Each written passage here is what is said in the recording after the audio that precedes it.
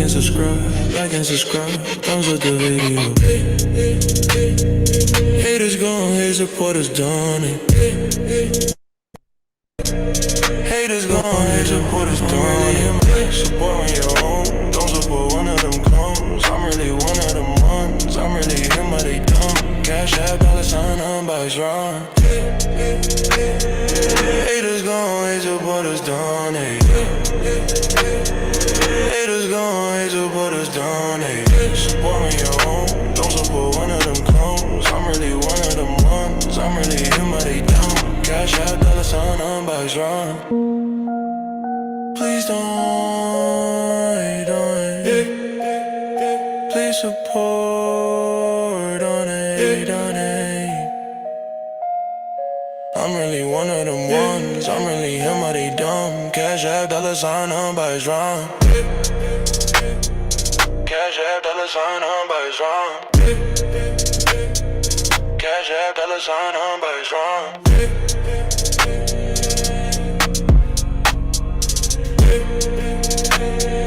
I'm really real, one of them ones, are they dumb? Thumbs up, subscribe, cash app, $, unbox run.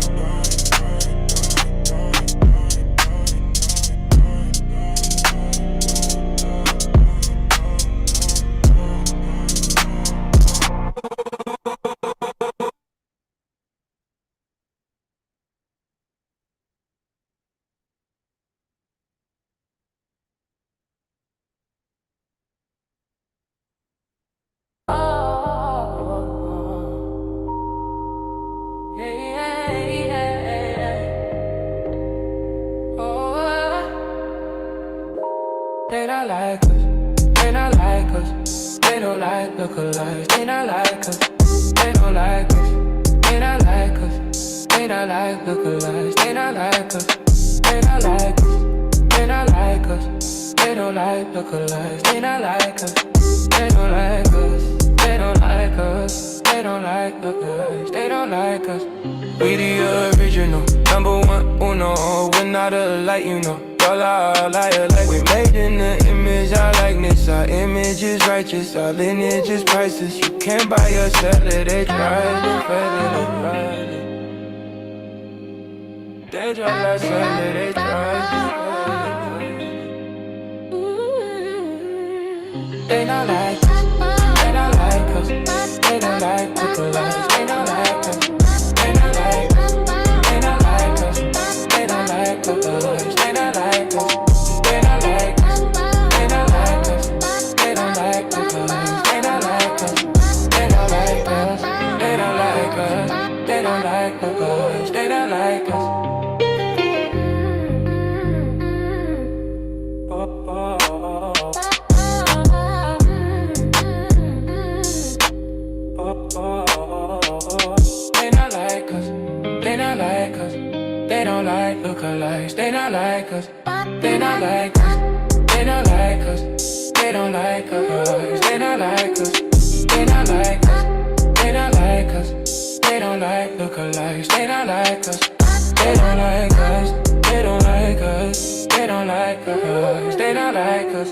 We the original, number one on the road. We're not out like you know. Y'all are all liar, like we're made in the image and likeness. Our image is righteous, our lineage is priceless. You can't buy or sell it.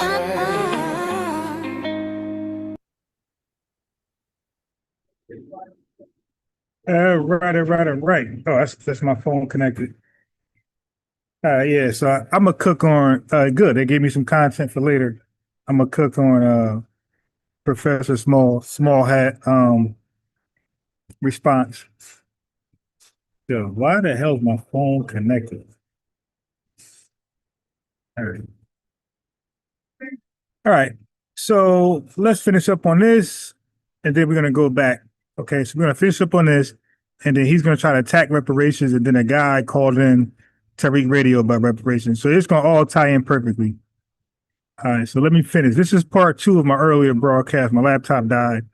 I didn't bring my charger. Let's go.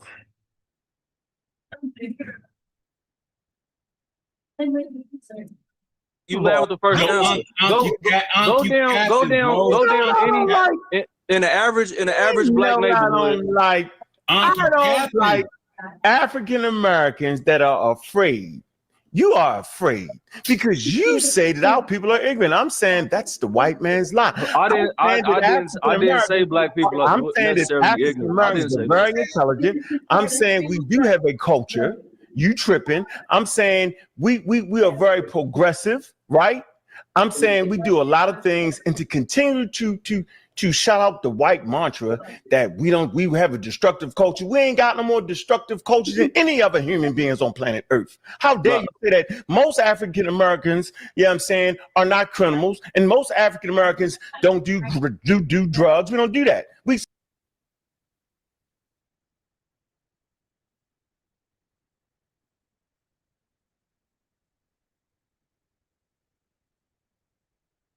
I looked at Professor Small background, him over there cooning.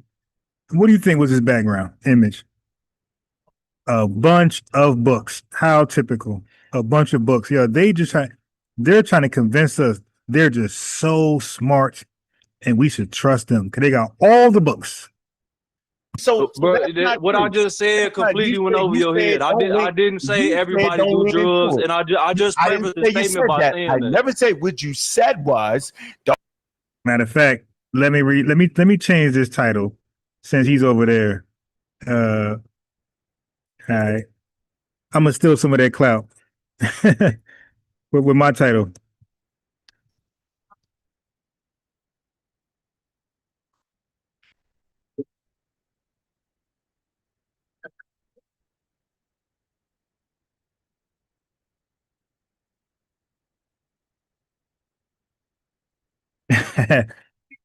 All right, I changed my title to fit there. As a matter of fact, I'm gonna add them to the screenshot, the thumbnail. Don't lean into we don't have a culture. That's crazy. What are you talking about? I said we don't have a functional culture. We do have a functional culture. No, you don't have bro. Black people do not. The black quote unquote black Americans do not have a functional culture. What? Okay, so what are our marriage? What is our marriage culture? I'm about to tell you. Yo, I have to agree with Ngolo, man. I know. Yeah. But maybe I'm in a different.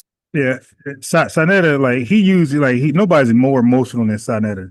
So some FBA must have cooked him, debunked him, did something to him where he's all emotional. Oh, I'm gonna have to agree with him. Right, you got a whole bunch of panelists that's gonna say the most retarded shit. But family, we know this guy don't sound smart at all. The guy who said we don't have culture and stupid shit. Space. No, you're not in a different space. You in La La Land. TV is the place where all functional black people come to. Then you tripping. Last time I checked, I was in Baltimore, Maryland. I went to Morgan State University, right? And I'm telling you, African Americans are powerful. And I'm looking at these students and I'm looking in their damn eyes. And I'm seeing flourishing human beings. I'm talking about African Americans with their head on straight, bro. You need to go to places where African Americans got their head on straight. You be looking at YouTube too much, bro. No, brother.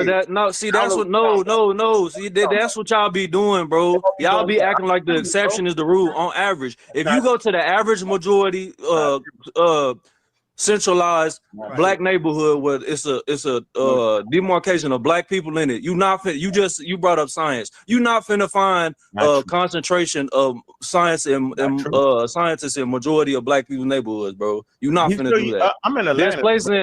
There's places in like PG County, in the south suburbs of Chicago, areas in Atlanta.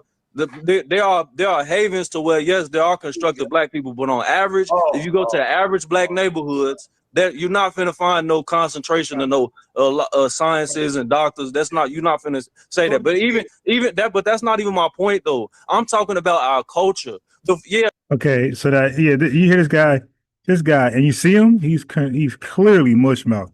So he want to disregard all the obstacles to stop us from flourishing.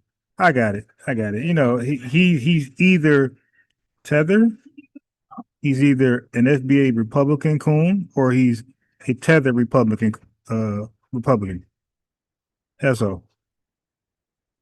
Yeah, you will have a black scientist, a black doctor, but what are they finna dedicate their resources to? They want to buy Beamers, they want to buy BMWs, they want to get a $100,000 house. When you go to the nut, and it's people starving in the inner cities, bro. Our people do not have a collective consciousness of building us. We don't. We individualistic, we materialistic, and we hedonistic, as hedonistic as we have ever been. This generation of black people is pathetic. This dude said hedonistic. Hey, look, Sonetta loving that, but this is why their channels can't grow. Like this hate towards FBAs, you will not be successful. Only about 2 or 3 of those rats will get some views, but most of these guys are going to fall and fail by the wayside. I'm not. Our ancestors after Reconstruction in the 60s, in the 50s, in the 30s, in the 20s, they was great. These black people today, us today, we are a disgrace. We are a disgrace to our ancestors, bro. If they could see the condition of what we have become, bro, they would be utterly disgraced. And y'all, you can be in denial all you want to. Great capping.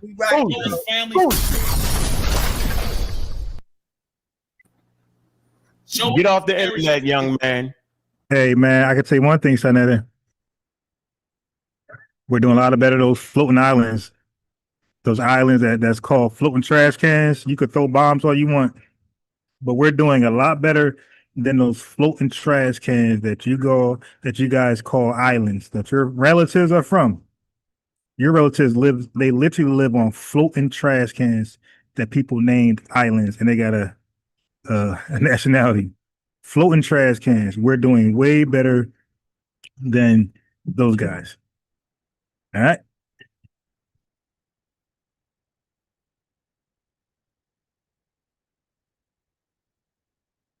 Show us the internet, bro.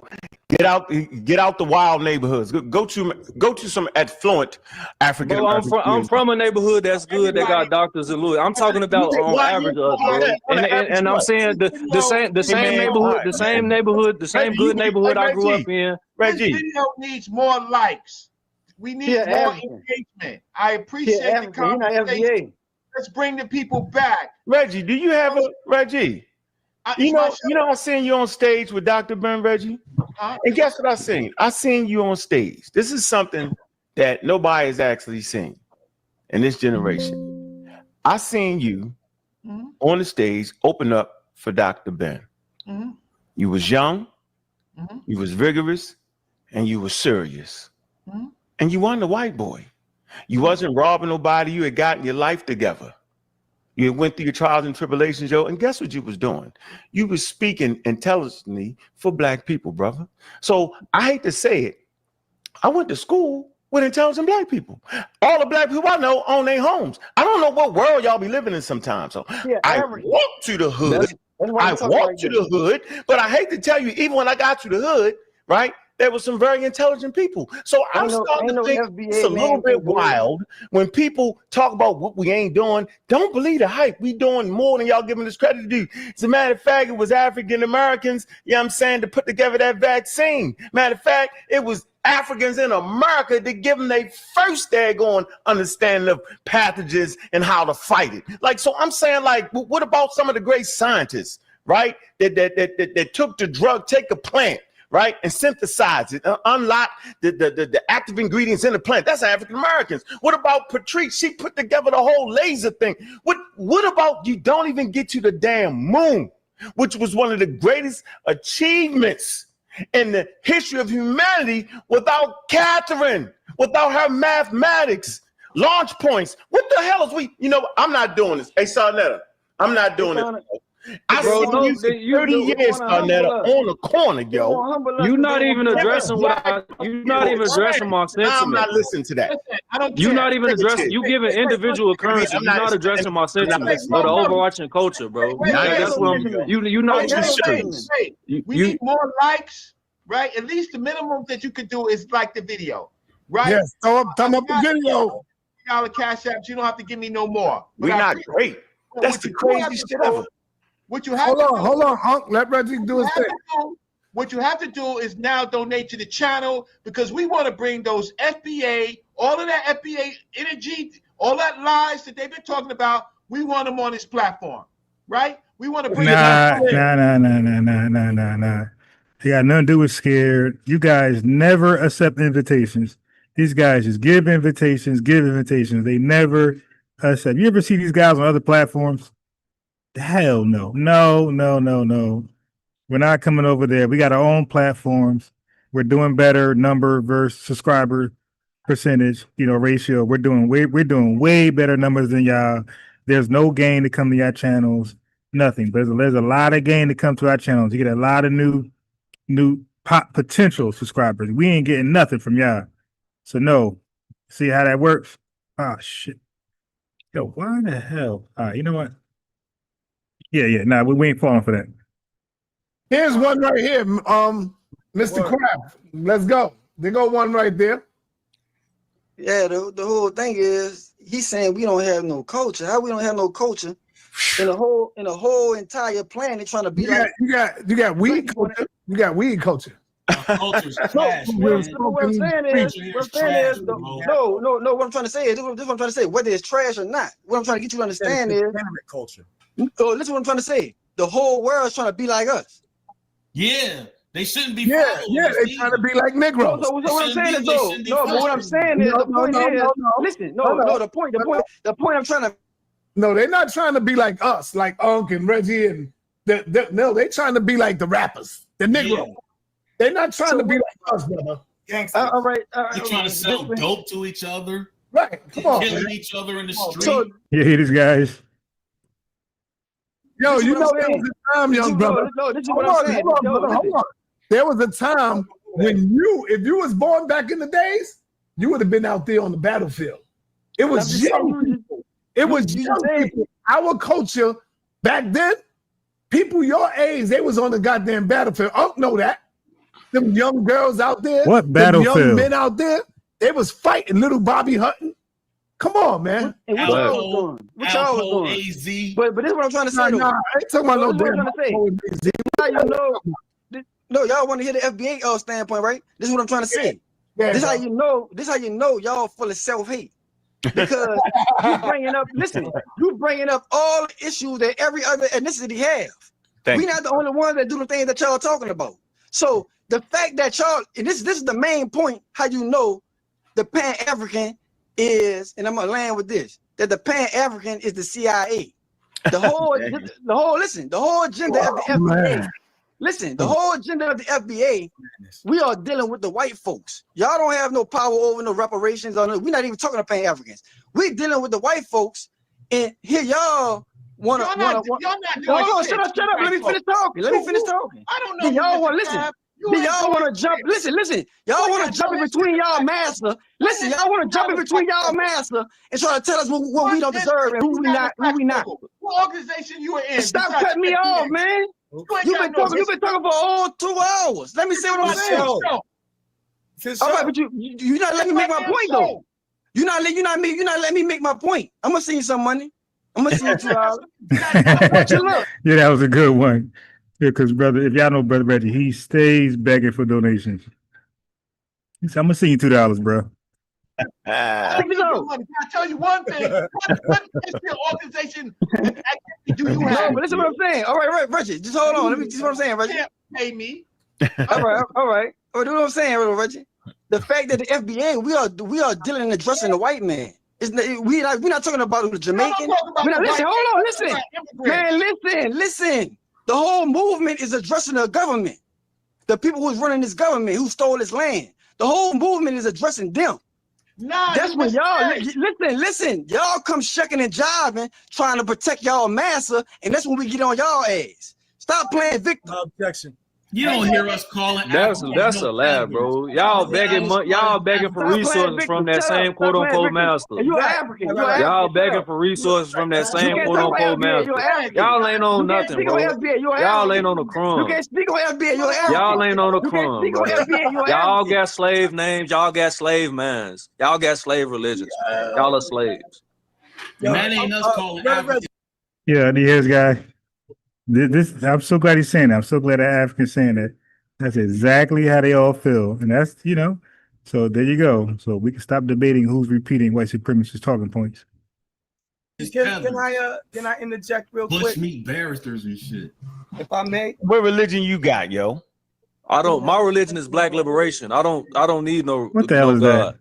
Golo is yeah. Well, I want you to know that African Americans culturally identify with Christianity. Nigga, that is what it is. Yeah, I know y'all do. That's why y'all got. That's why y'all got the slave mindset y'all got.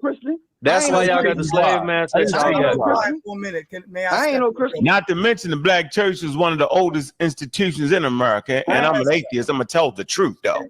Right. And it's also the one Margaret Sanger used. It's also the one Margaret Sanger used to expropriate. Where's your church at? Where's your place? Hey, I'm gonna start putting people in the back. I know y'all hear me. I'm bringing on Zion Wardchild. One mic. Go ahead, Zion. All right, appreciate it. My question is when we deal with global white supremacy, do you think that white supremacy Family, don't fall for that trick. Don't fall for that trick. When they say global white supremacy, do not accept that. Don't acknowledge that. Reject it. We don't know anything about global white supremacy. I don't live in China. I don't live in Africa. I don't know what effed up stuff they did to white folks. I don't know what they did, what they got going on. They did so many plea deals and so many business contracts with white folks, and white folks burned them. That's not our problem. All right. We only know about systemic racism. We only know about issue supremacy in this country. We don't know about nothing else. Okay. We're the only minority living within the majority. Okay. Everybody else can beat their so-called oppressor, colonizer, slave master very easily. They outnumber them 100-1. So no. We're not subscribing to no global white supremacy, only the supremacy in America. That's the only one we ever known. That's the only one that stops us. Okay? I'm not caping for no issues the Sudanese people got themselves into. I'm not caping for the Congo and King Leopold. I'm not, whatever y'all got into that, y'all gotta, fend for yourselves. I'm not throwing on no cape for y'all, defending y'all supremacy. Y'all are the supremacists. How the hell are African screaming about supremacy when they are the supremacists? They just dropped the ball. White man picked it up and ran with it. Do they distinguish who they believe are over black folk? Like, so an Italian might feel some kind of way about a French person, or a Anglo-Saxon might feel some way about a Germanic person. However, when it comes to global white supremacy, do you think they distinguish white, any one specific white kind of person as being more, lesser than on a scale that they deal with black? Yeah, what are you talking about, man? We see exactly what's happening with these immigrants and black folks, like the Black American, indigenous, Native Black Americans, foundational. We know it. We see it. We're living it. I'm trying to compare us to white people, what they got going on. We're living our experiences with these immigrants. We're seeing what white folks, what they're doing with them, using them as cannon fire, and they're gladly taking their big heads back in that cannon to be used again, to be shot towards us, man. We see it. You can't tell us what we're not seeing. Folks, do you think that it matters to white supremacy? Anybody? They ain't got nothing to do with nothing. The FBA, no, it does. Is addressing the government. Sir, we are addressing the government. No, listen, the movement is addressing the government. It's not addressing Jamaicans or Africans. I was really asking Ankh West, but you know what I'm saying? Yeah, wow. I was trying to ask Ankh West before. You kind of off the leash a little bit, man. It's okay. We're going to have a conversation, brother, and you get your words in. But Ankh West, do you think that it matters to global white supremacy? You know what I'm saying? Which white person is which white person this or which white person that? No. Which ethnic or geographic region of or Caucasian, you know what I'm saying, Anglo-Saxon, Germanic, what have you. Do you think that they distinguish between themselves when it comes to dominance and power in this world? No, it don't matter. I don't think it matters. So why should it matter to I don't say that we should not distinguish, you know what I'm saying, ourselves as a culture. Yeah, that's all I was saying, nothing more than that. So he said all that to say we should, to say what? We should give, just babble. Okay, so but you know, I don't know if these young brothers read any of Sun Tzu or 42, you know, laws of power, all that, you know what I'm saying, stuff, but we understand that the enemy of your enemy is your friend. What? Wait a minute. But who's our, but how can you tell us who our enemy is? Our enemy are the people who sold us and bought us. You're both getting charged with the crime, bro. Like these guys snitch on each other. Africans snitching on whites. No, see, it was the whites. The whites snitching on Africans. Hey, yo, your own people sold you. Yeah, these two are snitching on each other, man. You know what I'm saying? Y'all both are enemies, man. At least at the base level of where we have a common interest that affects the lives of my children and their children in the same way. Right? I don't disagree. I'm just saying, yo, African American Black culture is lovely. Y'all making up narratives, dude. Y'all making up narratives. What we're dealing with is a self-hatred on another level where people are not even genuine in the fact that, you know, we might have some mixed roots that, you know what I'm saying, have Native Indigenous and have some African and have some European. A lot of us even want to talk about our European DNA or whatever. We have that as African Americans. We have a diversity of genes that make us the way we are, slightly different than the way, you know what I'm saying, maybe our African. That's common sense, you know that. Right, okay, so we cool with that, right? Yeah, so we lean into it though. Lean into it. Right. So being cool with that, understanding that does not mean that you are compromising your own identity as an African American by unifying with people who have a same common goal and maybe some same common ancestry. I totally agree. But the point that that's all I'm saying, man. Why are we working against ourselves when we know they divide and conquer? That's the first thing they do. Yeah, but you know, don't nobody think a British is a Frenchman, yo. They got their own thing, yo. And ain't nothing wrong with their own thing. Hang you up together. And I would like to have trading partners. Tea and crumpets. Listen, I'm saying I think I just want to be able to choose my allies. And my allies don't have to necessarily have the color of my skin. That's all I'm saying. And for a person or entity to be an ally, they got to be productive, right? In what you're doing. They can't be counterproductive. Yo. It can't go one way. It's all selfish. You know, yeah, this is a great continent. Y'all come from there. No, it can't be all that. Yo, it has to be a mutual agreement between two entities. I'm just making a point. All right. I wish I could go a little longer, but we got 3 hours in. I got the rollout now. And Dr. Reggie, you there? I need Reggie to close us out. Unlimited time. Gonna go around and let us go? Hey, show that. Nah, I gotta go, man. All right, so I'm gonna bring it back to the beginning with let's bring it back to the beginning. Yeah, I just seen a disgusting logo. How to find that logo again. All right, so about right here.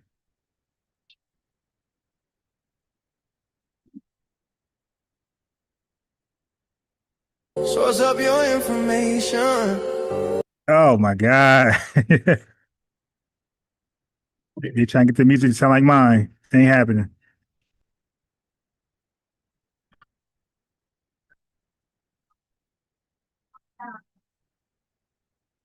Oh my God. Yo, they be watching my channel, family. They be watching my channel. They trying to get the music to sound like mine. That's crazy. No comparison. Y'all are people, right? Now I can cut that off. And I ain't got no problem with that. Right, but you're gonna want to use it because it's still good content. Yes. So that's why I'm asking you. You want to start fresh? Nah, because then we got 300 something people in here. Okay, you want to get the people know you was coming, so they're gonna easy move it up and That first content was great, man. The young brothers was going in. That was great content. Yeah, there was a good, great introduction to, okay, family. I'm talking about the Black nation. I'm talking about all of us. No such thing as all of us that's oppressed by the no. European. They're not called the Black Nation. We have heard the FBAs for the last 5-6 years tout that there is a new lineage, right? They don't need Cat, straw man, family. Told you. That's why we call them pals. PALLS. That's just for the plural sake, but it's PALL. Pan-African lying losers. When did we ever say we are creating a new lineage? This is the same old lineage, okay, that left Africa and landed here in North America, what is now called the United States of America. Okay. We ain't never say we're creating a new lineage. So he just lied, created a straw man to attack, and now he's going to attack the lie as though he's attacking us. This is typical behavior from tethers and Pan-Africans and white supremacists. the old heads, right? They don't need the people from the civil rights era. They don't need them. The civil rights area? What the hell are you talking about, bro? What's the civil rights area? What area is that? Right. They don't need the people from the civil rights area. What the hell is a civil rights area?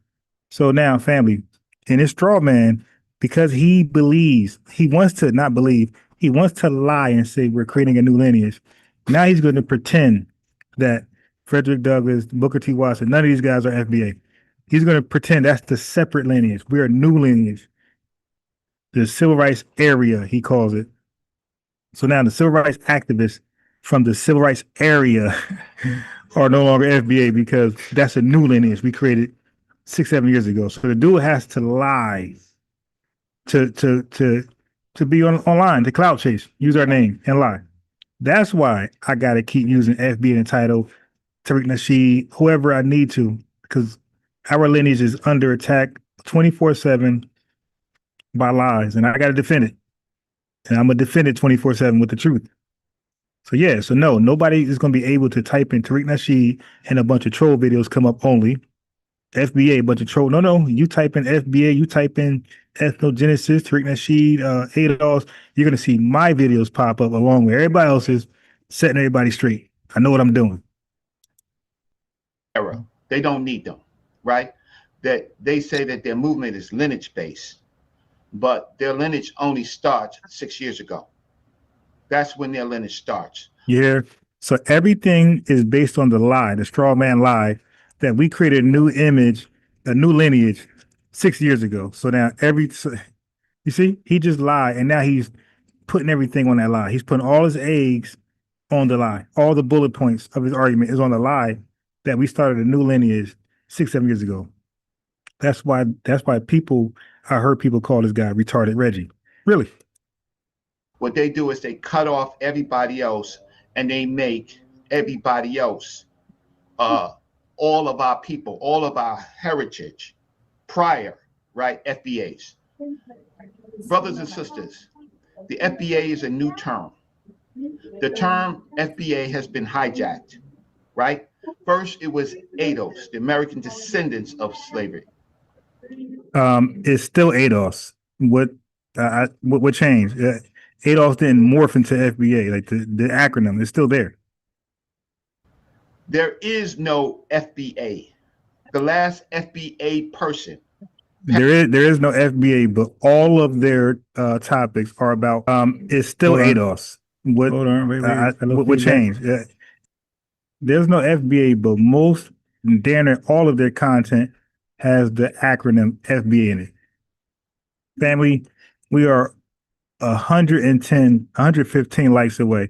Can we start liking the videos? We get the family in here, because when that doesn't happen, the trolls start popping up. So like the button, family. You know what happens when that like button is pressed. We get a lot of our lineage in here. So let's get it. Passed away probably over 80 years ago. FBA means Foundational Black Americans. Those are the people that was attached to the slave trade, right? So the last enslaved survivor died roughly 80 to 90 years ago at best. So you have the people from the Wanderer and Catilda, right? You have those groups of people that are known, but there were other groups of people that came up the Missouri River, right, from the slave trade. What the what the FBA have done. Is this your king right here? King of Wakanda? Is cut off all of their heritage because those people were Africans coming into America. And those groups of people built America. The foundational Black Americans, as they're called, they have done nothing but rhetoric, nothing at all. None of their claims that they say or their own claims, they have hijacked all of the terms that were successful. For example, they want to be on code, right? Well, where did they get that from? They got that from Nellie Fuller, right? What did Nellie Fuller say about being on? And look, let's go with that. Let's go with that logic. So if any of us do the running man, we're stealing the running man. If we do the Soldier Boy snap, you snap. If we do the snap, the lean with it, right? If we do the snap, we're stealing, right, Reggie? So when we just say, "Hey man, hey yo, what's up?" We're stealing, right? This is the best they got, family. If we walk with the Diddy Bop, right? The Diddy Bop walk, we stole that too. You dig? If we say squabble, we stole that. That's a term going back when I was like 9 years old, probably older than that, but for me, 9. So we stole that too, right? It's because he's arguing from the position that we are a new lineage. We're separate from our ancestors. That's his premises. This is why people call him retarded Reggie. On code. And you can't tell me he don't look a little in that spectrum. Look, ain't that spectrum look? Come on now. He's saying whatever you say, you do, you speak, you act is against global white supremacy. They take that term, right? And then they make it their own. They reframe it. Now I think Reggie is I think retarded Reggie is Libyan, something like that. North African. They hijack it and they make it their own. It's not an original thought, but it contradicts what Nellie Fuller said. Okay, so Nellie Fuller's the leader. All right, look. So FBA, all right, if you guys are not new here, you know I talk about ethnonyms, I talk about exonyms and endonyms, right? Okay. So FBA is an ethnonym. It's not an organization or a group, as this retard wants you to believe, okay? A lineage defined people, okay?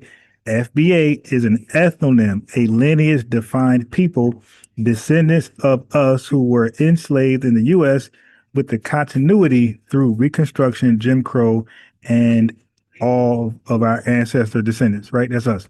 So naming a people isn't hijacking, retarded Reggie. It's called delineation. The precondition for lawful targeting of remedies. You see what happened just now, family? Delineation is the precondition for lawful targeting of remedies. You need to delineate if you're trying to be serious about reparations. We're delineating. The world knows it. So the plan is explicit and 2-track. Okay, so you got federal track legislation. Congress has clear authority under the 13th Amendment, okay, badges and incidents of slavery to legislate targeted remedies for a defined class. This is how Congress has acted before, retarded Reggie, for specific harm groups, e.g. Japanese American, redressed by statute. How about state local track ordinance plus settlements, where records show city state action, redlining, police riots, takings, covenants, restrictive covenants.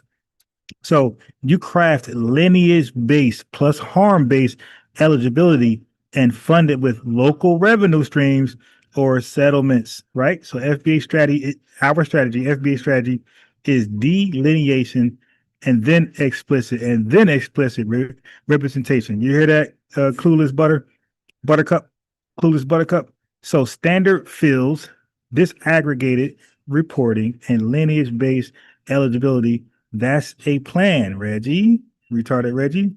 Okay, that's how that works, buddy. right? Again, ADOS, American Descendants of Slavery, where some of them were members of, right? So they hijack that term and make it FBA, right? But create a whole new lineage. They tout what you call reparations. None of them are lawyers. None of them know law. So who are they supposed to use? Oh, we're going to build a movement for the people to come on board. I'm going to show later in this presentation that they don't know a damn thing about reparations. Nothing. All they have is claims about reparations. They don't know that reparations from the Deirdre Palmer lawsuit, right, that Judge Posner in the appellate court said a harm to your ancestors is not a harm to you. So he also said that in federal court, it's going to be dismissed because it's a political question. What is a political question? A political question is that not the courts, but Congress is best suited, and governments like local government, they are best suited for reparations. That's a fact. Another reason it's going to be dismissed is because of time barred, right? They say, and I will show it to you, that looking at any group of people who have a claim 150 years ago, right? That is time barred. It's going to be dismissed.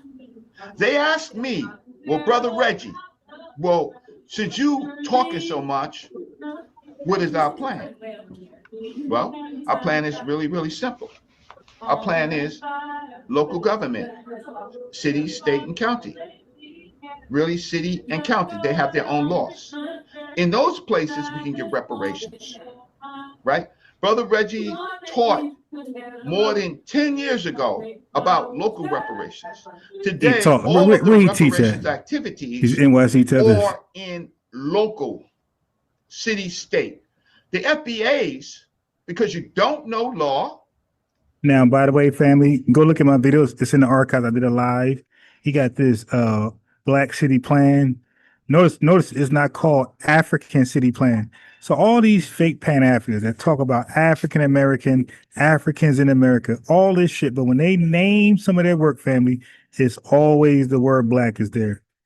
Okay, Dr. Amos Wilson, he's a Pan-Africanist, but his book is called Blueprint for Black Power. His book is not called Blueprint for African Power.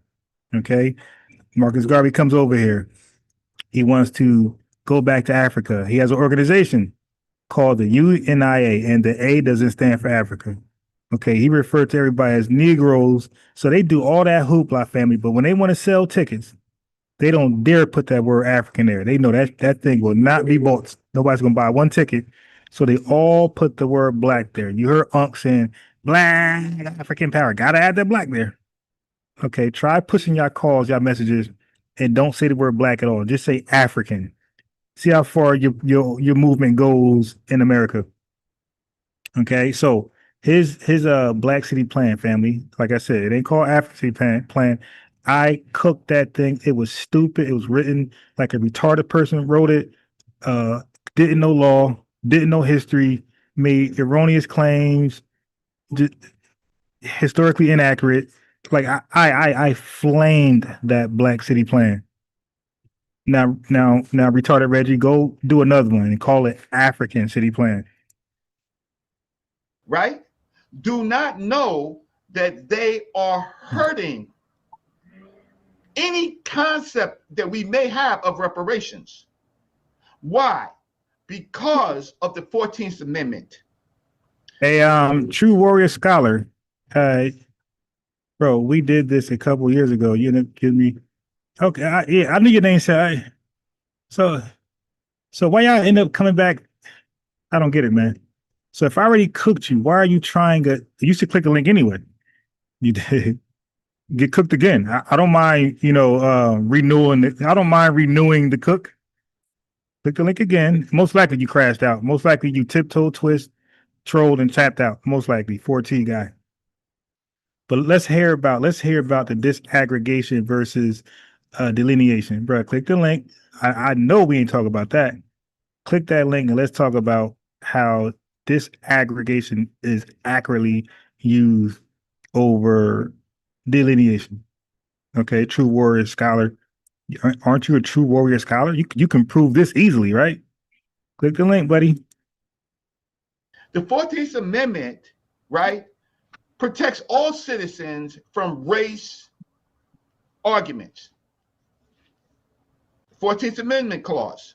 So that means what happens is any city, state, local government who is trying to implement reparations, who voted it in, right?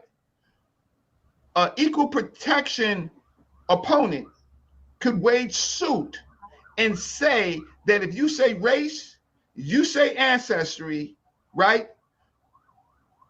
Governments can't give it to you. Yeah, dummy. You can't give away race-based reparations claims. Stupid. So all of that narc and Cobra, all that stuff was nothing burgers. You were arguing race-based reparations like a retard. It took ADOS, in the descendants of freedmen, people who call themselves ADOS, descendants of freedmen, and FBA. It took us, the lineage, to come and present the reparation claim more accurately, more legally, and we made it lineage based. Okay, and now it grew legs. Now it's talked about nationally and internationally, and you best believe, no matter what these Caribbean tethers say, you best believe CARICOM is very thankful that we picked up the torch and are leading the way with our reparations talk. Best believe CARICOM is looking and studying and watching us, seeing how we're doing it. You best believe that. Okay. This fool sound like Daffy Duck. Race-based reparation. Yeah, you can't get race-based reparations, fool. All reparations are lineage-based. An equal protection opponent could wage suit and say that if you say race, you say ancestry, right? Governments can't give it to you. City, state, local, federal government can't give it to you. That's the 14th Amendment. Why? Because you use race, stupid. Use race.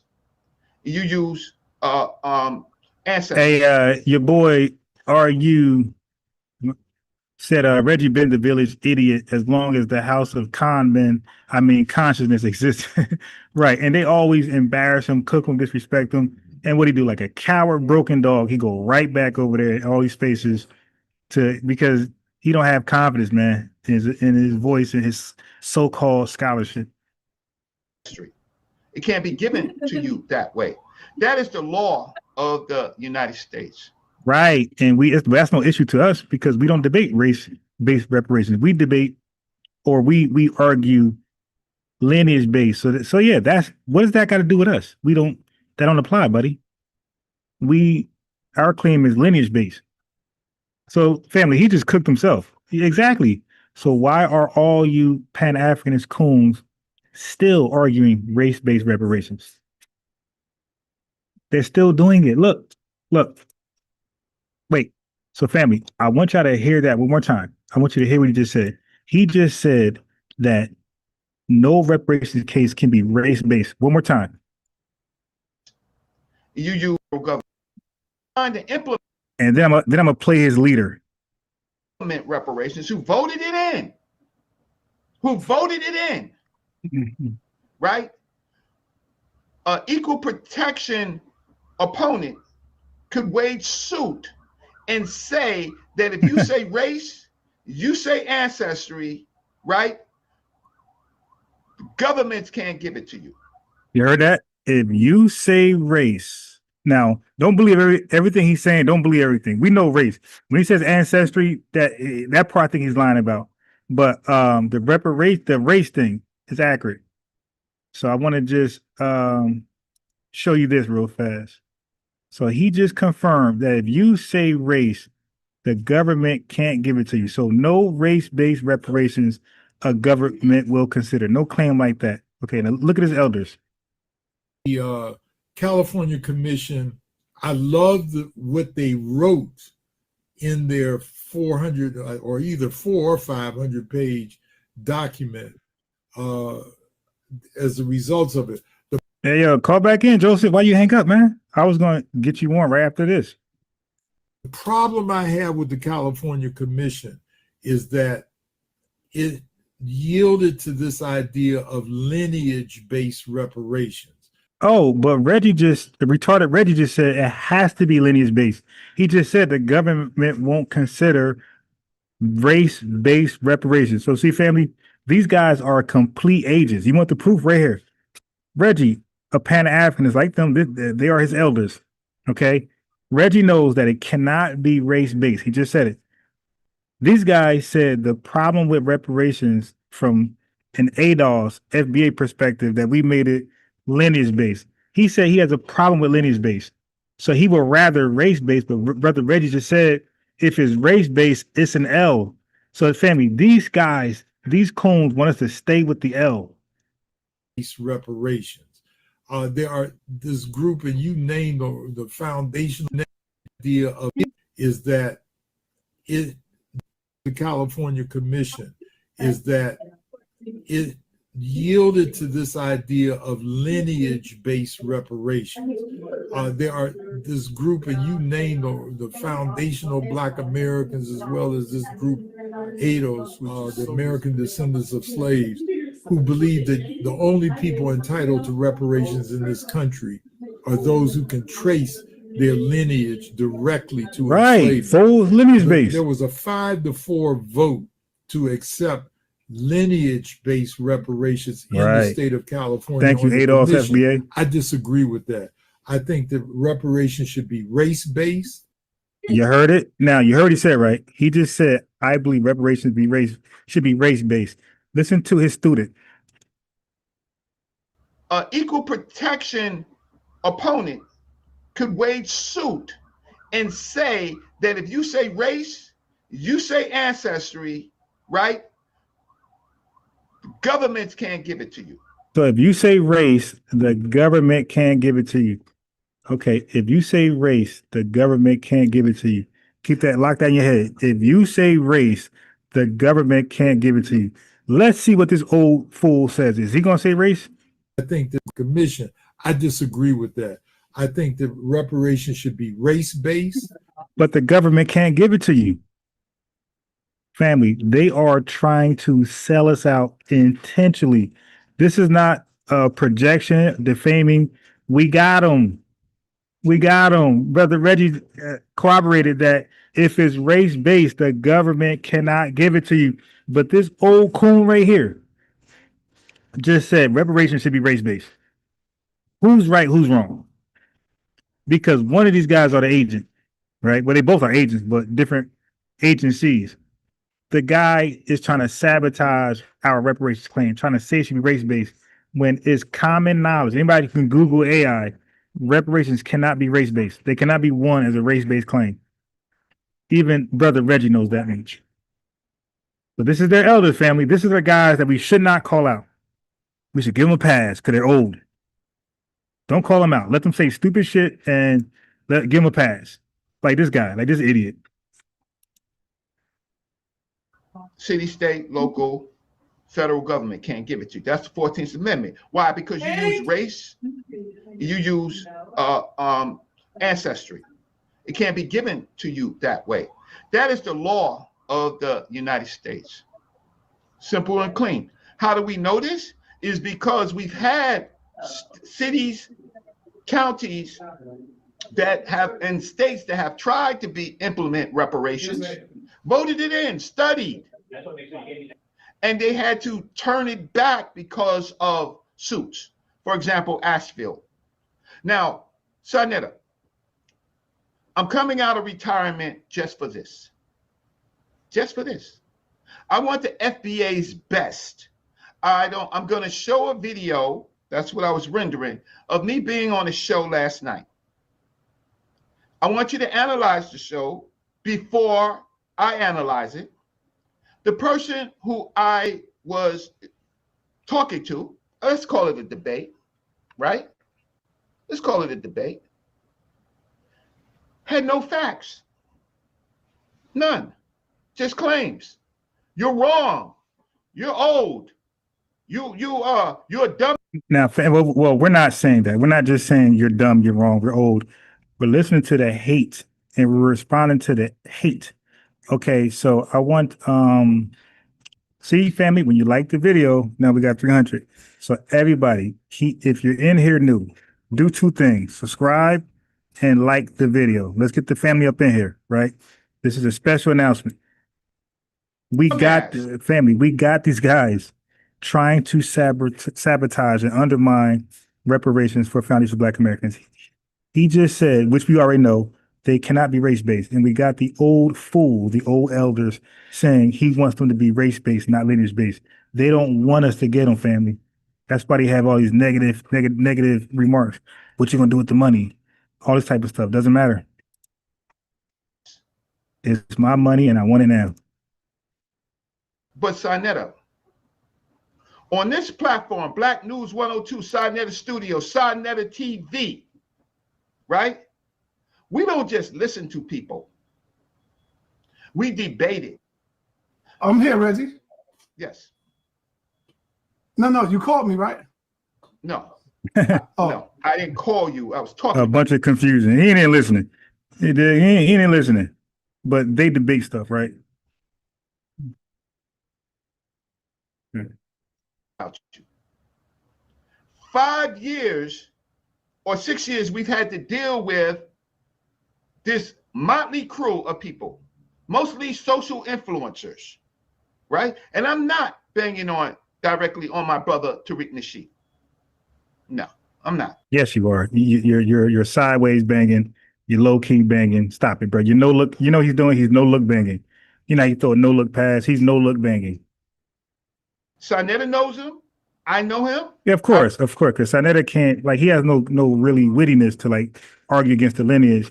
So he gets his scholars, his deceptive demon scholars, to try to do his bidding.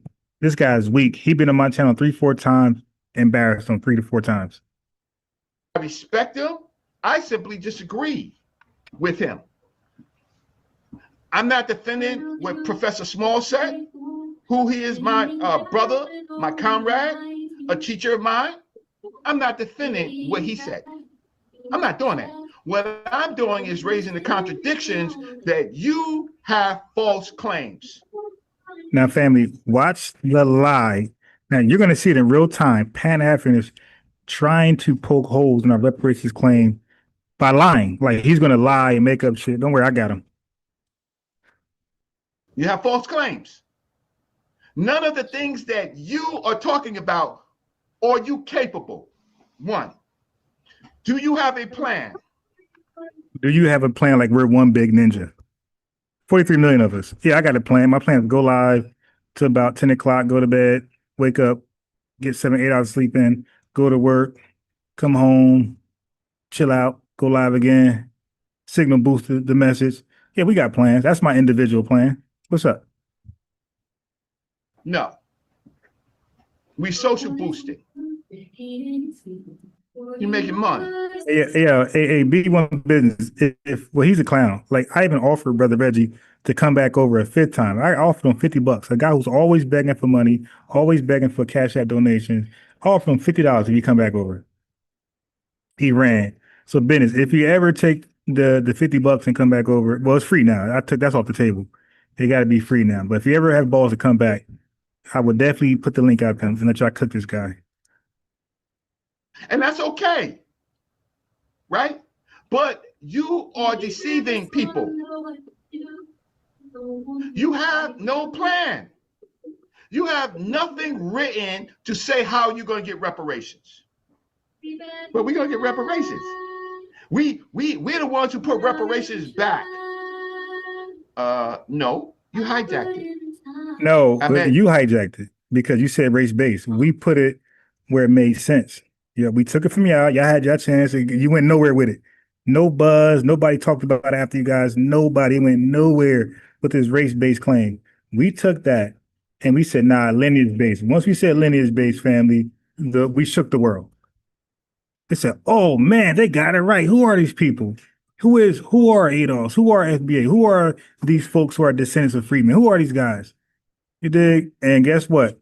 Putin start funding troll farms in West Africa. Our government started to pay these guys right here to monitor us, sabotage, undermine, debate us, waste time, confuse the lineage, confuse non-lineage. Sarnetta years ago at the reparations conference in DC.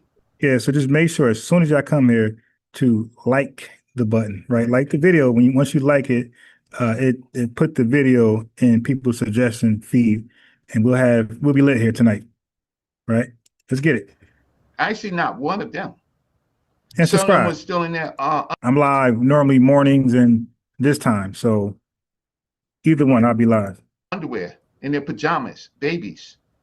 I see nobody who calling themselves FBA at that reparations conference. But Sarnetta was there talking about our ancestors, right? Who were Hey, bro, why is Sarnetta there? Isn't he against reparations? That's lineage based. Listen, man, we're not going to show up to a reparation rally that have a bunch of tethers speaking for us. You dig? No, we're not doing that. And it is race based. There's one in Jersey. Chad Smith sent it to me. I looked it up. It was led by a Nigerian tether, and they were pushing race-based reparations. After he just read race-based reparations is a nothing burger. Family, if that's so common sense, if it's so common sense, it's common knowledge for anybody who's in that space to know you cannot get race-based reparations, then why are there current 2025 reparations organizations asking for race-based compensation? Still. Pressed. They never called themselves FBA. They never called themselves Foundational Black Americans. And again, the last Foundational Black American, anybody you say could connect it to the slave trade that you say could give us reparations, died 80 years ago. You said, Brother Reggie, you playing semantic games. Yes, you are. No, because Brother Reggie's been to court. And took an L. Federal court, myself. State court, took an L. Myself. I've had other people that I've helped to go to court. Brother Reggie has an article, Reparations is Dead, How to Resurrect It. Brother Reggie has written. And family, I cooked that too. So like I said, I got a video series debunking his Black City Plan. Notice it's called Black City Plan. It's not called African City Plan. When all these fake Pan-Africanists, African ass kissers, once they get serious and want to put out real work, they all name it Black. They call themselves African America. They call us African Americans, Africa. But once they put out work that they want to be taken serious, they will call it Black. Black City Plan. They'll call it Blueprint for Black Power, whatever. It's going to be Black. They're not going to put the word African there. They know that we don't relate to that. I'm talking about even the people who are unaware of FBA and what we're doing. Even those people, if you title that shit African, they're good. They're good. You gotta say Black. FBA's the lineage, we respond to the word Black. That's why all of them, they can say African American all they want. But when they put out work, they put Black there. Now let's read this real fast. It is highly, now look, family, I just Googled this. So now you have current reparations organizations today in 2025 in New Jersey that's trying to fight on behalf of New Jersey and reparations, right? Now you can easily Google this, and their stance is race reparations. That can't happen. Look, it is highly unlikely that a race-based reparation case would win in court due to constitutional concerns, the chat was right, under the 14th Amendment, okay? As a system based solely on race for government, benefits could be seen as illegal discrimination. Look, lineage-based claims which require proof of descent from enslaved people or free Black persons prior to 1900 have a what? Have a greater chance of legal and political feasibility. Now, family, this is a quick AI Google search. So everything retarded Reggie is saying, it means nothing because he argues for race-based reparations. Watch this.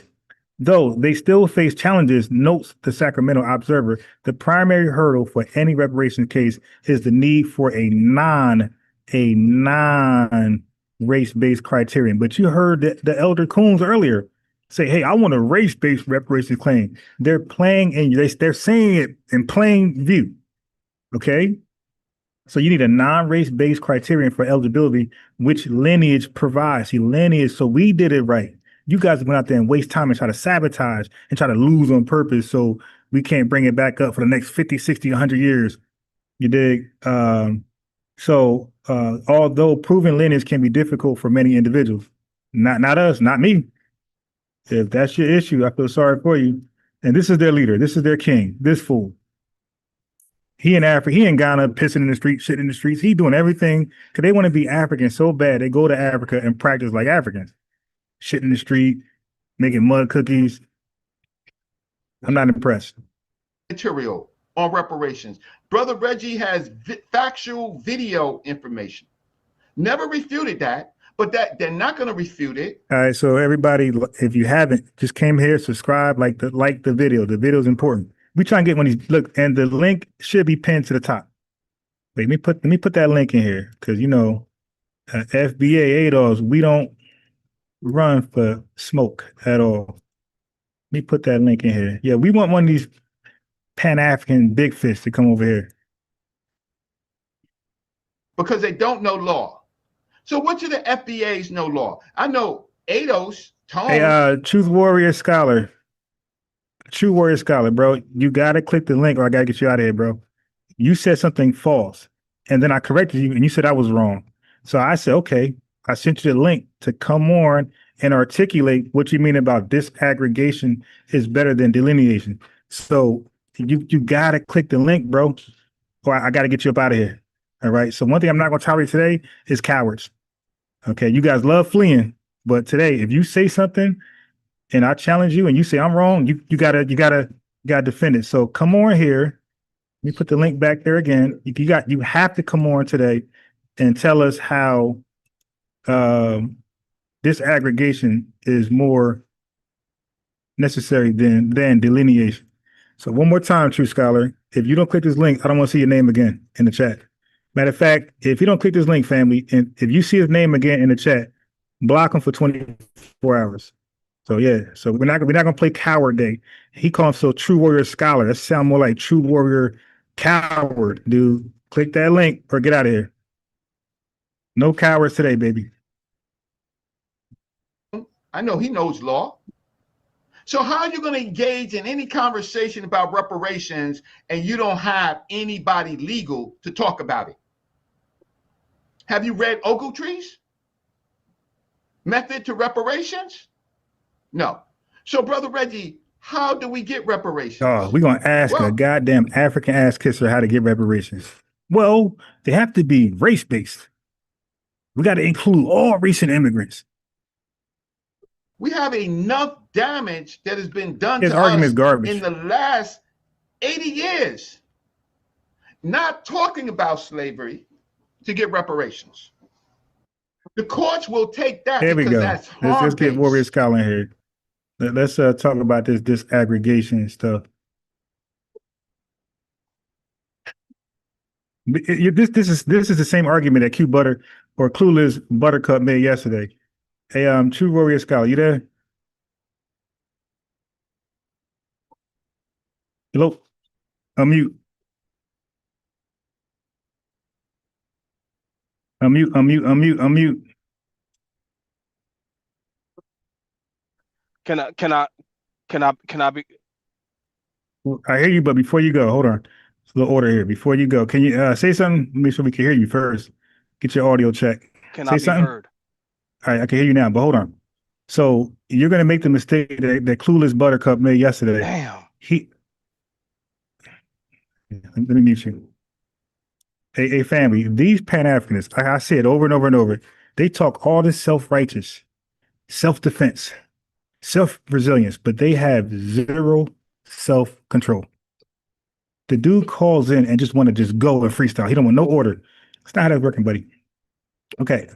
So he's you're not just gonna roam freely, bro. You're gonna talk, and when I say stop, you're gonna stop. Because I want clarity. Now, Clueless Butter said what you said. You don't know that. But he used the term explicit representation. He acted like that came with delineation. Okay, so now I'm gonna unmute you, unmute yourself, and explain. I'm not gonna cut you off. Explain disaggregation over delineation. Go ahead, bro. Mm-hmm. Am I able to be heard? We can hear you. Sir, I put my email in the chat. The statement I made is actually in reference to case law. Okay, so explain it. Explain it. Explain it from the top. Delineation pertain, and I worked with Yvette Carnell, Boyce Watkins, and Tariq Nasheed about 15 years ago, excuse me, when she was a blogger and I was a blogger. Yeah. We worked together with Boyce Watkins. One of my teachers from Milwaukee, Baba Taki Ratan, he and I coordinated the live showings for Tariq Nasheed's Hidden Okay. Colors when they But first I'm not. came out. I understand, bro, but I'm not Tariq Nasheed, bro. I argue totally different from him. My standards are different from his, bro. I don't roast, I don't clown. I'm serious as hell. So now explain disaggregation. Explain what you were saying in the chat. So in the chat, your claim was what? Disaggregate. Wait, just start from the top so people who just came in can understand where you're coming from. Okay. So we'll start from the top. My concern was about the verbiage. My concern was about the verbiage. Mm-hmm. If I'm willing, because like it wasn't a whole 2 years ago. It was about a year ago.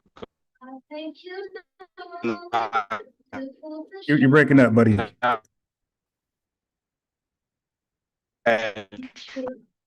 You're breaking up, buddy.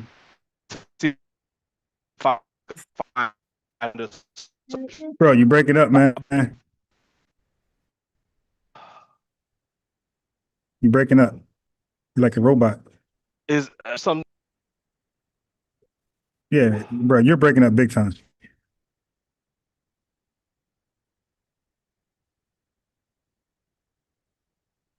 Can you hear me? I can't hear you at all. If you were just talking, we heard nothing. I'm trying to close out all these other browsers, and I'm out in the middle of Georgia somewhere. I'm closing down all these other browsers. I don't know if it has something to do with it or not. I have a hotspot, but I can switch over to my. I have a Verizon wireless box here in the truck with me. I can switch over to that. Yeah, because the people just want to know right now, like, what did you say? Like, what claim you made? And they want to know what I disagree. Like, they want it from the top. What did you say? Legally, for did unbiased Ron disagree? For legal purposes, is consistent with the material that you've been reviewing there. For legal purposes, to distinguish ourselves from other so-called blacks, the Caribbeans, and those from the continent, delineate, because we have had an ethnogenesis here, and some of us do identify or self-identify with the so-called Native American or Indian side of us. Some of us do identify with some of the so-called white or European descendant side of us. We've had an admixture. The admixture is not precise enough. So disaggregate includes all of those. And for the legal purposes, that's the term that ADOS is putting into the legal documents. They're using disaggregate to distinguish us from the Caribbeans. So explain. Well, explain what disaggregation is. Let's see if you know what that is. I put my email in the chat. No, right now. Right now. Just if you don't know, it's okay. Well, no. I actually have it. That's the same thing that I was doing because I don't know what happened to the channel that you had actually gave me a wrench for, but I just tried to look on this channel here, and it says I'm not even subscribed to you, but I've been subscribed to you. I've never. You're talking about FBA. You're talking about FBA News. You're talking about FBA Defensive Unit. Is that channel still alive? Yeah, it's still there. Okay, I wanted to research and review what it was that you and I had a disagreement about a year ago, and you were wrong. You were actually wrong. You were wrong. Well, then. brother, I can't tell because you're wrong right now. Explain what disaggregation is. Is just specifying us as one particular group. How are you? What means are you specifying? ADOS is using it as American descendants of chattel No. slavery. Okay, They don't even say slave. Wait, true. I Listen to the cited question. ADOS. True. I cited ADOS. Listen to my question. I put my email. I got you. Now you said you're getting excited, and I'm calm. I'm not getting excited. So I'm listen to the question. And you pretending like I'm not answering the question. You're not. I said, by what means are they being more specific and dividing us from others? What means? Literally, what means? What tools? Like what method? What method are they doing it? What method? Those who've descended from chattel slavery, and I say North American. Okay, so hold on, got you. So now, what does delineation mean?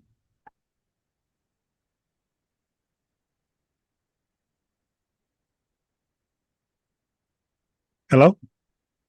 Yes, sir. You break it up. Oh, I'm sorry. You were here. So what does, okay, you explain what disaggregation means from your personal understanding. So what does delineation mean now? How are they different? What does delineation mean? That wasn't from my personal perspective. Okay, so what does delineation mean?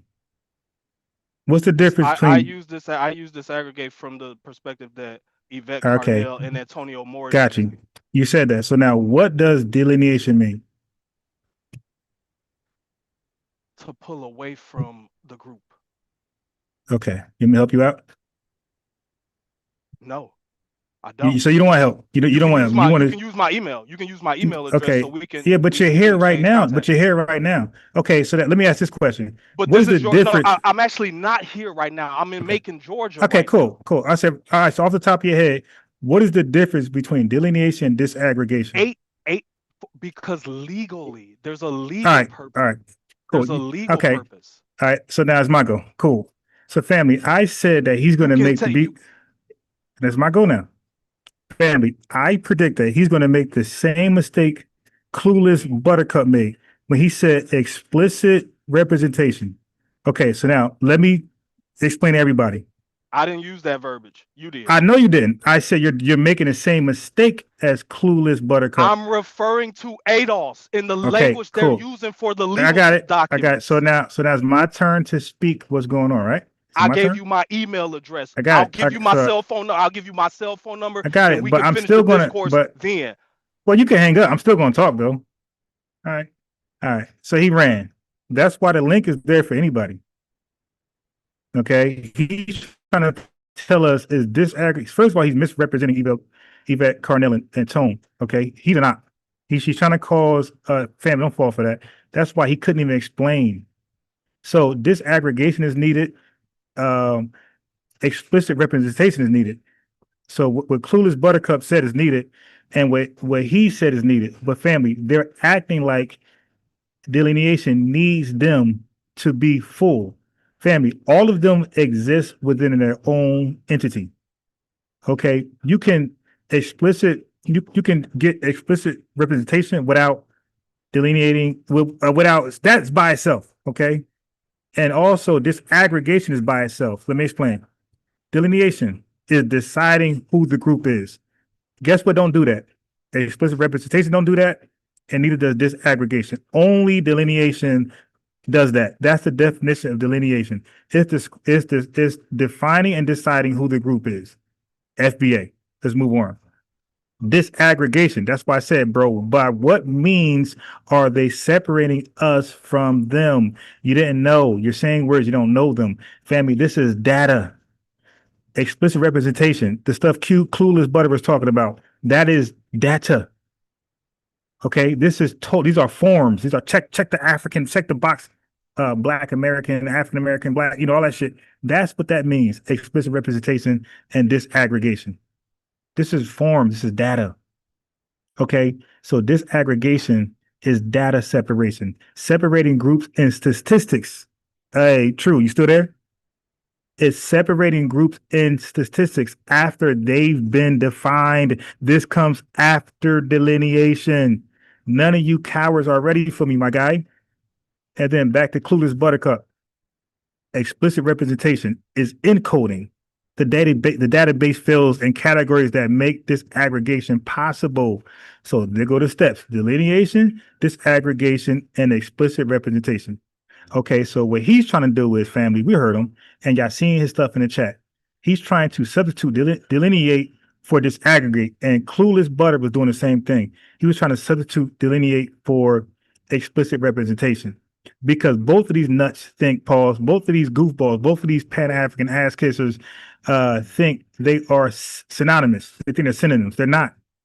Okay, they are different steps in the process. That's why I asked to do. I said, no, specifically, what method, what means do you disaggregate? What do you use? It's data, statistics.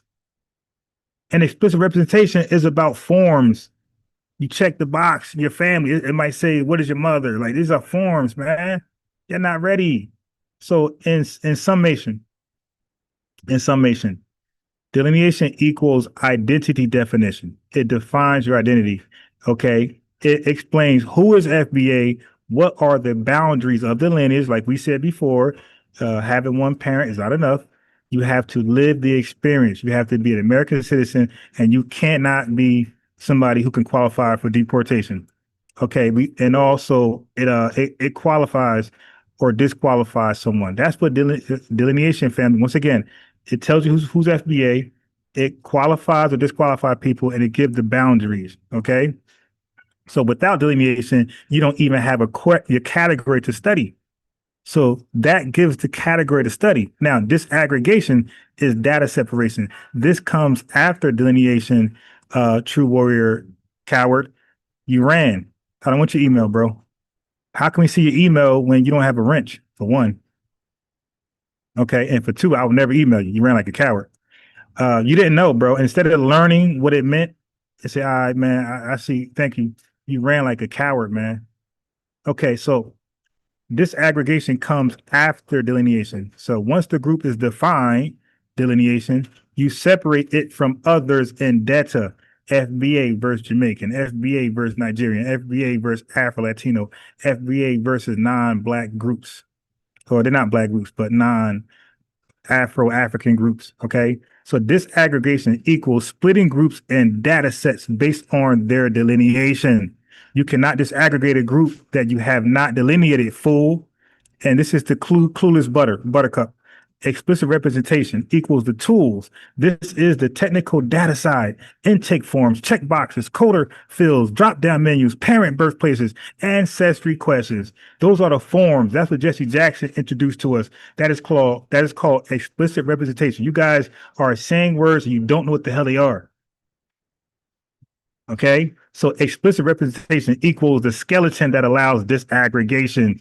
So if delineation is the name, explicit representation is the folder, and disaggregation is sorting the files. Okay, so I don't know if he just retarded and can't understand what Yvette was saying, or he's purposely trying to miseducate and cause infighting. Not gonna work. He's clearly mixing up data operation, disaggregation, with definitional operation, which is delineation. Okay, so this confusion is dangerous. If y'all listen to this fool, it's dangerous. Okay, he uses Black as the category. He refuses delineation.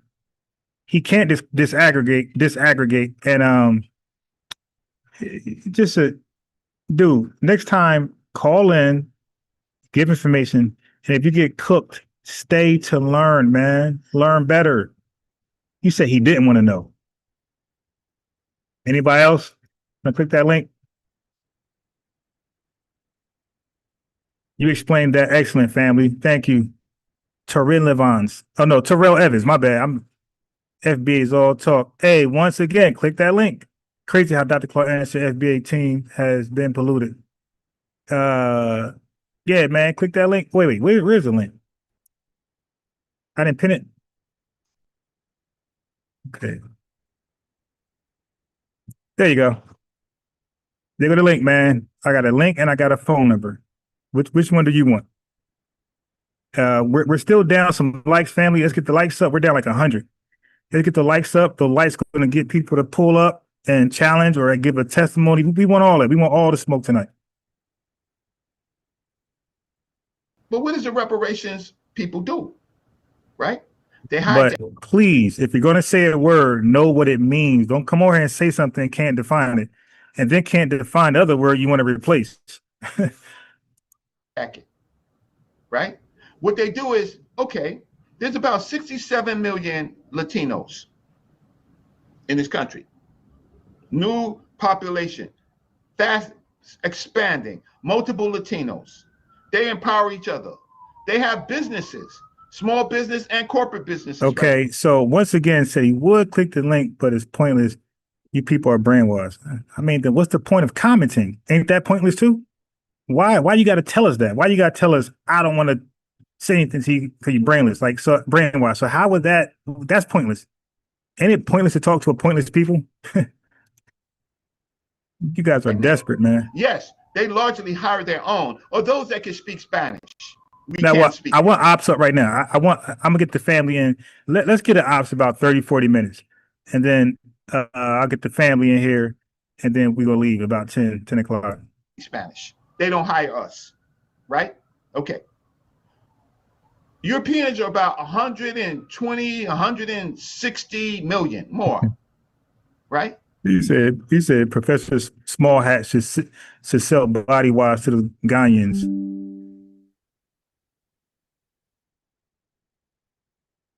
Okay. They don't hire us. They're the ones who's in charge of Congress, the Senate. They're never going to put anything on reparations on board. Never. Just because of numbers. It's not in their interest. And because they caused it. They're not going to do it. There are about 12 to 14 million immigrants. Not immigrants, sorry. Caribbean descendants, African Caribbean descendants. Now he about to kiss some ass, man. What? He about to kiss some ass. Million. They're catching hell like us because they are us. You want to use your energy. Hold on. How are they catching? Wait, hold on. Let's back up. How is a foreign African Afro immigrant catching hell like us when they drive in their cars, they got their flag right there? The officer knows for sure that this is not a foundation Black American. This is an immigrant from Jamaica, Trinidad, Puerto Rico. You guys put your flags in your car to delineate. So the officer knows right away who he's pulling over just by the flag. No, you guys are not catching hell like us. We don't put a flag up to delineate from America. No. We got no flag. You pull us over. It is what it is. You dig? We are the founders. To bang on them and they have no power. You want to bang on your own because now watch that slick talk. They got no power. You're right. They don't got no power. This is why they are empowered by white supremacists. Nikki said, why are they still here if they're catching so much hell? Yeah, they keep saying that. They're so miserable in this country. Oh my God, white supremacy is kicking our ass. Oh my God, we are discriminated against, but you're still here though. That don't happen in your homeland, bro. Y'all all the same shit. Y'all all tethers. You take your ass to Africa, y'all all tethers. So ain't no discrimination or none of that stuff, man. Ain't no racism. There's no lineagism. Go back there where you don't got to deal with this. Social media to hype up some things that people are people. You find their views. You hype it up. But they got no power. They got less power. No, yeah. From their homeland, they have no power. But they are empowered by white supremacists who have a lot of power. So these guys are not, we never said they're acting on their own. We understand that these are ops. A lot of them are paid trolls, Putin, or FBI, CIA agents. Infiltrate, disarm, undermine, sabotage. Okay, we never said that they had power to do something. We're saying they're being empowered by white supremacists to do something. See the difference? They're borrowing extended power from white supremacists. No different than the Afghanis, right? The Afghanis at one point were weak.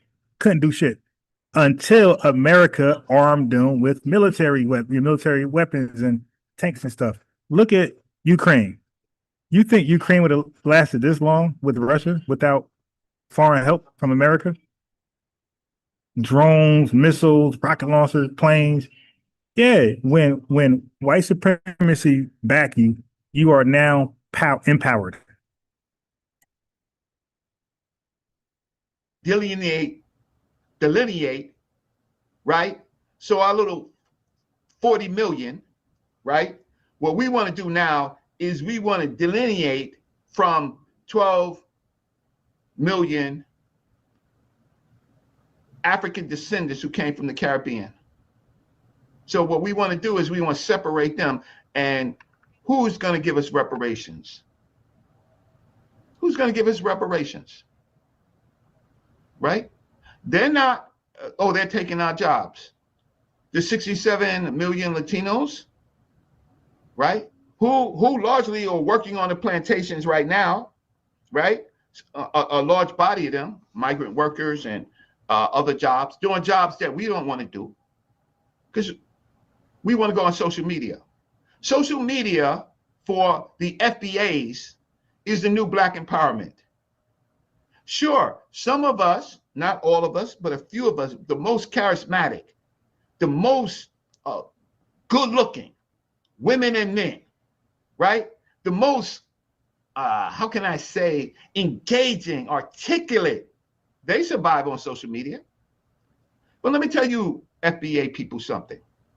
The bulk of our people don't. We participate in social media.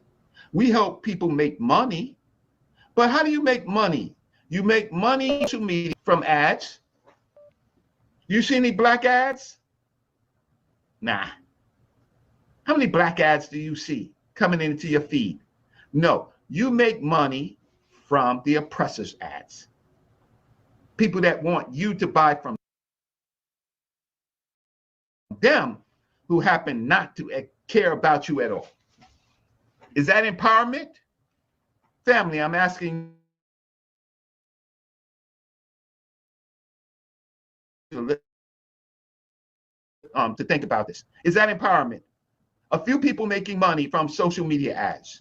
Now, there are other people.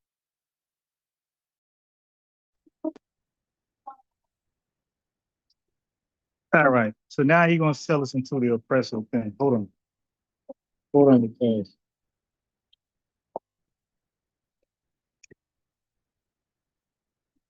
1 second.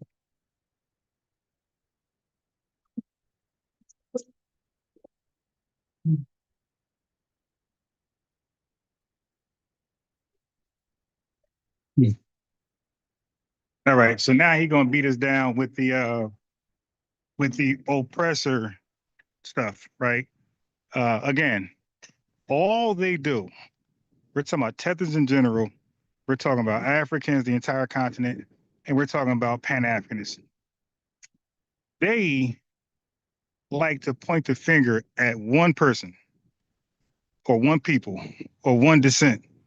Everything is the big bag boogeyman white man. Everything is the oppressor. And then they slickly try to say colonizer. You know, like, wait a minute. You know what's crazy? They a lot of these tethers, they're ashamed of slavery, right? So they try to mention slavery about us because they think it's a shame. So they'll never say, hey, we all been enslaved, because the African tethers know that they see that as a shame. So instead of like joining our harm, our trauma, and say, hey, we're all enslaved. Now they'll be lying, but they won't lie like that because they don't want to be attached to slavery. So they'll rather say, hey, we all been colonized. And family, that's the furthest from the truth. We have been enslaved, they've been colonized. Okay? Colonized, when you're colonized, that means you're a bitch. You're a bitch. Because enslaved means that these folks came over here to live. They migrated over here. White folks came to America to live permanently. Okay, that's enslavement. So they were the majority. Colonized means they only sent in a handful of troops to take over that land, and that place is a colony to the real land. The King of England did not come to America and live. You dig? And neither did the King of France or whoever the hell he was, go to Haiti. You did go to King of the UK, Britain, go to Jamaica. Nah, nah. They sent a handful of people over there to take over, and then they make it a colony of their country. So, but you got to be a bitch because a handful of people can come to your country and kick that like a Rocky movie. One white guy just whooping all these. Like, how is that possible? How is it possible to let a handful of flimsy Europeans to come in your country? No nuclear power, none of this extra stuff we see now. No drones, none of this stuff we see now. Just hands and feet. Come to your country, 17 deep, 20 deep, and it's 100,000 of these guys. And the Europeans had a couple dogs. You know, they're afraid of dogs, and these guys are running like hoes, man. So yeah, so no, we're not all colonized. Colonized is almost synonymous with a bunch of cowards, letting a few handful of Europeans come and run your goddamn country. So no, they keep trying to use words like oppressor or colonizer or neo-colonialism, imperialist, to try to connect us all together as one global international group. Not happening. Not happening on my clock, okay? That's not happening on my clock. We're not one global international group. So for you guys that's new here, I'm saying that there wouldn't be no big white colonizer if it wasn't for Africa hate on for us in the diaspora. Okay? Africa's hate for us in the diaspora is what caused a big, well, I would say, which created a big, bad, oppressing white man, some white boogeyman. All right, so let me play the rest of that coward talking. Hold on. I'm not gonna, can I share my screen here? Let me see. I'm not gonna share my screen here. I couldn't do it on, can I? Oh yeah, I can do it, okay. All right, so hold on. Let me get it. See that? Yeah, I'm canceling my StreamYard account. I'm canceling that.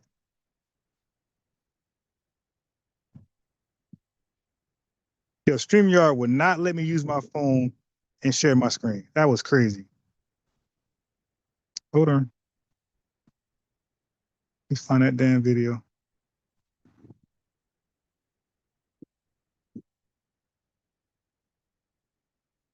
Here we are.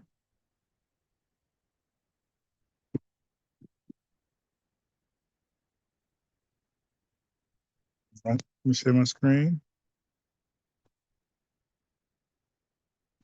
Yeah, that song, They Don't Like Us, is in my head. I got to play that for the family. The FBA song, They Don't Like Us, They Not Like Us. All right, so let me share my screen.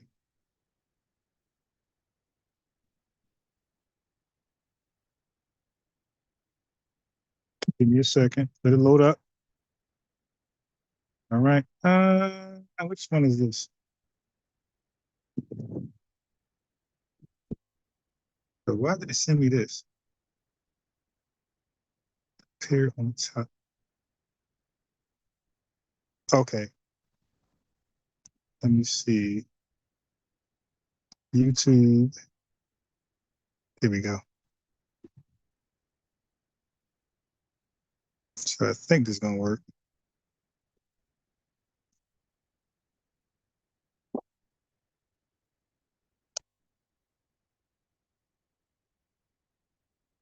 Screen.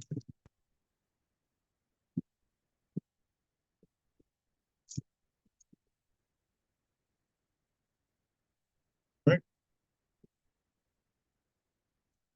Good. So that's time.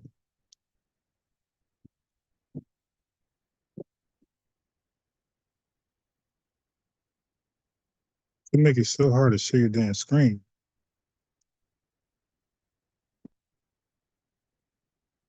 Screen. TikTok. I did YouTube. Oh, Zoom. Okay.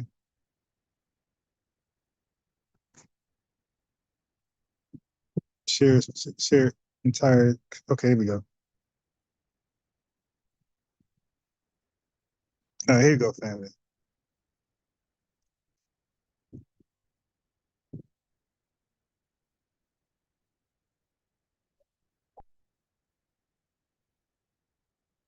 All right, so I can't hear it. I hope you guys can hear it.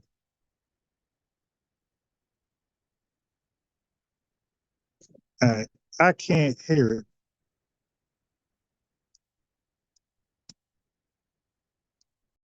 Hold on, I can't hear it.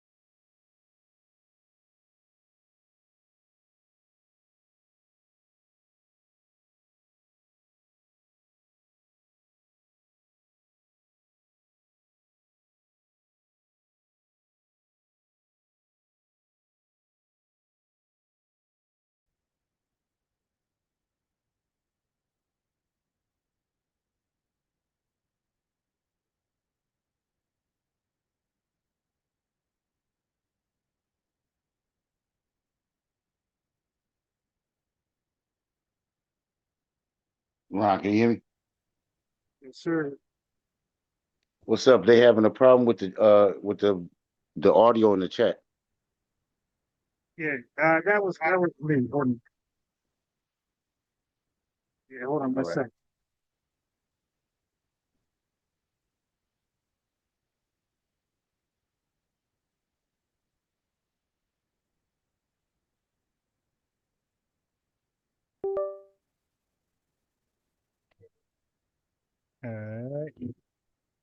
Y'all can hear me now.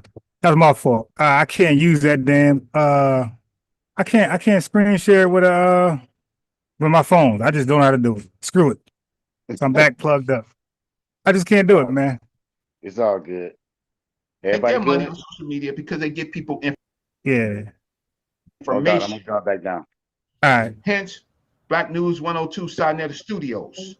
He gives people debates. He daily gives people information. Stop. Like they're doing right now. Come on, man. It's disinformation. It's just hate, slander, defamation. Stop it. All the information is fact checked. There's not a line. Yeah, did he just say all of his fact check? All right, this is capping on a whole nother level. Of somebody coming on here more than once, Sarnetta might give him a presentation. Let's see what you got. But he's gonna open up the lines. And he's gonna fact check it. Oh my God, a bunch of cap and just kissing asses, man. All you know how to do. My screen is dumbing out. All right, hold on. So let me back it up. Cause he gonna say some stupid shit. Like I must debunk. A few people making money from social media ads. Now, hey, Lord Mall 3 said, hey yo, oh, we don't mind. We lose brain cells listening to Short Bus Reggie. Yeah, he's definitely special. Seriously.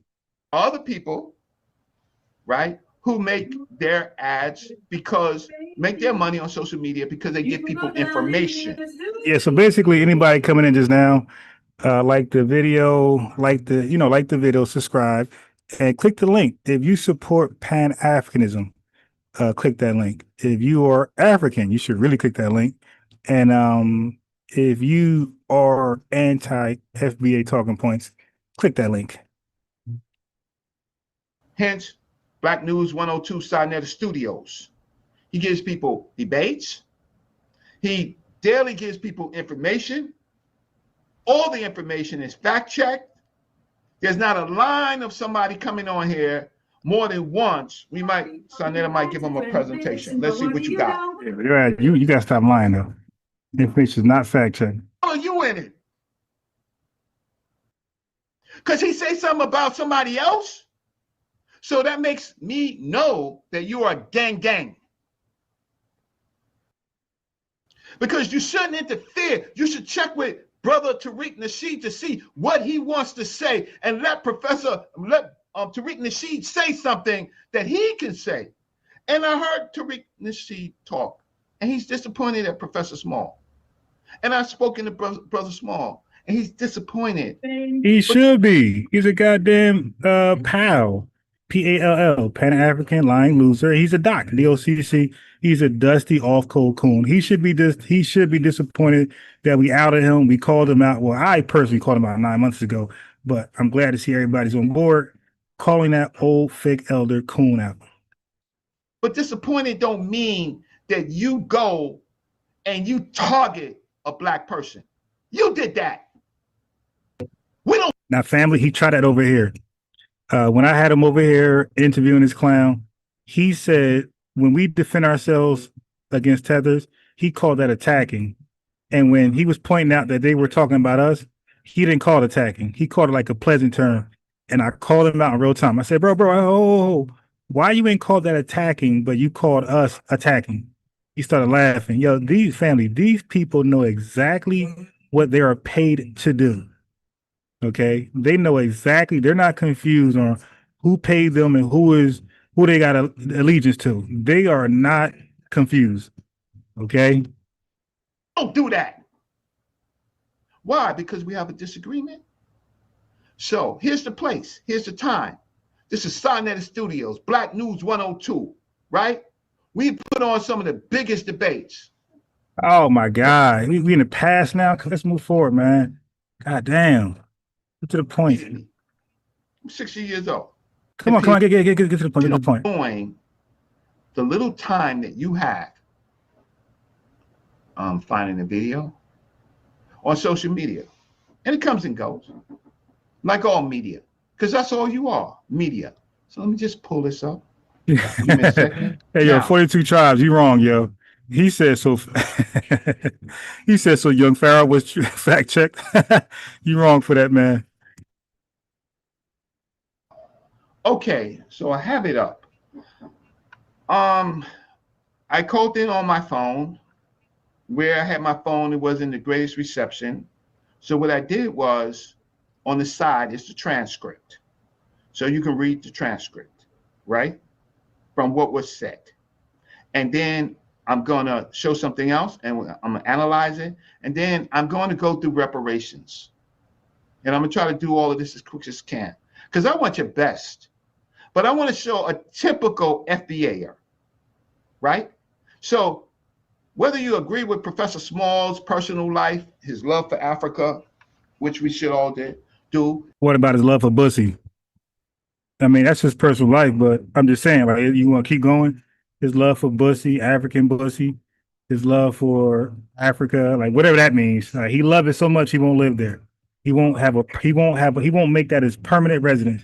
Like, what kind of love is that, man? He loves Africa so much, but we don't see Africa loving him back. Can you show us the love, the returned love? He's still trying to get us to Africa. Show us his large African support group, support base. Even his over love for Africa. But this is in his later life, right? Prior to 86, 87, Professor Small was a Black nationalist. You talk about Pan-Africanism, but you don't talk about Black nationalists, right? You skip that. Bro, y'all the same shit. Yo, listen, Black nationalists, Black, whatever that is, Black nationalists, whatever that is, Pan-Africanists and Hotepers, we really don't separate you guys. You kind of like the same shit. So when we talk about one, it's like y'all included. Like, yeah, y'all the same shit. Like, there's no difference of a Hoteper, Pan-Africanist, and a so-called Black nationalist. Same shit. When we talk about one, it's y'all all included, man.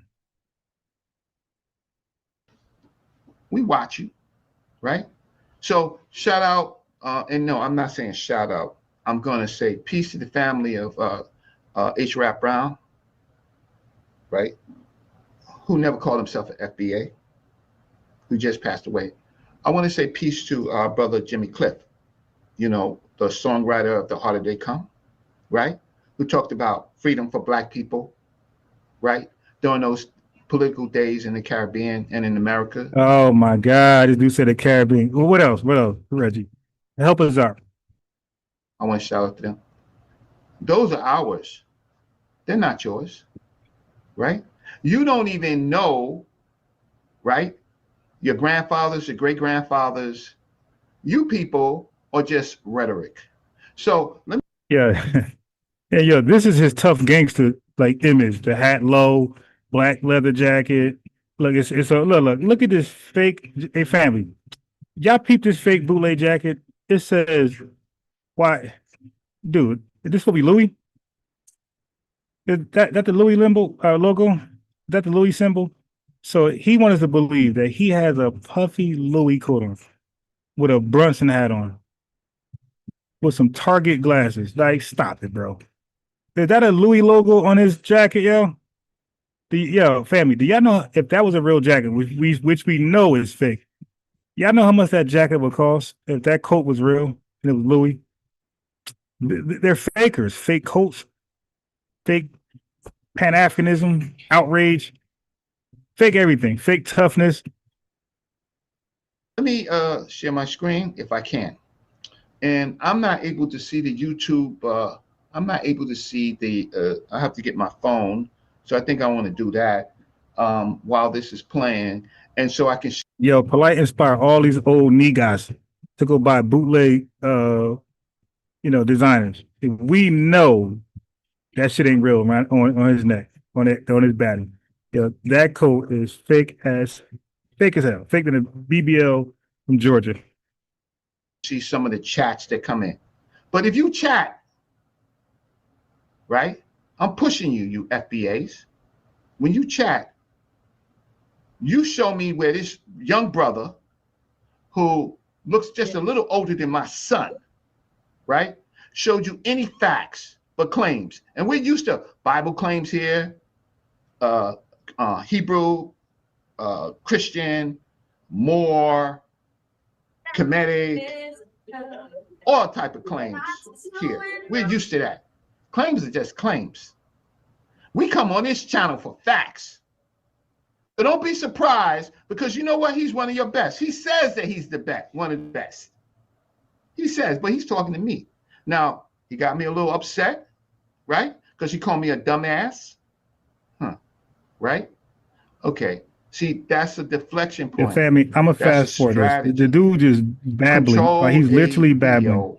Then call somebody, whatever, mute their mic or lower their on both sides, sir. Okay, all right.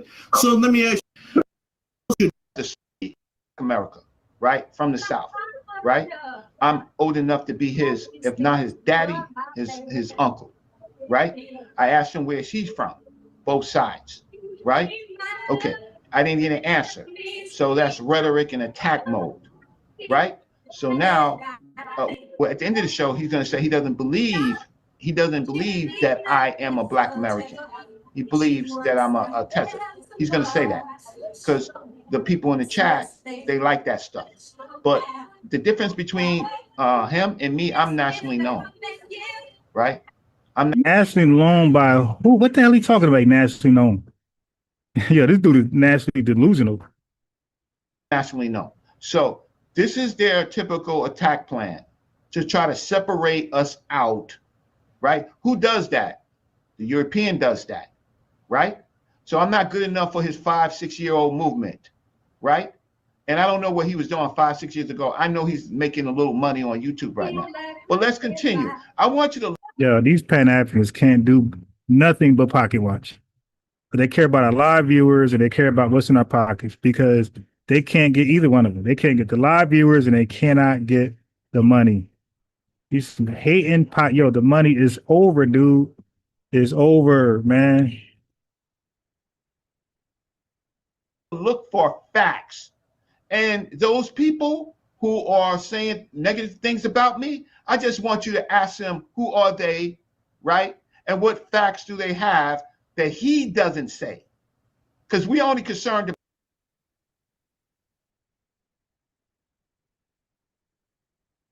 You got me rolling. I timed you out for half an hour, but you can click the link though. So I timed you out. You can't really communicate with us in the chat, but you can call in and communicate with us. Click that link and call in. I want to hear what you got. About him, right? Because he's one of them, right? So I'm only concerned about what he says and what I say. I'm not concerned so much about the chat, but I am concerned about if Polite was Brother Reggie's right-hand man. Anybody over here tries to defame me, right? Or my voice or anything that they want. That's not the issue. The issue is my facts versus him, and he's an FBA leader. Okay, let's go. Even if the government scrutiny, that's why you see most reparation avoid asking where she's from, both sides. But put it up there. So it's always a do-over. So that's why I prove what I said. But typical Carolina. What reparations program proposal do we have? We have that has not been sued and had to be rewritten. Since I'm a dumbass, I want to claim. You made a claim, I want to answer to your claim. You say that reparations has been given. I want to ask our people, where has it been given? Now, harm-based reparations could be given, right? Something like Rosewood, right? Or even the Tulsa case, where individuals were harmed, but yeah, this is the same Reggie who used to beg for cash apps and still begs for cash apps. Yeah, this is the brother. those are the plaintiffs. That's not for everybody. That's just for those people that were harmed. Where was the bulk of our people in any place given reparations? Now, I'm not saying that it can't be done, but I'm going to say people like him can't do it, right? It has to be people who know about disparate impact, who know about harm-based reparations, who know how to specifically state a cause of action, people who know their genealogy that can prove that they have been harmed or their parents have been harmed. It can't be for all of our people in all places. It could be geographical, a particular area that has been disenfranchised, right? It could be that, but it can't. But the reality is, he's not going to give you any information. He's going to call me a liar and a dumbass. Okay, fine. Let's go. That dumb shit, that dumb, stop. That's already been done, you dumbass. You stupid. Up. That's what you really want to say? You want to say that it's been done for the Japanese? Well, Japanese situation was, it was done for a group of people that was harm-based. Yes, it was racial, but it was a war. No, it wasn't racial. Racial means, so the Asian race includes Chinese people, retarded Reggie, and it includes East Indians and other people. So it couldn't have been race-based because a bunch of Indians would have had their hand out.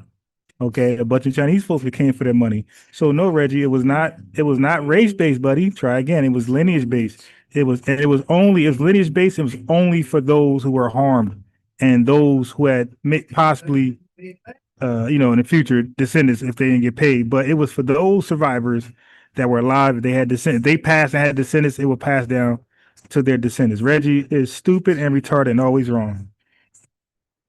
Between nationals, and it was harm-based. If you know anything about law, then you know that cases have different causes of action. So yes, the Japanese got reparations, and should we get reparations? Yes, we should, but we haven't. But he says that it's already been done. It has been done for Black people. This is his claim to you. And you know what? You eat this up like you eat up everything else. Let's go. Done. It's already been done several times in America with your dumb ass. Wait, check this out. You don't know what strict scrutiny is. It's already been done. You're saying it can't happen, and it's already been done in this country multiple times with different groups of people. No. Happened with harm-based, but you don't know. Okay, so that's the game. It's been done for different people. Sure. Jewish people, right? Sure. Yeah, but that was his whole point, stupid. You were saying it couldn't be done by a list of bullet points, and he was saying those same bullet points, with those same bullet points considered, it was done for other people. He didn't say it was done with us already. What are you talking about? You see, this little Pan-African scam, bait and switch doesn't work, man.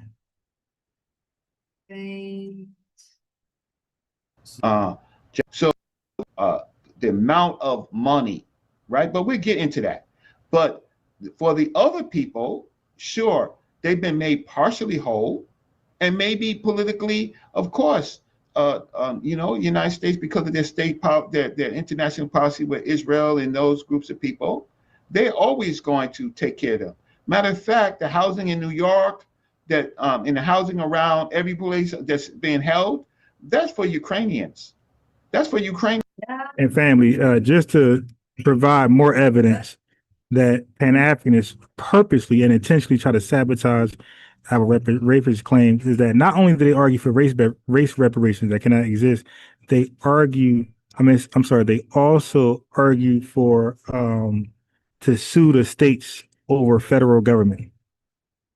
I mean, like, family, they are literally doing everything backwards, doing it in a way where we cannot win. So if we ran with race-based reparations, and if we included suing the states and not the federal government, these are disastrous claims that will most definitely failed and set us back so many years. No, they have to be lineage based, and we sue the federal government first and foremost, and also the states, and also your motherland, Africa. They're gonna get it too, buddy.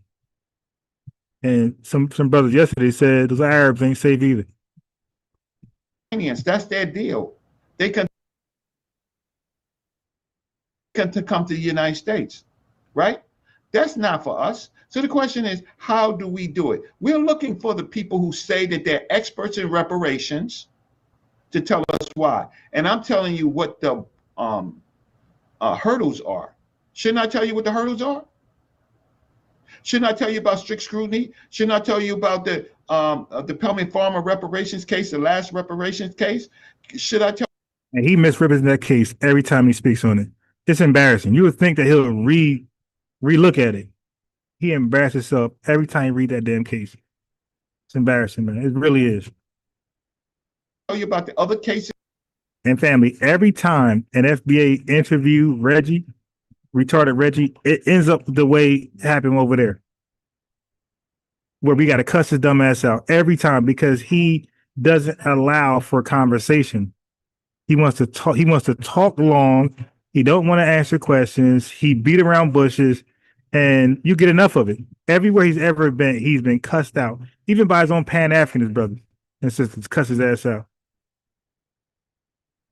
That have failed on reparations recently that you don't even know about for the same reasons based on the Pelman Farmer case. That's case law now that's getting cited. But I would expect him, okay, that would be a good conversation. And I don't think that he would disagree, but I don't think he would, even though they delineate, right? But I don't think that he would disagree. I think that we have a better conversation than somebody who I know is not educated.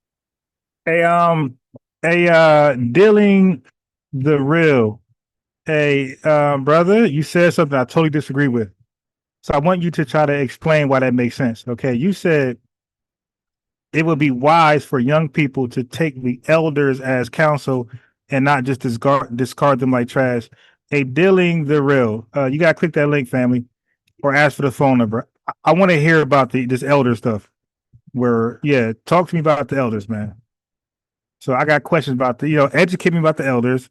I'm most likely going to have questions about the elders. Yeah, but brother, you got to, when you guys talk as emphatic and adamant like that, you got to call in. Okay, because you said the youth should take counsel from the elders and not just discard them and throw them in the trash. Brother, if you believe in that and you believe your words are true and sincere, then click that goddamn link. Otherwise, you're trolling, bro. And we got to throw you out. So click that link and let's hear about this elder theory. Okay?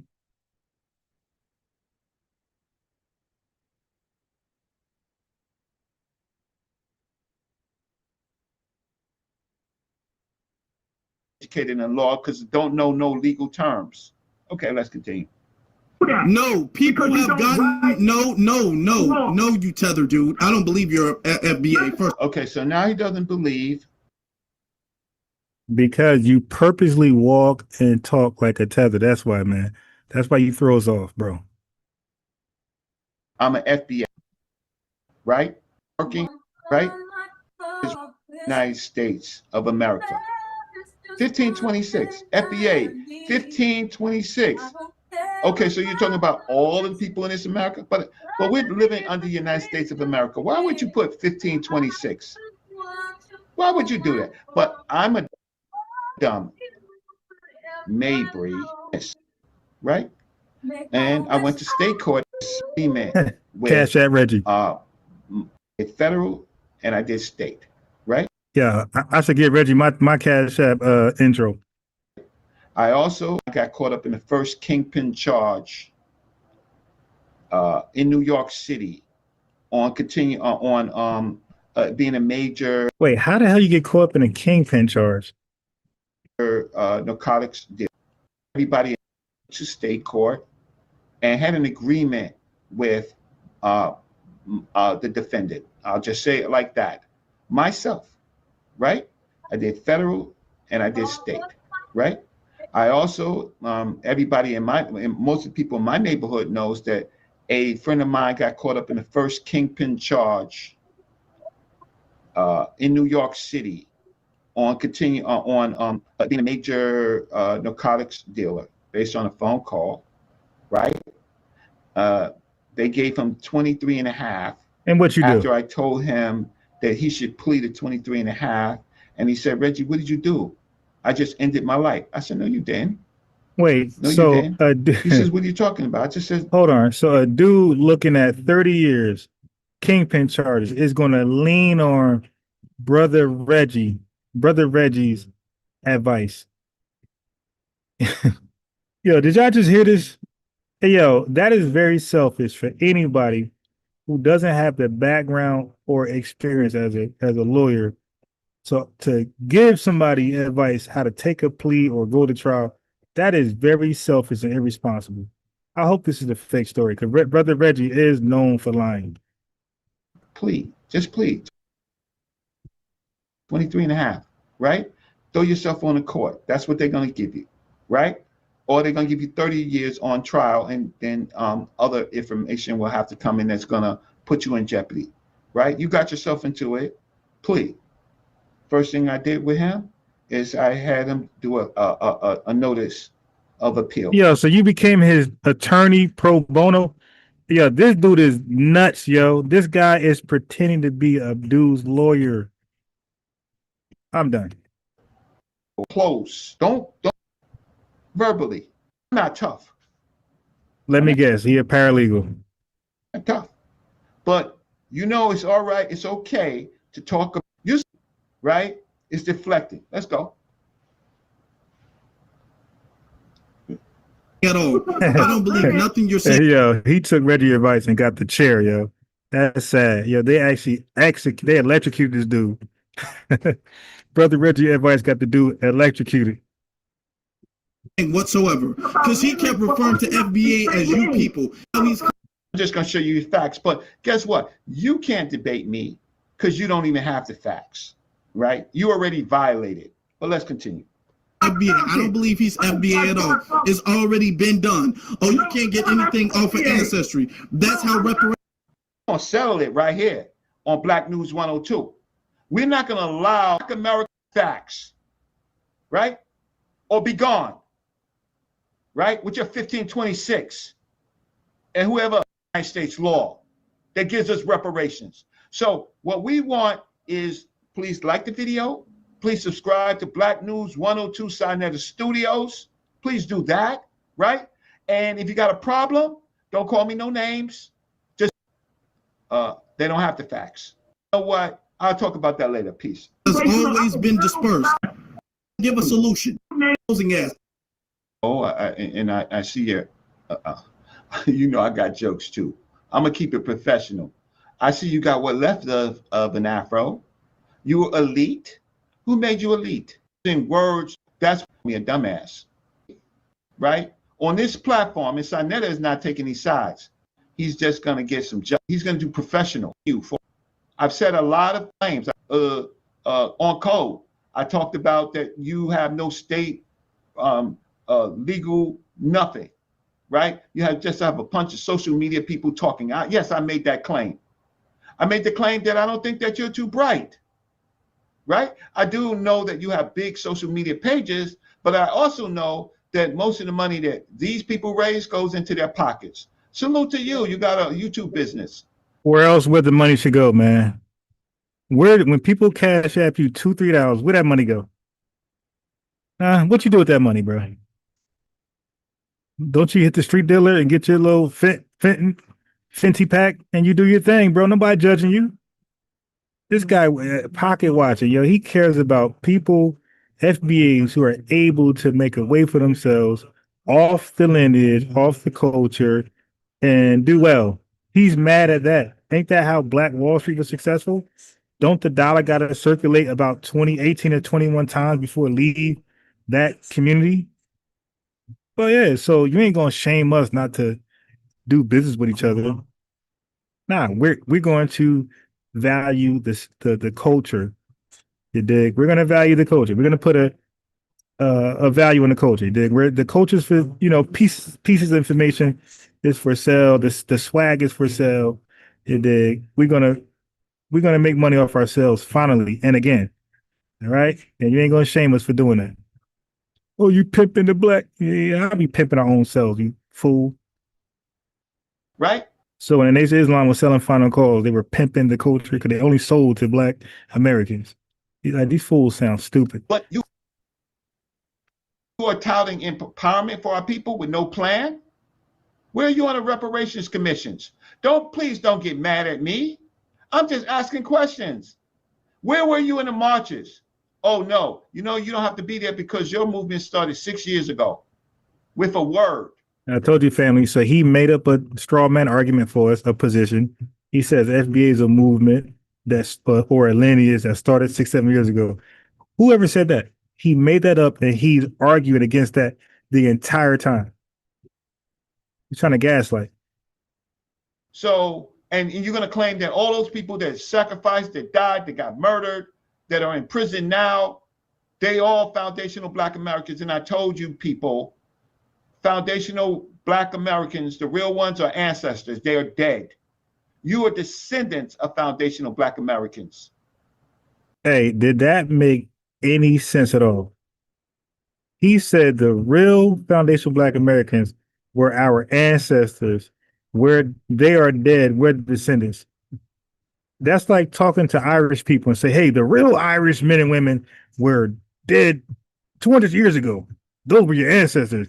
You people who descended from 2 Irish parents, you guys are not Irish. You're something else. Yeah, this dude, you sound crazy, my boy. If our ancestors are FBA, we're FBA, and they passed away and we're direct descendant from them, then we are who they were, you idiot. What is it? Did he just say that? So a Mexican today who had possibly a Mexican ancestor 100 years ago, they're not Mexican like their ancestors? Like, what changed? What changed that we wouldn't be foundational Black Americans like our ancestors? Yeah, he just be saying shit, man. But this is the old age zesty shit, man.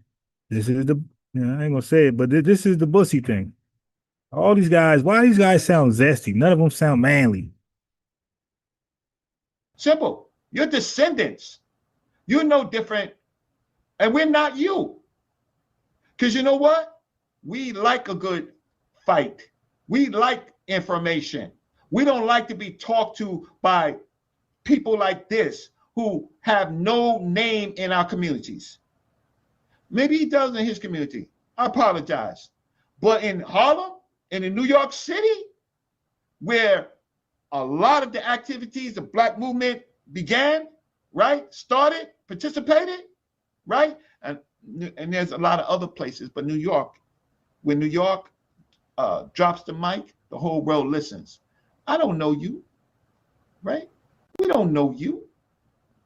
So let's go. Let's just continue because I have to deal with all. Now you heard Snoop Dogg. Snoop Dogg said New York ain't been the same.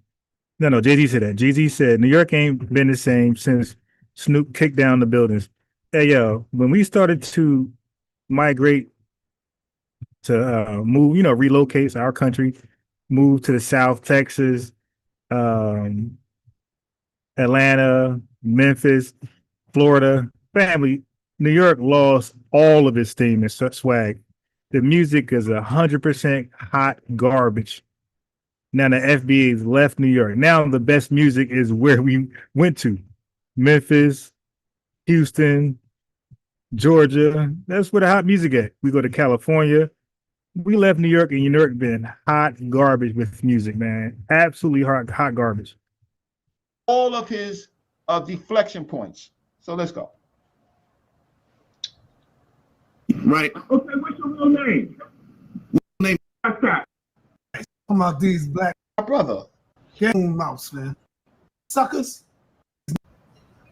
I never thought that I would say this, Reggie, but these niggas are worse than the Israelites, bro. When you listen to these suckers, they are worse than the Israelites, bro. Damn. I ain't So now we don't respect people's opinions against the lineage that got dual allegiances. Like some of y'all still FBA, but if you got negative opinions towards the lineage and you got a dual allegiance, one of your parents are not FBA, like come on now. You ain't got no leverage. Like, let's just be real. If one of your parents is not FBA, like you ain't got no leverage. You dig? No leverage. When it comes to talking about the lineage. Yeah. So Sai, you just said your dad was Puerto Rican. And that's called a dual allegiance. Like your opinion and what you got to say about the lineage means absolutely nothing to us. It holds no weight. Okay, no weight. Never hear so much ignorance come out these black coon mouths, man. Hey, East B, you can stand with Professor Smalls. We ain't saying the guy is this and that. We just saying when somebody's wrong, they're wrong, and we're gonna call them out. Okay. There you go. East B. Click that link.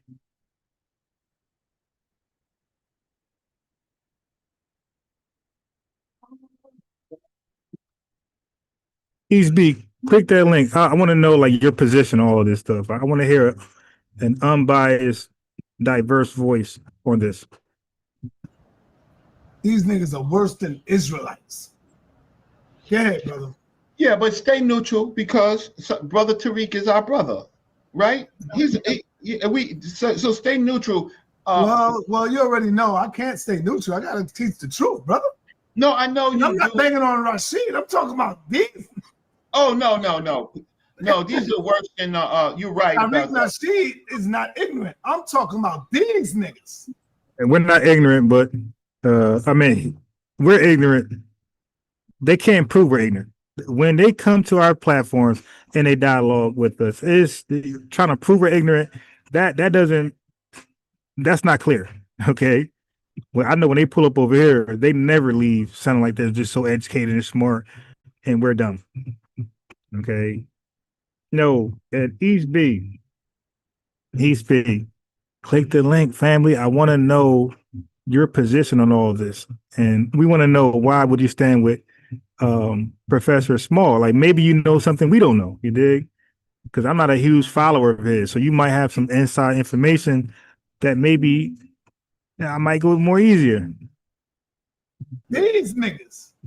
Oh no, he's ignorant. They are fucking ignorant. Worse than the Israelites, brother. Sir, this gets worse because I'm not talking about Tariq Nasheed at all. Okay, no, we're not going to talk about these niggas here. Right. So, Sarnetta, could this dude stand on your platform and have a conversation with any of them? No, they would tear this nigga ass up.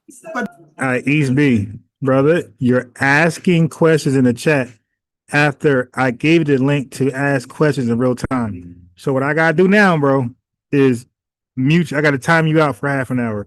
You're asking us questions. You want me to type answers to you? You zesty old coon, old tether. You want me to type to you when I gave you the link for you to call in? All right. Let me get you out of here, man. I ain't gonna block you. I'm gonna time you out for half an hour. Now, as you're timed out for half an hour, East B, you still can call in. Click the link and call in, buddy. That's what you should have did, Reggie. You should have invited him over. Oh, I'm inviting, but you know what? I'm inviting him. PDF polite. I'm inviting his daddy. I'm inviting his friends. I'm inviting the whole foundation of Black America. Bring them crabs over. So why is he Afro elite, right? Why is he Afro elite? If you don't know him and you don't like leagues with people, African people were the first people on the planet. All humanity is from Africa, but you are a descendant of some special group and you call yourself elite? You don't know. Yeah, that's a shame how Q Butter runs like that. Yeah, I really thought he was going to call in when he was in the chat. When I invited Q Butter over, I really thought we was going to have a brotherly dialogue. That dude said, "Hey, what's up, guys? Hey, everybody." I sent that link. That dude did what East B did. He hauled ass. History. Like to say lineage, like it continues. Yeah, it continues. You're a descendant of those people right, who had came or was part of the transatlantic slave trade. Your descendants, you didn't do the work, boy. You ain't do the work in Black America, boy. Where's the evidence that you did, boy? Because I can show you a whole bunch of evidence that I did. I got 40 years, boy. Right? 40 years. And I got an earned honor certificate in Black Studies, sir. Right? Sir, and I know, listen, I got a good name in our community, but I'm not a foundational Black American. I'm not part of your gang. That's what it is. And you know what? This house right here, we're undecided. We neutral. We want to see your best, and it's not you. But you continue talking. Continue. The lineage survived past slavery. We're not descendants of that. We're not saying we were former slaves. Isn't that what what some of the Hebrews say when we argue with them? The lineage that they are Hebrews, that the Africans that came to America, right? They were cherry picked from Africa, and they were never really Ham. They were never really Africans. They were always Hebrews, right? And then when we asked them, were they circumcised? Hey, anybody siding with Pan-Africanism, anybody believes that Professor Small was correct, click the link. Let's have a discussion, man. A positive, cordial discussion. Circumcised in a goddamn hospital or temple. They were circumcised in the hospital, and that fits the bill, right? Or they're lost, found, or that, watch this, the worst. Their spirit draws them to it. Now, the Hebrews, Black Hebrews, to their credit, is much smarter than the FBAs, because at least they can go back to some literature. But you know, Reggie, some of them even teach that they didn't come from Africa. Like the dude I had on here today, he said all of us didn't come from Africa. We've been here.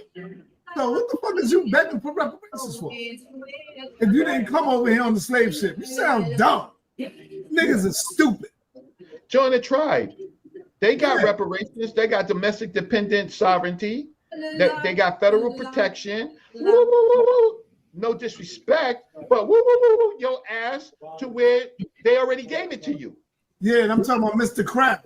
Yeah, the young boy Mr. Crap was over here saying that all of us ain't come from Africa. We were here first and all the stupid shit.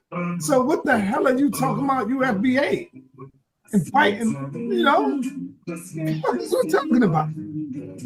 See, when it comes to Sarnetta triages the arguments, right?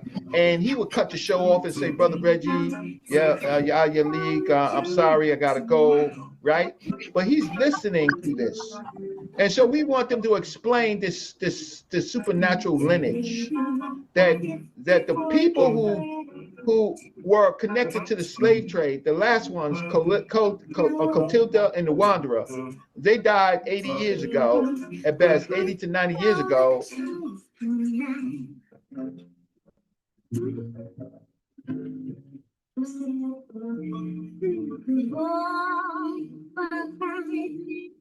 And conscious ingenuity.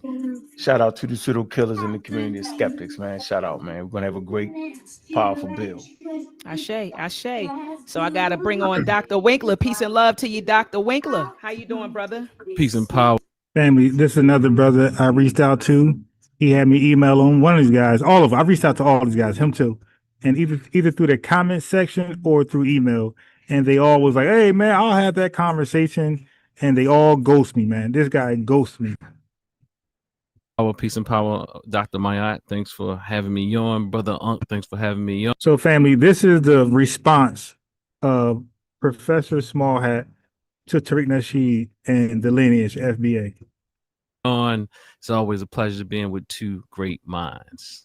Likewise, it's always a pleasure to have you. And without further ado, I'm going to bring on our esteemed elder, scholar, warrior, and well-respected over here, Professor James Small. Peace and love to you, Professor Small. How are you? I'm fine, sister and brothers. An African universal world. Beautiful. I don't know what else to say. Professor said, "I'll smile." grandchildren from the bus stop, coming back from down south, dropped them in their house and ran over here. But it's always an honor speaking to our people.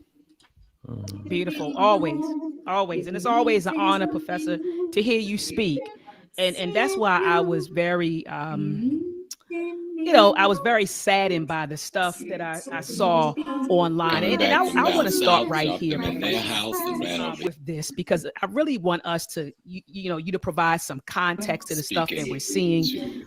There was a video, you were interviewed on a podcaster's platform, and a clip. Hey, yeah, I ain't gonna lie, family. Like, they low key is playing this song music loud on purpose. I've been here having it lit, and this music been totally loud lately. Of you was taken, and then the headline became Tariq Nasheed is a CIA agent, and FBA equals CIA operation. Could you please tell us what was going on, Professor James Small, on that platform? All right, so it sounds like they have rehearsed this.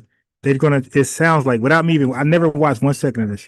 Okay, it sounds like they went over with him, they rehearsed the way he's going to try to clear it up. Now, I would love to hear him stand on business, and don't be a flip-flopper. Just say, I said what I said. The CIA agents, they co-opted. If he stands on business, he gets a little more tinier respect. Okay, I don't want to hear this guy, I want to hear him explain away what he said. Platform and what you were trying to convey that people did not get when they watched the video. Yeah, and that's why I put the video back up. I hope that people who are going off watch the whole video. I put it on Facebook a couple of times. Watch the video. Well, there was one segment, really about 2 sentences or 3 sentences, where I'm saying the government of the United States, and this is a fact, and its foreign policy as regards African Americans and African continental should never be allowed to unite economically. Okay, this guy is just saying some random shit, man.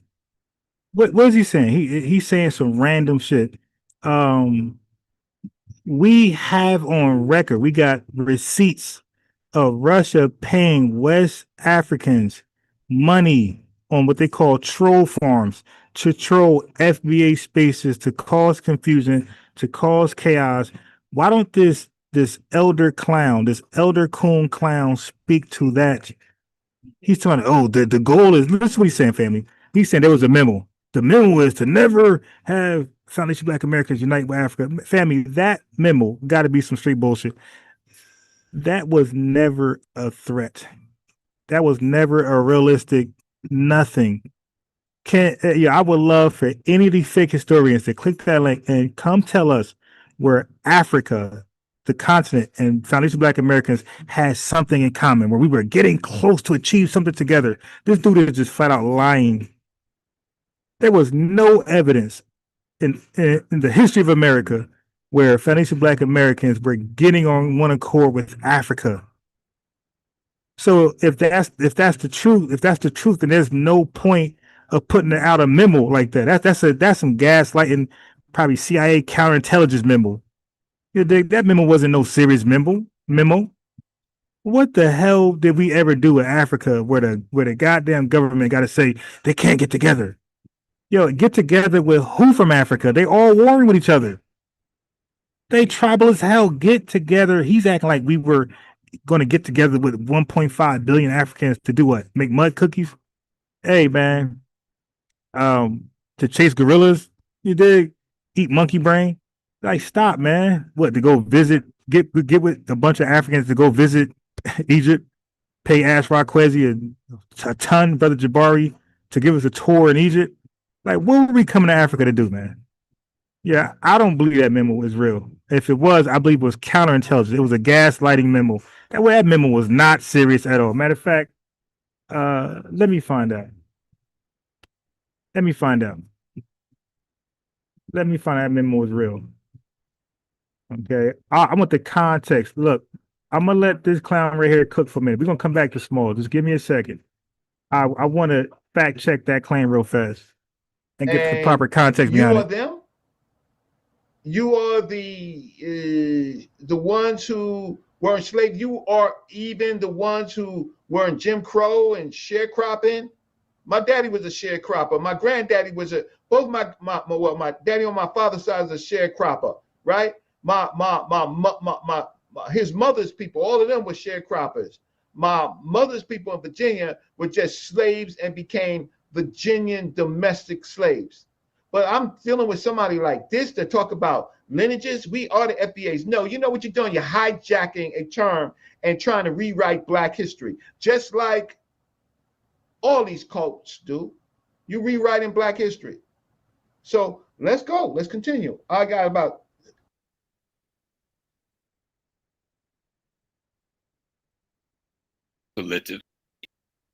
Watch the whole video. What's going on, Professor James Small, on that platform, and what you were trying to convey that people did not get when they watched the video. Yeah, and that's why I put the video back up. I hope that people who are going off watch the whole video. I put it on Facebook. But why'd you take it down? I was looking for it, couldn't find it. Yo, yeah, this guy, now he's going to explain away. Yeah, I'm thinking he's going to finally stand on business and go and ask for the fade with the lineage. This guy is now going backwards saying, no, watch the whole video for context. Yo, this is their king, man. The flip-flopper. Yo, this is crazy. He might as well be African, the way he keep flip-flopping. A couple of times. Watch the video. There was one segment, really about 2 sentences or 3 sentences, where I'm saying the government of the United States, and this is a fact. Hold on. Let me document this fact. Hold on, family.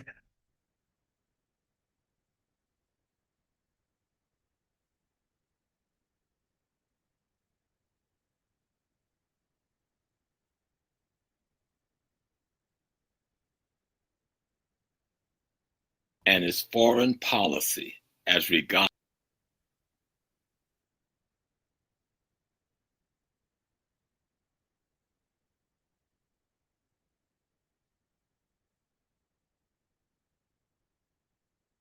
African Americans and African continental should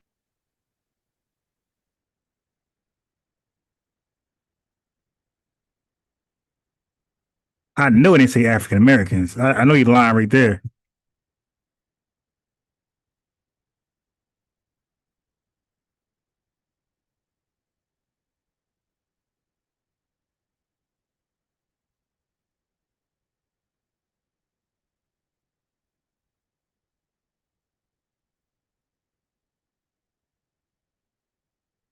never be allowed to unite economically, politically.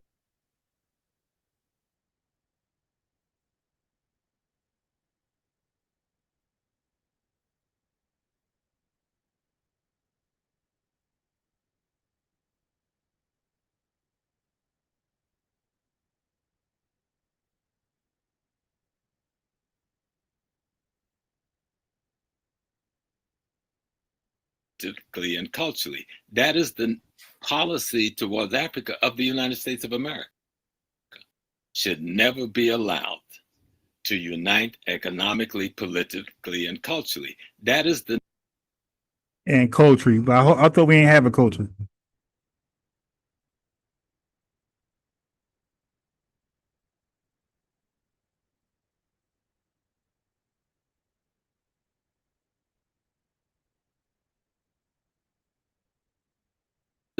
policy towards Africa of the United States of America. The big new Brzezinski under Jimmy Carter put it in writing. There was this other piece called something 2000. All right, so Jimmy Carter, right?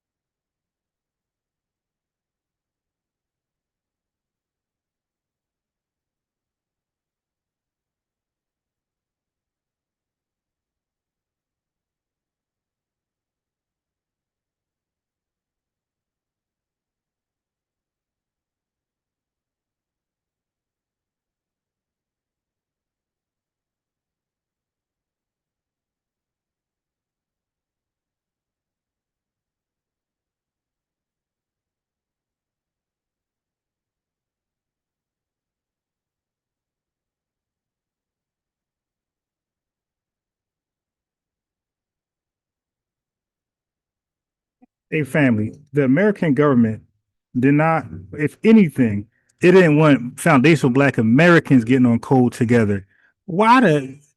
How can we get on code with people thousand? How can that be a threat to the American government? People who are 1,000 miles away, who sold us to Europeans, now all of a sudden is our hero.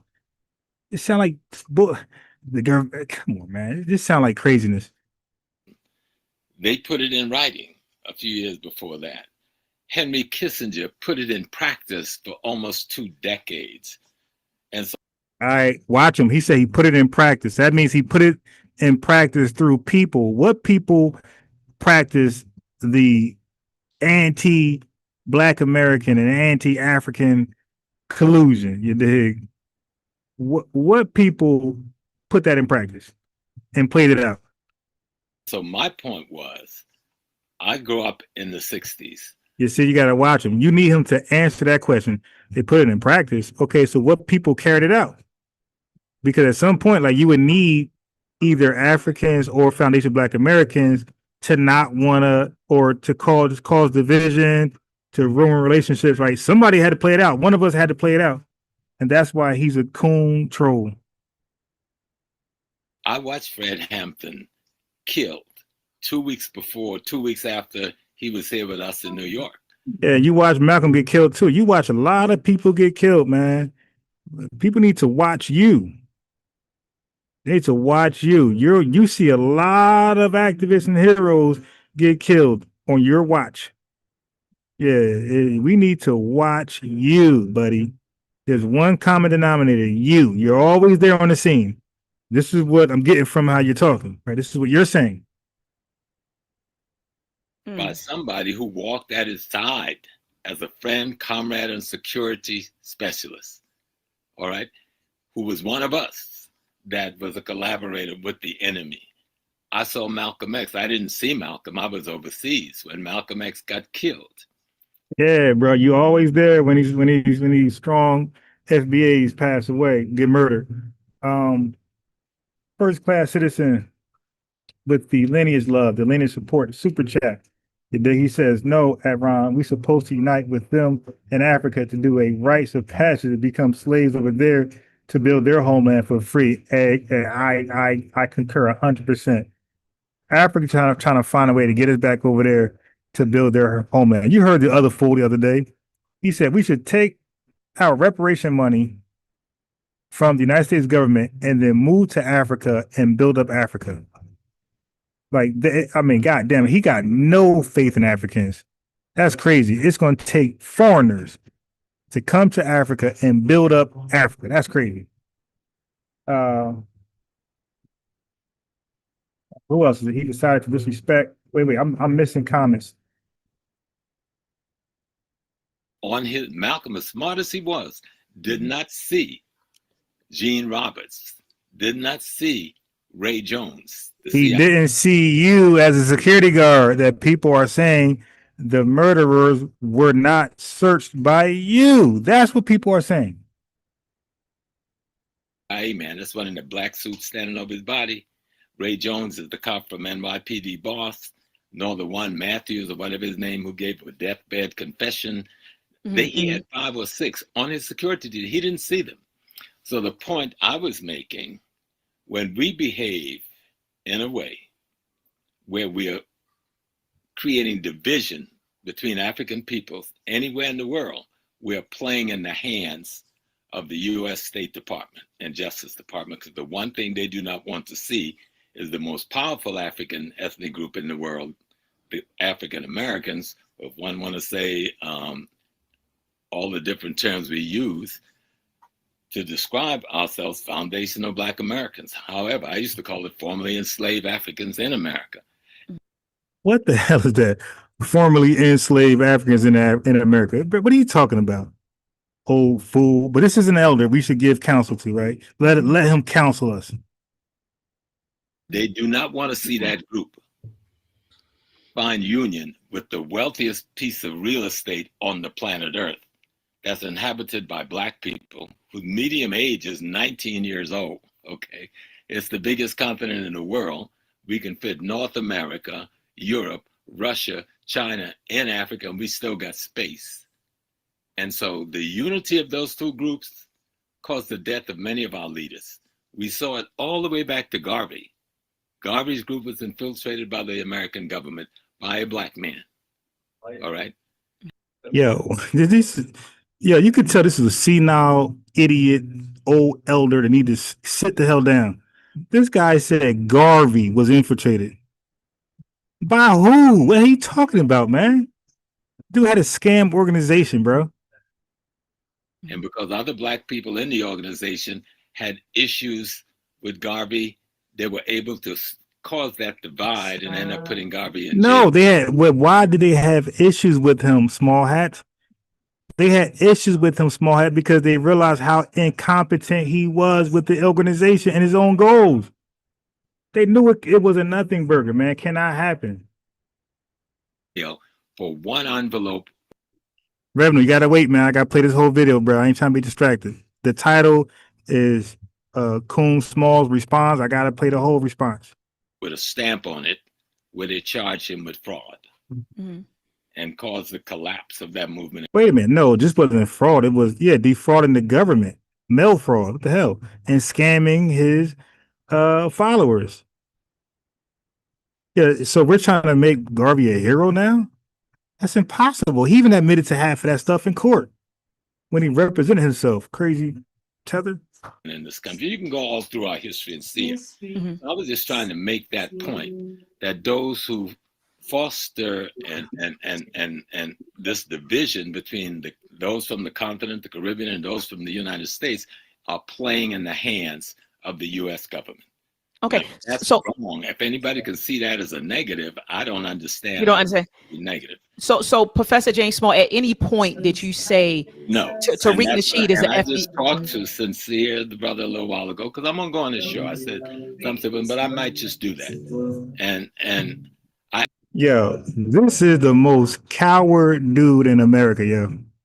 He can't stand on business for shit. He gets he lets Amawali, he lets Arena put tether batteries in his back.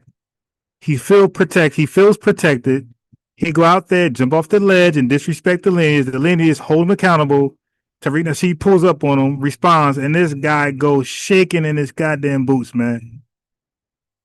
Shaking his goddamn boots. And I'm sure Tariq, I might got to do this tomorrow. I know Tariq is going live soon to talk about this guy.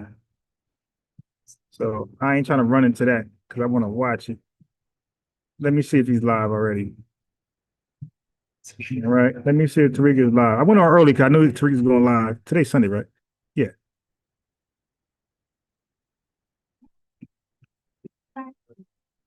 Let me make sure Tariq's not live yet on YouTube.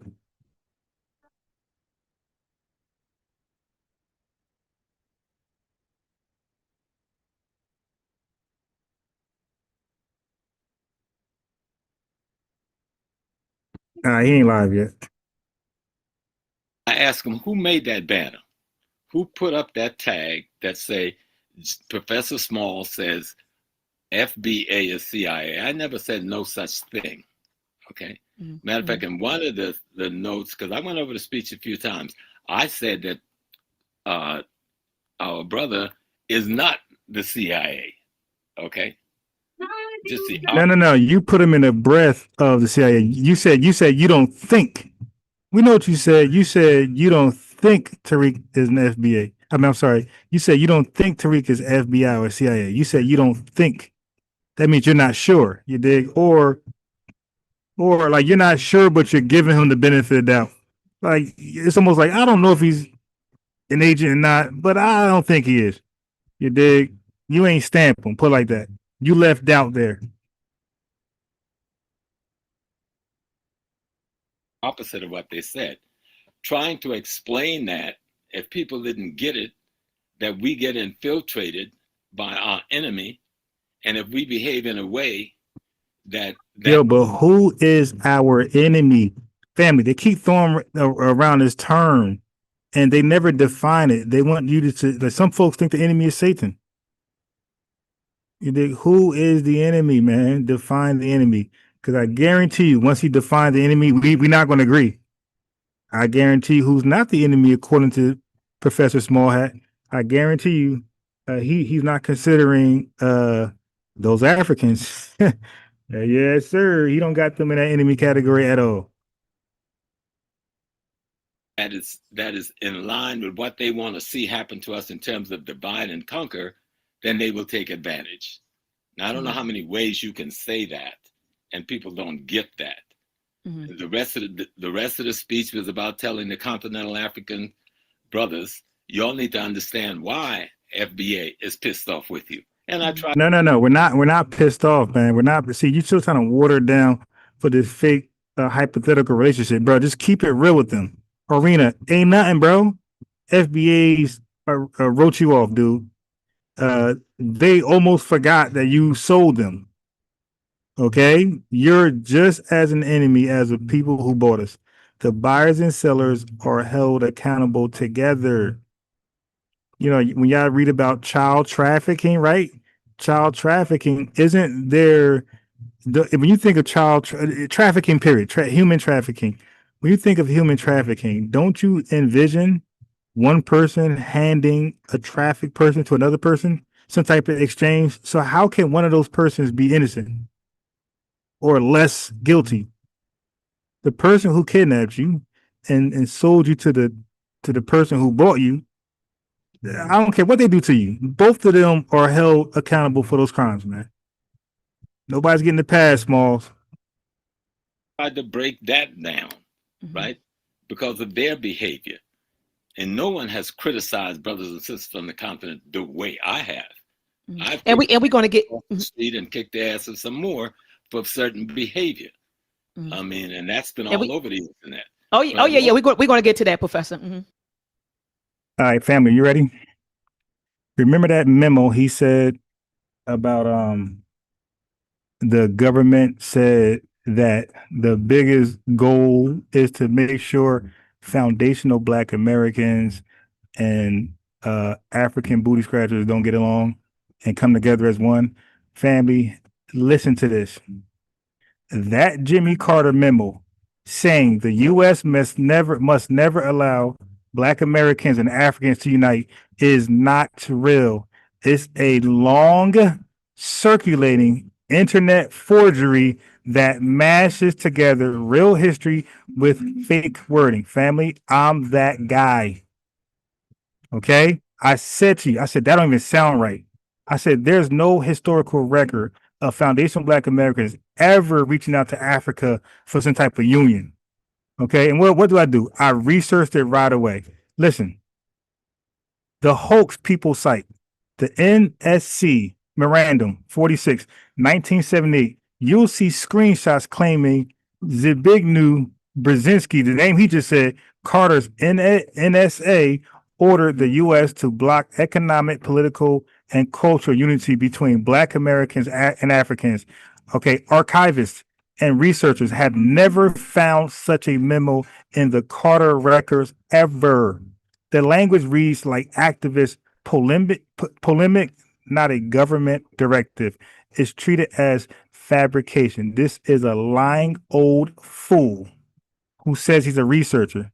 Okay, but what actually exists under Carter with a similar label is the PRM NSC 46 1977, a real President Review Memorandum about U.S. policy towards Southern Africa, Rhodesia, Zimbabwe, apartheid, South Africa, Namibia. It's about Cold War, sanctions, majority rule, and human rights, not about stopping Black Americans and African tethers unifying among civilians in the U.S. He lied. What is real in the record? Different areas. FBI. Okay, so we know about the real stuff, like FBI, COINTELPRO, 1956, 1971. Explicit goals to disrupt, discredit, and prevent Black Americans from getting together. You dig? And standing against the American government. Okay, but what he just said, okay, there's no Carter.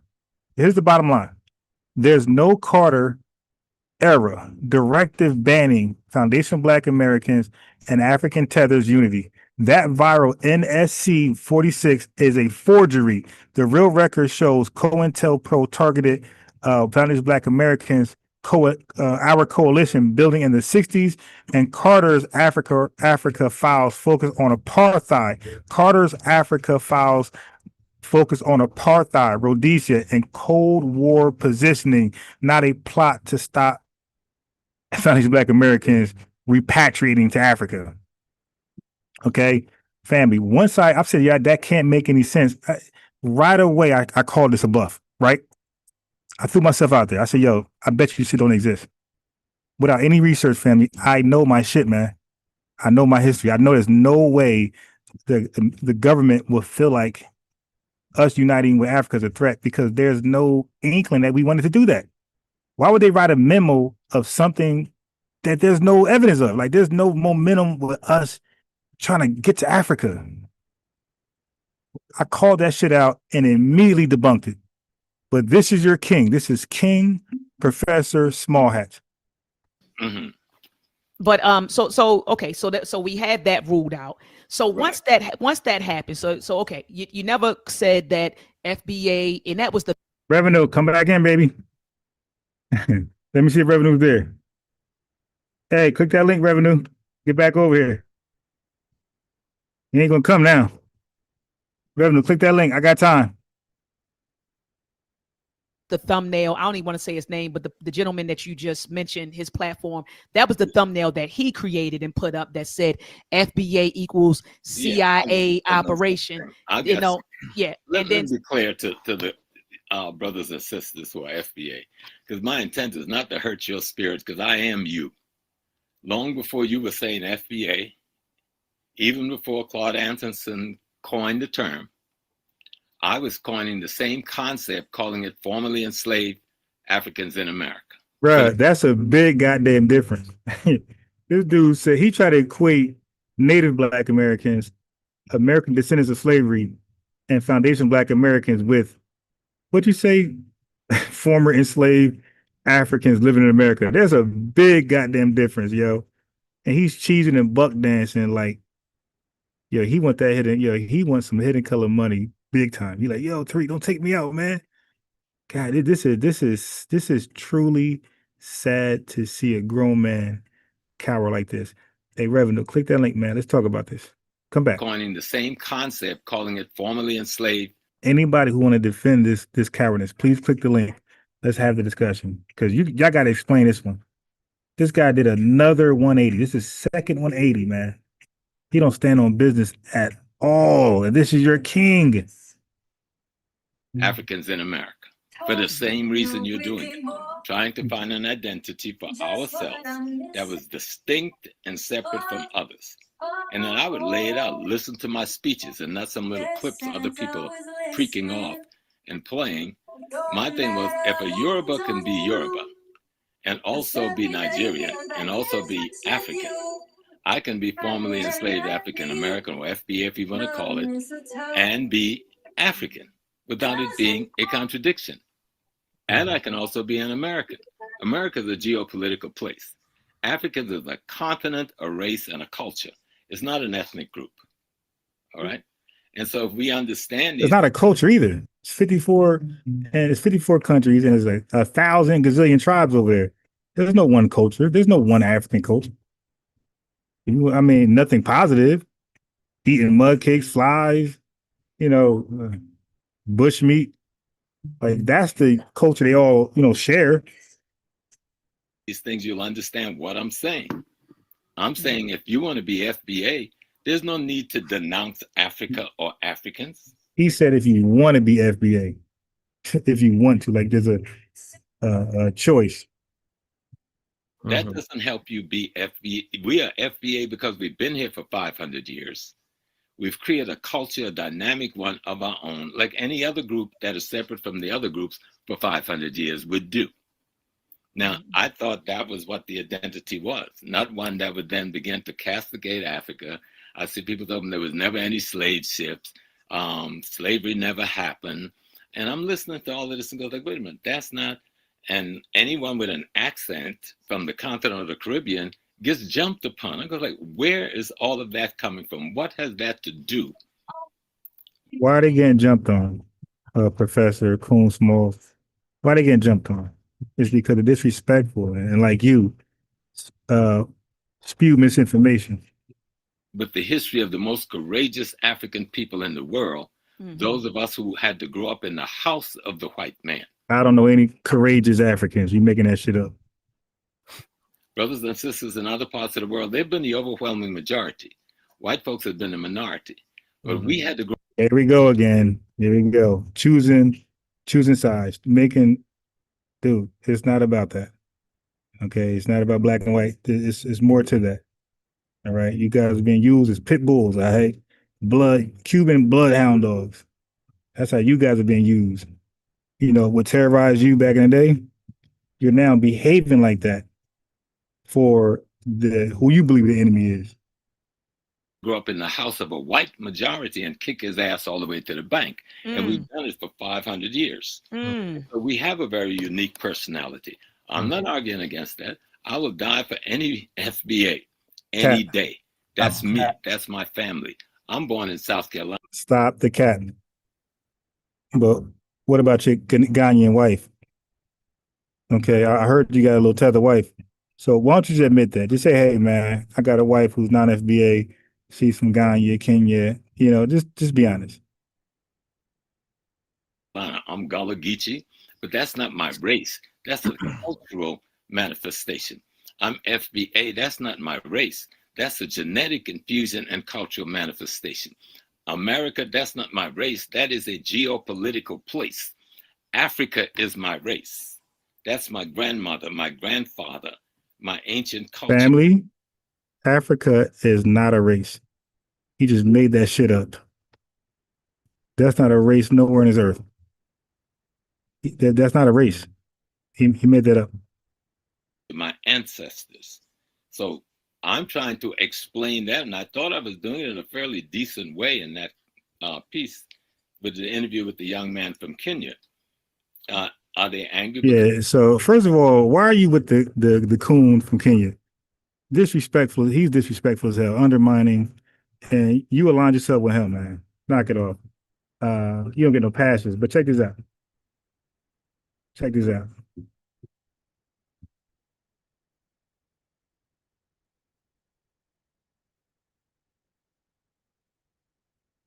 Family, I did not know he was going to come on their podcast to hold up the white flag.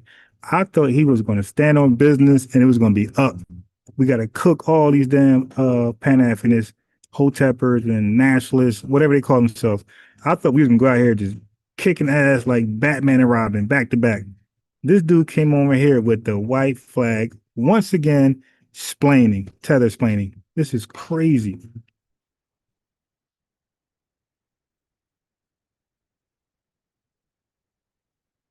Because I did an interview with a young man from Kenya. I do an interview with anybody who I think is decent. Angry because I did an interview with a young man from Kenya. I do an interview with anybody who I think is decent that asks. But why do you think he's decent? Like, he's been very disrespectful. Like, how is he decent? He's been very dismissive. Asked me to do one, okay? And I don't get paid. I don't have a podcast. All those James Small video you see on the internet, I don't get 1 penny off of one of them. Whoever's putting up those videos, I've never put a video of my own on the internet ever. Brother Unc put together almost 4 or 5 years ago a YouTube TV channel for me. Yeah, but they are sending you donations from the little bit of monies that's being collected on behalf of those hateful videos, man. I've never used it. I think one program I did some years ago with Obibi Tume. So this whole attack thing, they're even making a thing of my taking trips to Africa. Oh, we go back, Professor. We're gonna. Hey, we gotta slow down. Slow down, Professor. Because we're gonna get. Let them just rant and go in, man. It ain't nothing to slow down. Let them go in and rant. I don't want to get in. Let me be clear. I didn't come on today to get in no contention. No. I know. We know, Professor. Well, I did, but I'll just. Now, this guy right here, he was just on Sonetta going against retarded Reggie in defense of the lineage. Now he's switching up. He's flip-flopping like one of them. Now he's on this panel with his king, his flip-flopping king. Now he's gonna flip-flop. Oh, now when I want to smoke with them, dude, you got so many L's on my channel, man. And I mean embarrassing L's, bro. And avoidable arguments. He accepted these terms and conditions and got destroyed. Slow down, Professor. We're gonna get But I don't there. want to get in. Let me be clear. I didn't come on today to get in no contention. No. I know. We know, Professor. Well, I did, but I'll just wait till you all leave. of my people. Hold on. Yeah, but if you did, I mean, but why when you come over here, when you come over here, you don't have that same energy. Like you just the goofball, like the dummy. Like all that intelligence, all that intellect, when you come over here, it goes out the door. You don't leave here and people say, "Well, that guy knows information. He knows his history. He's smart." That's not the perception you get, bro, when you leave this channel. After I do to you, they look at like, "Who's that guy?" Like Conor McGregor. Who the F is that guy? That's how they think of you when you leave a dialogue with me, bro. I'll wait till you leave. Hey, sometimes the warrior spirit got to be there. I won't do it with you because I respect you. But I got this from you. Don't hate. And every time this guy came over here, he was unhinged like all of them. Self-reliance, self-knowledge, self-taught, self-defense, but none of them have any self-control. He came over here trying to run shop, dictate rules, and could not compose himself. All of them do that, family. Like that's their way of doing the 3 T's. So they do the 3 T's in one motion. The twisting, the trolling. You dig? What's the other one? Damn, the third one I keep forgetting. But he does all 3 of them at one time, so he just can tap out immediately. Me hate the game. I got it from you. I watched you talk about how Dr. Ben is a little bit too nice. I don't come to be nice, so I'm coming to that spirit. 20 years ago when I met you, and I seen how you did what you did, and I understand the whole situation. So go ahead. Hold on. Hold tight. So after that, let me just say, sister, one thing about Tariq. I have no personal beef with Brother Tariq. I made a criticism about a behavior. I know you don't. I know you don't. Yeah, I know you don't. We know you don't. We know you don't. And that's why we here, though. I'm a young man, but I cannot understand. Yeah, look at all these African ass kissers. Oh, I know we don't. We know you don't. We the white flag just waving. The white flag just waving over there. I know you don't, King. King, I know you don't, King. I know you don't, King. The white flag waving everywhere. It's attack on African peoples, on brothers and sisters from other place. Even if you say I'm not the leader, if you are in a leadership position and you're influencing people, anything you say tends to influence our people to look a certain way. And so the one thing all of our leaders have. No, that's dumb. Yeah, that's dumb. We're grown adults, okay? We know when he's trolling. You know when he's playing around, roasting, and you know when he's serious. You old idiot. You try to act like he can't discern when Tariq's having fun being petty from him being serious. Like, stop it. Now they're just retarded. They can't discern humor. Like, come on.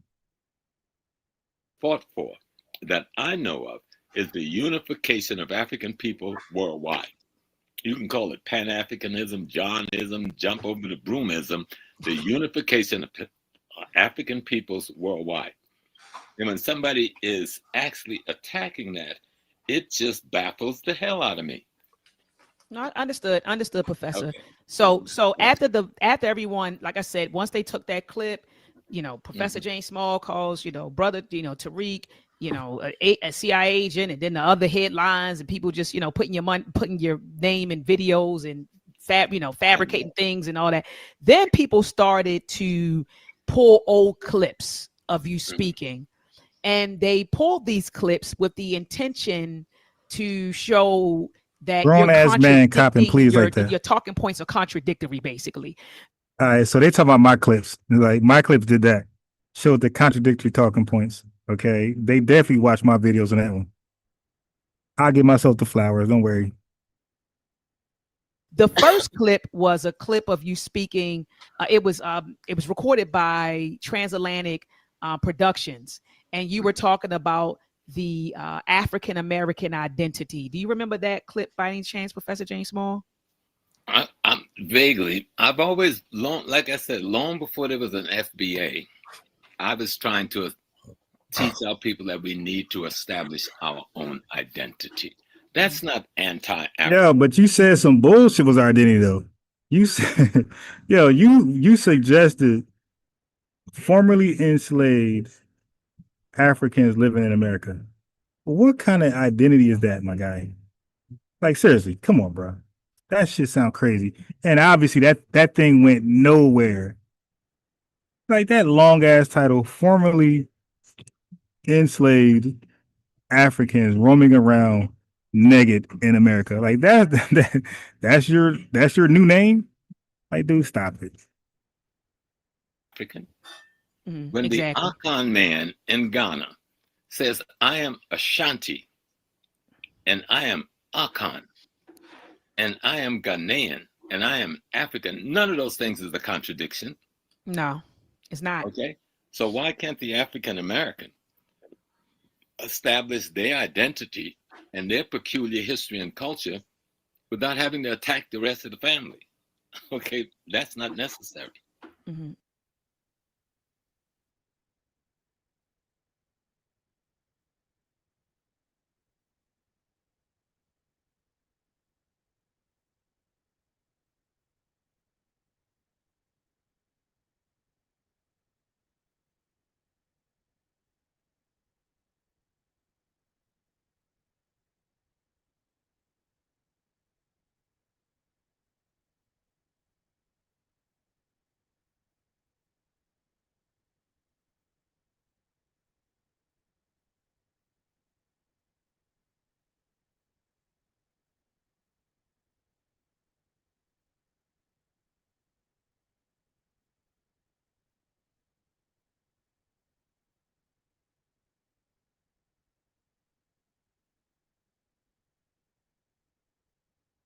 Talking to mute. My fault.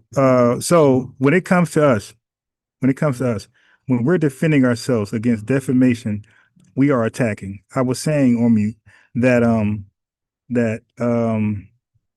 they admit and confess that their parents have trained them to believe since they were a little youth, trained them to believe that FBAs aren't shit. We're exactly what they see from the movies. We're exactly what's in the lyrics. They said their parents believe that. They try to instill that into them to keep them separate from Black Americans. That's before they even make contact with us in our country. And when we call wind to that by their actions, the little kids started calling them African booty scratchers. You know, little kids, they don't know like proper terms. They're just having fun and they're going to say things in a kid way. So they call them African booty scratchers as kids, but that's their version of tether. You know, that 8-year-old kid says African booty scratcher to like point out the disrespect.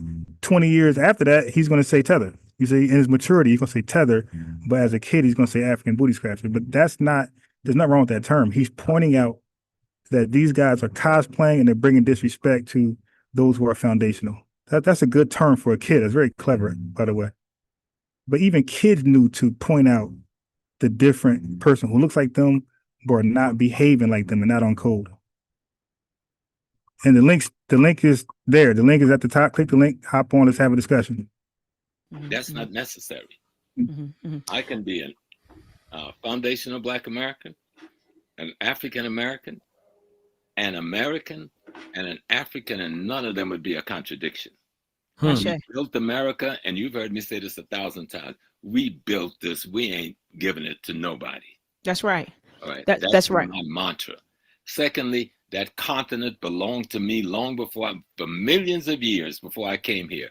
I'm not leaving that wealth in the hands of nobody or allowing the cracker to come back and take the part we've taken away from them. That is simple logic in my political position. Understood. And there was a second clip of you talking. They pulled a clip of you on 125th Street, and you were talking to Sinetta about continental Africans, and you seem to be upset about some things. And so could you give us some context, because people are, they're saying that you contradicted yourself there as well. So could you give us some context? First of all, I like anybody else can criticize brothers and sisters from here, from the Caribbean, from Central South America, from Africa, if I think the criticism is warranted. If they don't think the criticism is warranted, then they should respond to that.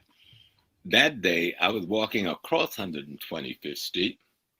I guess it was almost 8-9 years ago, something. You said about 2012, 2013. Didn't you say about that? It's a long time ago. I know I was coming from St. Louis. And this is after Brother Brown had been killed. Some brothers had called a rally out there. And anyway, I'm walking across. Brother Jack is there, Brother Sarnetta, but there's a number of things going on. What had happened on 125th Street for the last few weeks leading up to that is the policeman was snatching the products of primarily the young African-American teens, selling their socks, their sneakers, and it's bootleg stuff, man. That's illegal to bootleg designers and sell them on the street for pennies, man. You can't do that. Okay, they were cracking down. They cracked down not just in New York. They cracked down everywhere in the United States where there's a large, market of bootleggers. They usually crack down. Those things don't last forever. When they had the fake Air Force Ones, all those spots got cracked down on. When they had the fake Jordans, they all got cracked down on. So a lot of these tethers be in New York selling bootleg designer shit, and they got, it's not hard. Like if y'all never been to New York, these folks are wide open. Like you ain't gonna have that many Gucci belts for sale. Okay, like you got more Gucci belts for sale than Gucci, and Neiman Marcus and Saks Fifth combined. They got about 200 Gucci belts out there for sale. But these like $450, $600 each, and you got about 250 of them. Yeah, they cracked down, bro. That's what happens when you're a bootlegger. Tapes, throwing them in garbage bag, taking them away because they didn't have vendor's license. No, they didn't have a license to sell the real thing or the fake thing. Some of the brothers from the continent had vendor's license, some didn't. But Jack was trying to get a meeting at the National Black Theater of all of the merchants so they would band together. Oh shit! Okay, here we go with this fake story of how they were coming together. No, bro, they got deported, man. They took their items and they deported them, bro. They were here illegally and they were doing business illegally. They're gone, bro. And fight to support the brothers who was getting their products taken away. Well, the brothers from the continent just went numb to that. So I got pissed about that. They didn't want to go to that meeting. They didn't seem to want to unite. I wasn't even asked to do that. I took that upon myself to just kick their asses. That's what that was about. And I didn't, the things that I said was not non-truth. I said it very rude and very brutal, but almost everything I said was an accuracy, right? But it wasn't meant to malign the brothers. It was meant to criticize them. How dare can you stand here, right, and do business when your brothers, whose country you're in, is being snatched up and their products being taken away? Yo, is he trying to blame FBAs for Africans being deported for selling illegal shit? Yeah, I had just peeped what he was just saying. This dude, he found a way to blame the lineage for illegal Africans that are selling illegal clothes and stuff. He found a way to blame us for them being locked up and deported. That's crazy. I'm telling you, man, these guys are they're just professional African ass kissers, yo. And that's what that was a response to. And then you said in that video you also criticized Black Americans as well, right? The video is an hour and a half long. I praise Black women. I talk about Pan-Africanism. I talk about nationalism. I talk about economic politics, and all of that's in the video. But somebody took that little 2 minutes. This isn't the first time it was done. This time it happened. Hey, family, if you got that many clips that people can take and somehow magically make you contradict yourself, family, where there's smoke, there's fire. Like, how is it that many clips of you saying random shit that people can easily show your contradictions? Bro, that's just because you just contradict yourself, man. Bro, it would be hard as hell for somebody to make a collage of videos of me contradicting myself. You would have to really chase, and you'll spend so many hours trying to find some bullshit like that on me. When people can easily just show you say one thing and then say the other thing, bro, that's just what it is, man. It's a contradiction, bro. You're a flip-flopper. Happened to be done by a young brother who I know, who's a spokesperson in the community of Foundation of Black America. He told me he put it out there a few weeks ago, but he said he didn't mean no malice by it. Anybody that want to support or explain away Professor Small's position, or anybody defend, if anybody want to defend Professor Small, call in. If you got an issue with FBA, our stance, anything we're doing, we are delineating. Okay, we are delineating. Delineating is first, and then there's disaggregation, and then there's explicit representation. There's an order here, but delineation is number one, number uno. Okay, number uno. But anybody want to click that link, man, let's talk, man. I'm the guy. I'm taking over this net. All right. I'm kicking ass and taking names. Click that link and see how you do against me. Call in. By then, I was already pissed off. But it had surfaced 4 years ago when I'm sitting, the same clip. I'm sitting in Ghana trying to negotiate an $800,000 buy-in to our hotel, right? When somebody circulated that clip that morning. The buyer walked out and said they would never have anything to do with me ever again and pull his $800,000. He tried to get Africans to come stand with us, and they said no. Exactly, bro. Come on, man. Like, he has no African support, and none of these Pan-Africanists got a large African support base in the United States, man. Any one of you stand up. If you got a large African support base and you're a Pan-Africanist, call in, bro. I want to hear about this. I know you capping. Off the table. So I was like, who did that clip?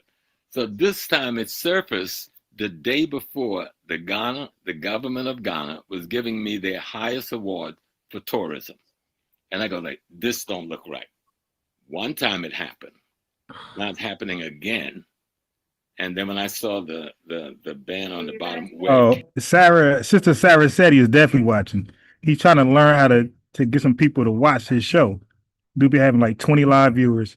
Yo, come over here, bro. Call in. Like, he's the only coward on the net that takes no call-ins or accept any call-ins. He won't call in another person's show, and he won't send the phone number so somebody can call on his show.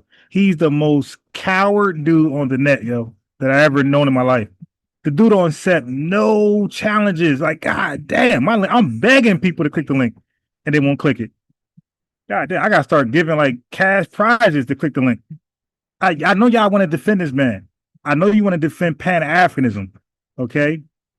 I know you want to defend all y'all bullshit. Click the link and defend it. And I'll take questions too when it concerns FBA. Click that link, man. I'm begging y'all to click the link. I'm gonna add y'all to the content. Came from, I responded to that banner. They know why I responded to that banner. They know who circulated that clip. Now, if they didn't mean no malice, I could accept that.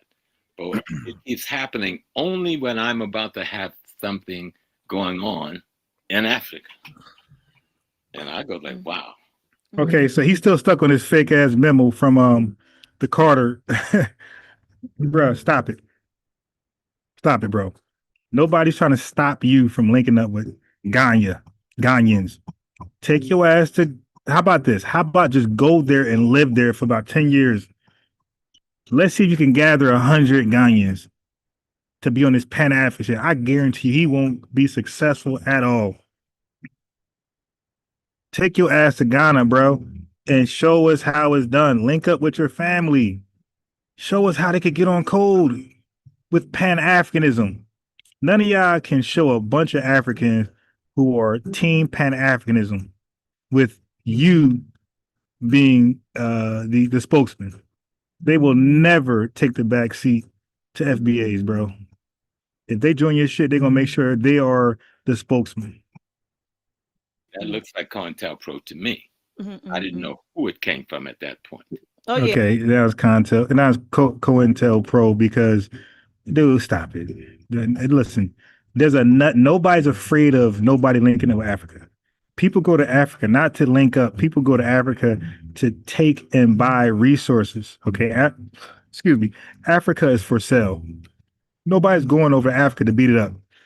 That was already done in the early 1900s. People, that's over. People are going to Africa for its minerals and resources, not even for your labor. They don't even care for your labor.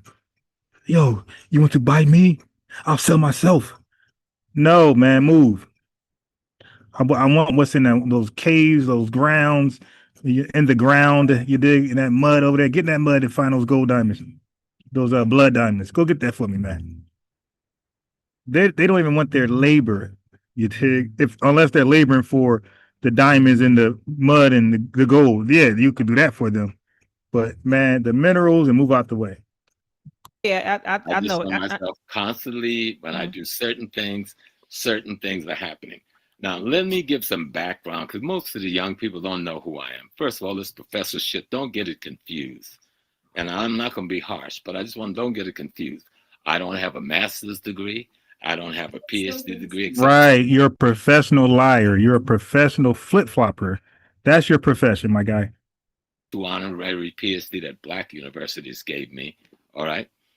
I'm a professor legally because I taught a professor's load as an adjunct in a Black Studies department that I helped to found, create, and write the curriculum for. Yeah, I bet that was full of shit if you wrote the curriculum. All that kissing Africa ass doctrine. I bet you all he taught was how beautiful Africa was, how everybody needs to go there, repatriate, support, help them build shit.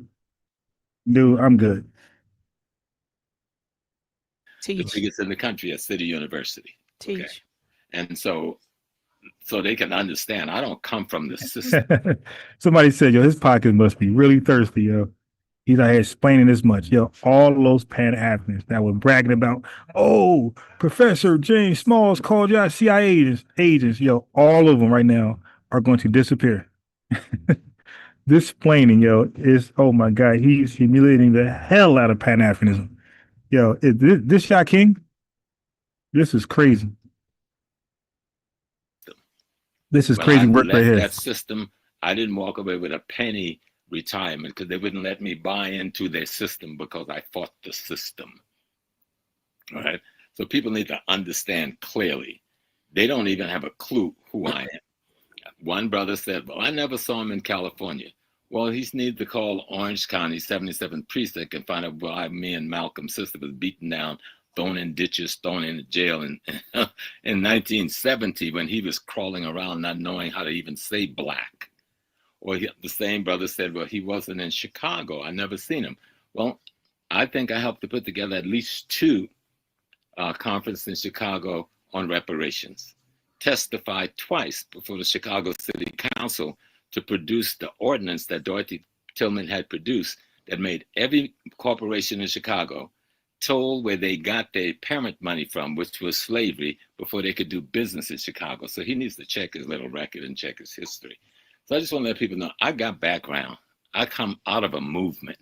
Now, hey, Revenue, call back in, bro. You called in and you hung up, bro. Call in, man. Let's talk about this. He ain't gonna call in for a long while. Watch. Revenue, I know you out there, bro. Call in, man. Let's talk about this, bro. This is very edifying. Whether I even if I didn't explain what I tried to explain clearly enough, there's some people who know me well enough to know damn well what I meant. Sure. They knew exactly what I ment. And then maybe some young people got confused because they only so he just gonna explain nonstop. Yo, this I never heard of the term babble splain, but this is what he's doing. He's babble splaining over and same thing. Oh, I'm sorry, FBA. I'm so sorry, man. I apologize. I'm so sorry. I got no beef with Tariq.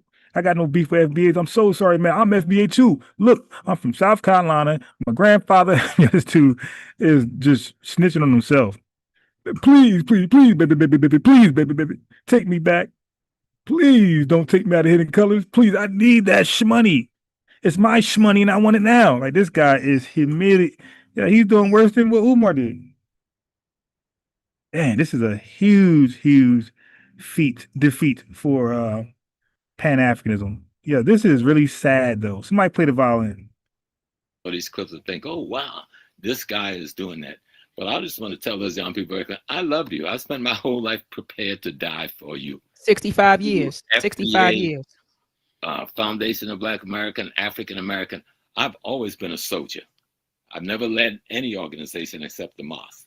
I've been a soldier and didn't mind soldiering on other people. Most of my leaders were women, and I soldiered under them with respect.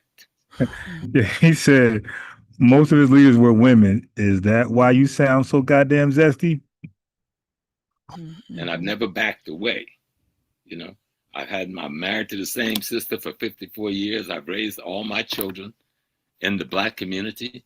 All of them are servicing their community. Every one. If I saw one of them that I thought was not giving service to African American people or African people, they would have the same issue with me anybody else would have.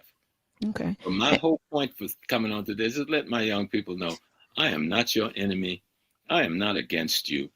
I would die before I fight against you.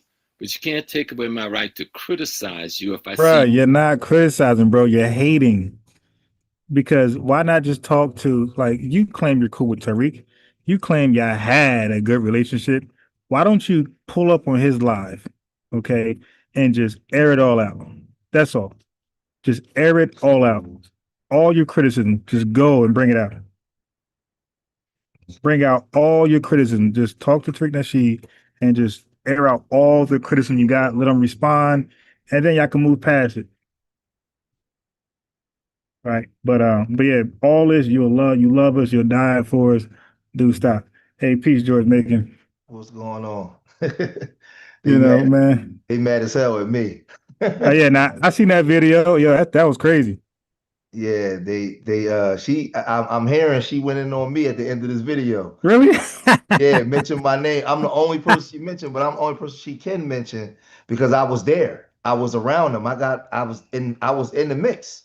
She know what I got so many receipts I can post, but I'm not. I posted. Really? I got a lot of shit. Damn. Yeah, now that was heavy, man. Somebody sent me the link. I watched that, man. I was like, the one with him saying Indian. Oh my god. No, it was another one. Oh yeah, it was a couple. It was a couple. Yeah. It was another one. I didn't know he said that. Yeah, but see, the thing is, what I was telling everybody, if we go back to 2009, 2011, 2010, 11, all the stuff that Tariq was teaching when he came out talking, using the FBA rhetoric, he got it from him. The only thing Tariq took off was the Pan-African part. The elder Ben was talking this way. Listen, his videos when we was mad at the Africans and was going in on the Africans all the way back in 2015. And that's where that one I put up, because we went to him to ask him the opinion. He went full FBA all the way back then. Full FBA. Oh yeah, that's the one I seen. Yeah, this is the problem. This is the fundamental problem. They're upset because if you line it up this way, there's 100 Pan-Africans to every one FBA. The problem they have is, in this online space, none of them can raise $1 million for any Pan-Africans as long as they've been around. So it's jealousy. It's because they can't do what he's doing. So what they do is they go to slander or try to make it like we can't critical think or we're not intelligent, because that's the only way. Now, if the elder was on righteous ground, what he should have done, because he was with Tariq since the beginning of the Hidden Colors, he should have got behind him and just stood with him and let the younger people push it forward. But like in the video, you gotta get the one that I just did when he talked about being a Native American and talked about how his grandfather used to take him to do the mounds. He said when he came up to New York, he never talked about it because that's not what they was talking about, so he just left it alone. I said, what? That's on video. So they mad at me. Mad at me. How am I taking something out of context for what he said? Right. Yeah, see, that's why I say, like, they can't just, all these clips can't pop up and all of them are out of context. Like, we got to stop. They try to say, I didn't edit nothing. I took the clips because listen, it's so many, like being on outside. It's so tell the family your channel so they can check it out, because I'm going to share it also. Yeah, Street Media TV. Street Media TV. And it's so many clips, because I even got a clip with Sinetta when after his mom had transitioned. He was talking to his his uncle, and he was telling him that they were Shinnecock Indians. His uncle. I got that video outside the church. And Oh my God.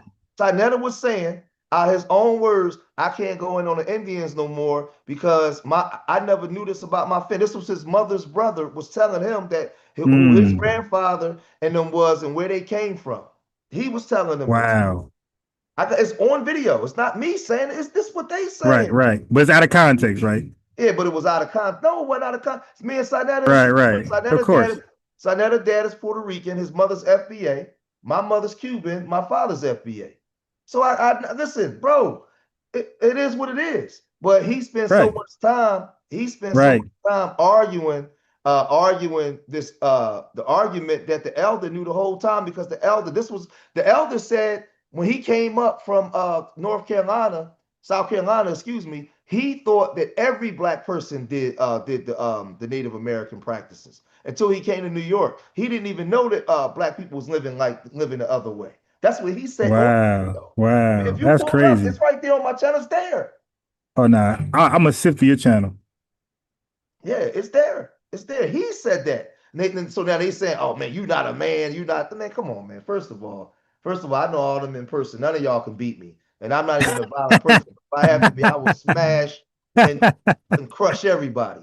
But Right. And I don't even talk like that online. I don't to all that kind of stuff because I know what I'm capable of doing. But I didn't know that they were like doing that to you, like low key, damn near being violent against you because you posted what they said out of their own mouth voluntarily, willingly. Yeah, they going in on me now, but they only going in on me because they look at me as a traitor. They said I was a wolf in sheep clothing, and how am I a wolf in sheep clothing and a snake? You only saying that because I was around y'all. Right.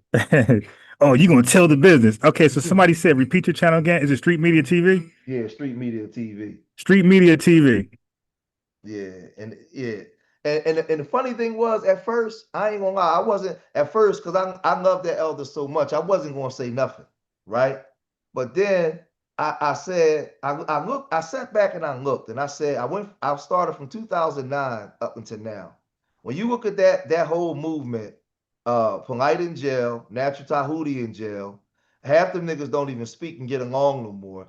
Nothing was ever made from none of that stuff. Right. Like I don't have no issues like that with Sinetta. We have our issues, but it ain't that fucking serious. But it's just that let the younger generation forge their own pathway. Like you keep on pushing this Pan-African stuff. When the elder said himself, he said it. We the only ones pushing Pan-Africanism. So why are we gonna keep pushing something that's not working for us? Pan-Africanism ain't stopping gentrification here in Philly. It ain't, that shit not working. Africans coming here doing them, and they starting to flourish. So Right. Yeah, they're not being affected by redlining, discrimination, all the housing segregation. These guys are #1 immigrant group in the damn country. Yep. And we supposed to be, and you know how many years, you know how many times, and don't get me wrong, growing up in Philly, I'm cool with a lot of Africans, right? I'm cool with a lot of Africans. A lot of Africans ain't tethers, but you know how many Africans told me that I'm not African? Oh, before I came to knowledge over the years back in the day, they would say I would, because I grew up old school Pan-African, and I would see them and be like, yeah, African, my brother. They be like, man, you not African. They would tell me I'm not African. Them dudes from Benin, Senegal, they start. Right. So what can you do with that? You saying you're African? They're like, nah, you my African brother. The only people that ingratiated themselves with us was back when I was growing up was the Liberians and people from Ghana. Anybody else, man, they wasn't rocking with us. They wasn't our friends. No, it wasn't our friends. Liberians came because they spoke the language and we got a history. So a lot of Liberians came and on the East Coast. They came right to America and ingratiated themselves with us. The other groups, hell no. And my Liberian friends used to tell me, them niggas don't like y'all because they ain't like them. They called them Americans. Amongst the little African circles, they don't. I could definitely see that. Yeah, they don't like a lot of Liberians and Sierra Leoneans. They call them Americans, bro. Wow. Yeah, that's they little you know how Latinos got their little shit, and the Africans, they don't like Liberians. Dang. Yeah. So no, man, it's just all a bunch of garbage, man. Let me see the video. So what do you think about Professor Small explaining away what got leaked out? I mean, I it's disappointing for me because, like I said, I love that elder. His teachings is some of the teachings that helped wake me up, helped me change my life. Like that was he was one of the elders. What I don't like the route that he decided to take. I don't know why he decided to take that route. Like whatever issues you had, you could have called Tariq on the phone, and y'all could have y'all could have argued on the phone. It shouldn't have been none of our business. Right, at all. It shouldn't have been none of our business. I mean, so and like I'm from the old school, so I'm not really into disrespecting the elders. I come from a different time, but I'm just disappointed. I'm very disappointed. I don't think that he should have did that. I don't really do the FBA tether argue stuff. I just do the content. I've been trying to tell him like it's 43 million of us. Everybody got their own mind. Like you can't bunch everybody up together for one person action. Yeah, because and then remember, FBA is a lineage. Not everybody the same. You got FBA coons and right. Everybody is a lineage. Everybody, I spent years online before cussing out Africans before this. I'm 50 years old. I'm not online arguing no damn tethers and all that. I ain't got time. I'm just doing content. Doing content. That's it, man. But it was just disappointing because that's the elder that I met in person a couple of times, and I got a lot of love for that elder. But it was hurtful. And I'm gonna tell you, in my opinion, I think Tariq was emotional behind that because he was hurt behind that. Because he was right. It came. Yeah. He said he had a mural, something like that, of him in the museum. It's like, I'll be hurt too. Like I'm like vouching for you. People's coming for him way before on his his chat, and he like, nah, he cool. No, James Small, you not be talking. Nah, he cool. He got no issues. When we were trying to come after him 9 months ago, and he was protecting James Small. Yeah, for him to say that, it definitely. Yeah. When I heard Tariq's response, when he said, I'm taking him out the movie, to me, and I'm listening to his voice and the way he's saying it, that was an emotional response because it was like, well, damn. Like you gotta look at it, like they've been around each other for a long time and doing those movies and stuff like that. Even during the 1804, just being able to pick up the phone and have a conversation with the elder, for him to do that was hurtful.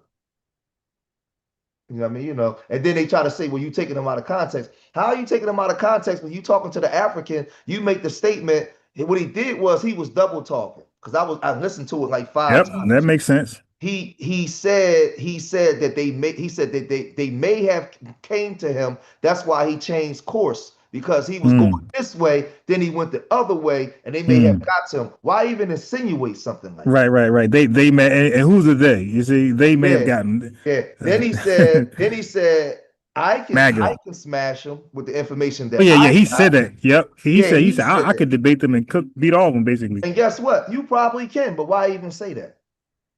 Why even say that? Why? And at least stand on it if you're gonna say it. Yeah. And then he tried to clean it up at the end when he said, if you remember, he said he's probably upset because he tried to go into some of the stuff that he tried to go into the FBA talk. He's probably upset with some groups that come here and take advantage of us. But we need to talk more and we need to work together more so we can get understanding as to why he's saying those things. He tried to clean it up at the end, but you had already said the other part. Right. You gotta retract that. So, but the Pan-African people, they don't like Tariq anyway, so they're gonna go in on it. So for me, over the years, I wasn't always the biggest fan of Tariq, but I respected Tariq because I'm gonna tell you why. I respected Tariq because as time went on, everything that Tariq said he was going to do online, he did it. When he said he was going to, with the Hidden Colors, the 1804, all the projects he said he was going to do, he did it. He brought it into fruition. He didn't do an Umar Johnson. Like I learned to respect him. I said, man, this brother, man, he got an audience. The people trust him. He raising his money. He get the money, and there's never no snake oil shit. When he say he do something, he came through and he does it. Yeah. How can you not respect that? So it's just this Umar Pan-African. We still waiting for the school. Yeah, that ain't never happening. Right. So it's just like I didn't always agree with everything that he said, but I respect this grind. I respect the hustle. These people are jealous because they under that Pan-African banner and they can't. Umar Johnson should have had $5 million for the school by now. Yeah, yeah. Oh my God. Being a Yep. Pan-African, he should have Yep. been had the 5 money. different schools, 5 different states. Yep. So you don't have to agree with everything that they do or say. I respect the grind, and like I said, he was raising money now because he got another project coming out. That project's going to come to fruition. He raised the money for the museum. He got the museum. They're jealous. They're going to find anything. Where is the Pan-African Museum? Right. Where's the Pan-African anything? That's what we all kept asking. Like, hey man, if this going to work, at least show us something. Like, at least scam artists show you something. Like, so you're going to show us nothing? Like, you know, one of those talk show game host things. You can get this or what's behind door number 2. Yeah, like they got the door number 2 option only for us. And they did everything they could do to discredit them because, like I said, I came from that Pan-African side, so I used to be over there with them. So I get it. And until I start seeing, you gotta understand, a lot of us come from off the street. We get recruited off the streets, in the prisons, you know what I mean, on the block. And we get recruited, you know, into religions and then into the Pan-African. So I was drinking the Pan-African Kool-Aid at one time. And anything that wasn't with the Pan-African or that thing, I was going at them. I was going in on them. But when I started to look around, my street sense, my hustle sense started kicking in like, man, these niggas frauds. Like, they got us on the front line, but they ain't willing to do. I started pulling away from that. And I started looking at it for what it is. Like, I went back to my hustler mentality. On the street, we produce, we get things done. Y'all just talking and y'all ain't nothing but militant Christians. Y'all sound like y'all preaching to the y'all preaching. That's all you are. You denouncing the church, but you just replacing it. You doing the same thing and not producing nothing. So I got away from it. But now I'm a trader though. Now they going in on me, making videos about me. Now I'm a trader. You're the new Malcolm X, buddy. Now I'm a trader. But no, man, it's just because like I said, I was going in on him early on. And then I stopped because I started looking at it from a more practical perspective. Like, wait a minute. How am I going in on him? And he's the one that got the attention of the young people and making moves. I started looking up, I started looking over the fence. You're right. I come from that side. Let me get back over there. These niggas ain't doing nothing. And I'm just telling the truth. And I always say, man, a true, in my opinion, of what an elder should be somebody who can be relatable to the youth. Right? If you can't relate to the youth, you gotta sit down. Like the youth needs to want to take your advice. It shouldn't be forced on them. You should be able to sit them down, talk to them, give a different perspective of the world, and keep talking to them. Man, I'm around 24-year-olds, and at first, I just met from Newark, New Jersey, and he's hard-headed, whatever. And I'm getting to him. I'm in his ear more. He took a liking to me. You got to be relatable, man, to the youth. If you're not relatable to youth, get out the way, man. Yep. And most of us, especially if you like 45, going up in the 60 over, we all came through Pan-Africanism first. Because especially in the East Coast, Midwest East Coast corridor, the knowledge was Pan-Africanism. Whether you was a Muslim, Christian, Israelite, and all that stuff came through all those teachings back in the day. And then some of us start waking up. But if you came in through that. Khalid, Muhammad, all that kind of stuff. That was the knowledge that woke you up. Am I right or wrong? Yeah. That was considered the consciousness, Yep. Yeah, we all come through that, and Tariq came through it. And with Tariq, that's where Hidden Colors came from. He had all of them on the Hidden Colors. Yeah. So the elder was correct when he said, and this is what hurt me the most, because he said he's not a historian, but he's a great researcher. And the elder knew this, so why wouldn't you stand behind him when you knew that he was doing the work to highlight you guys more to a younger audience? Right, but like you said, it's jealousy because you see him as not a historian, but a researcher. But you see yourself as a historian, and he's getting more credit as a historian. Now, I don't know how can you be a historian, not a great researcher? I don't know how you can be one, not the other. If you're a great historian, you're a great researcher. Well, he was saying that he wasn't a great historian; he was a great researcher. He knows. Yes. But wouldn't that imply that Elder Smalls is a great researcher?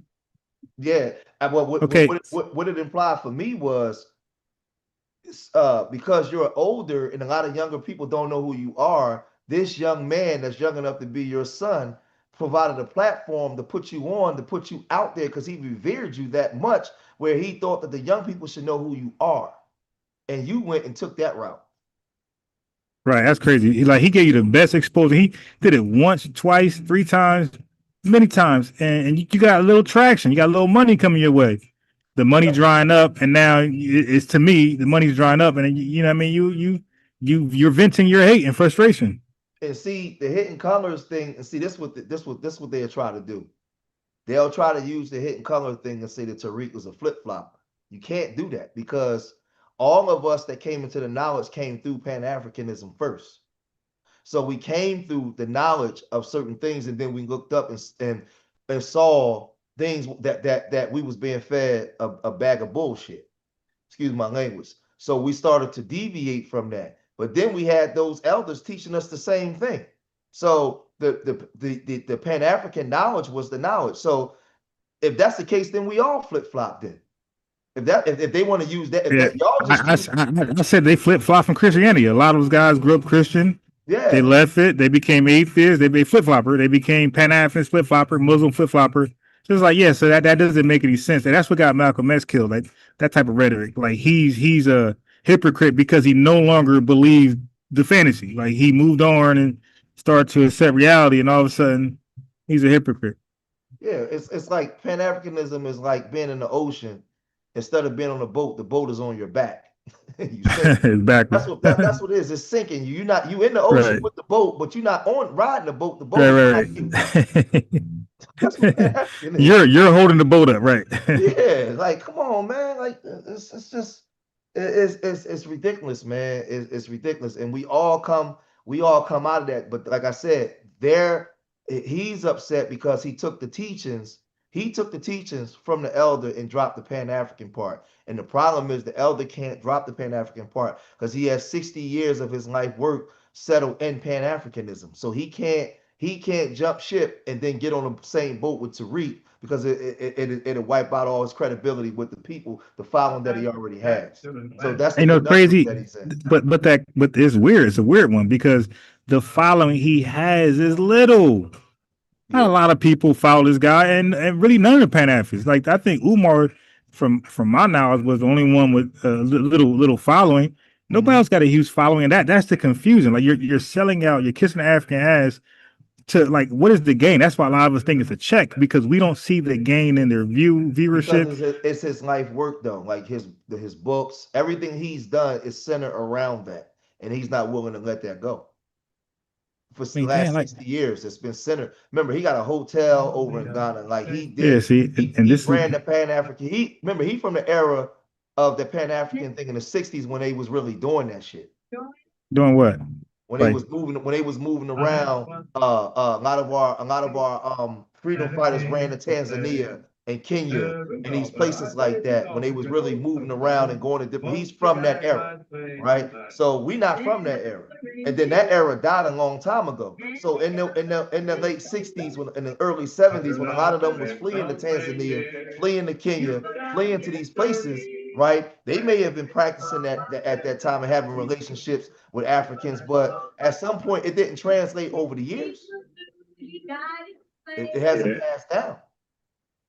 Yeah, I look at everybody who acknowledge themselves as FBA and out here being boisterous or being actionable, or being active, I should say. I look at us as the new civil rights activists. Like we're doing something that's phenomenal, is unprecedented. Like we're making our own history right now with this delineation stance, claim a strong stance for reparations, challenging the political party system. You know, not selling to one or the other. I really think we're making history, and we're only 6-7 years in. Who knows where we're going to be 6-7 years later? Yeah, my thing, the only thing I want us to do, because whenever it's something new, it's always going to get critiqued, and because people don't like change.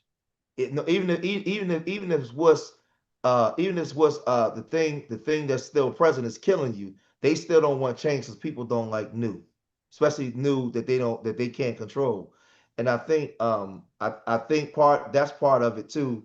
But I just want us to get in each city to get more political get a more understanding for how things work in the municipalities that we live in. We gotta get the young people, the young rappers, all the young people in the street saying FBA too. The same way when we were growing up, how Public Enemy had shit moving through the music. We got to get the young people, just not just online, but when I walk the street of Philadelphia, the average young person in the street need to know what FBA is. If we can get that going, oh man, it's gonna really get crazy. Yeah, I agree. Yeah, if they start saying it, it's a wrap.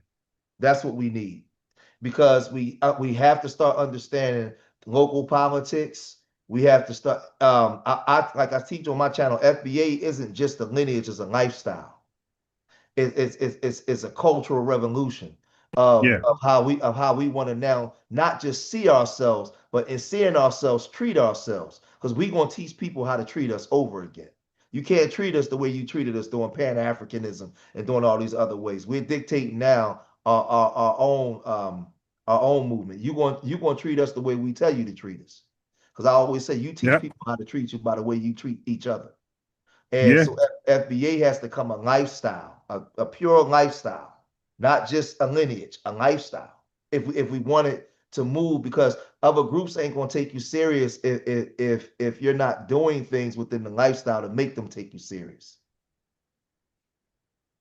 Yeah. So it's just, it's especially in these black cities where we still have a large portion of black people. There has to be a shift. There has to be a shift. And I don't have all the answers to it, but at some point it has to become a thing, man. It has to really become a thing where it's not just big online, it's big on the streets and online. Yeah, his channel is Street Media TV. Yeah, now how we do that? Hey man, we gotta get it. We gotta because we live in different cities, different states, so we got different issues within the confines of different states. But we gotta get people moving on FBA being a lifestyle. And I talk this stuff offline to people every day. The average person don't know what FBA is, but when I explain, I'm in the gym, I'm outside, in my program, I'm talking about it all the time. I'm talking to the young people about it, everything, man. Because some people that don't really have channels, they think FBA is a gang. Right. They think, I'm gonna join FBA, man. Yeah. So, but that's I don't tell people what to do, but I'm older, so I tell like a lot of young people, I don't be online every day just calling everybody a tether because they disagree. Because when you gotta remember, people are watching you and they judge you by the way that you carry yourself or the way you behave. I don't let them tethers do what they do. We need to be more on FBA business. We can call them out, but we gotta be mindful sometimes of the way we carry ourselves too, because we get judged by that. We get judged by that. We can go in, but we got to also be on FBA business all day. Let the tethers be tethers, man. We got a lot of work on getting our people together and getting ourselves together. So that's why for me, I don't tell people what to do online. I just don't be arguing with them damn tethers. Let them do. I understand. But different strokes for different folks. Some of us, that's just who we are in real life. You dig? Like me, I don't live real life, like how you are with the youth. Like right now, I'm outside. I'm in a 24/7 place, right? And so shit, and people in and out, and you'll hear me if you come here enough. You hear me talking to people. Hey, what's up? Blah blah blah. I'm really outside, and I am who I am, and I never let disrespect slide past me. I'm gonna address. I'm gonna say something, and I'm gonna get low like Lil Jon, Eastside Boys, like Flo. I'm gonna get low like Weakest and Bernie. If they get low, I'm getting lower. I'm taking it there. That's who I am. That's who I've always ever been. I'm not gonna switch it up. I'm not gonna take the high road. I don't give a damn how you look at me. I'll take an L. I'll take one for the team. I'll put all the dirt on me while the lineage flourish. But no, I'm not. Yeah, I'm not letting nobody slide. I'm going low and lower and lower. Yeah. No, see, this is the thing. I'm with you. I don't disagree with that at all. I come from the streets. Listen, you need your businessman. You need when it's time to knock some people in the head, you need them too. I'm just speaking from the perspective of because you know you got a lot of people online, and it's just turning. When we trying to bring people over to our teachers and our understanding, I'm just telling, because everybody can't be like you. Everybody, you understand what I'm saying? You gotta have people. You gotta have people that can, because this is the thing in our communities. Our people, we're used to going outside of ourselves for our essentials and things that we need. So we've been psychologically conditioned to acquiesce to everybody but each other. So our people, a lot of our people, man, it's so sad. They'll run interference and take up for other people before we do each other because we've been conditioned to do that. So I recognize when I'm on a battlefield. Yeah, we doing that right now with the Africans. Like you got people selling out the lineage. Yeah. That's the point I'm making. So for me, I recognize that on the battlefield when I'm trying to reach some of my people. But don't get it twisted. We still need people like you too, though. But we need a mixture of both. Because we got to understand if my mama listening or that person over there listening, a lot of times they hear us and like, man, I ain't going over there with that nigga shit. And I'm like, no, hold on. You don't understand what's going on. Let me explain it to you. Because we're very judgmental towards each other. And in these spaces, those of us that know what's going on, we can communicate, but the ones that don't, man, it's hard getting them when they see us in a certain light. That's all I'm trying to say. I'm not saying that we shouldn't go in on them, but we got to be mindful of our people and the way our people think on the battlefield. That's all I'm saying. Yeah, man, I do know a lot of older women that watch those ratchet ass shows, man. The drama, housewives, yeah, they like a little excitement, a little drama. Yeah, they do. But the thing is, as twisted as we are, when it comes to something, that's moving us forward, man. Our people, yeah. man. That's what I'm saying. But that's why I like. But see, don't get it twisted though, Ron.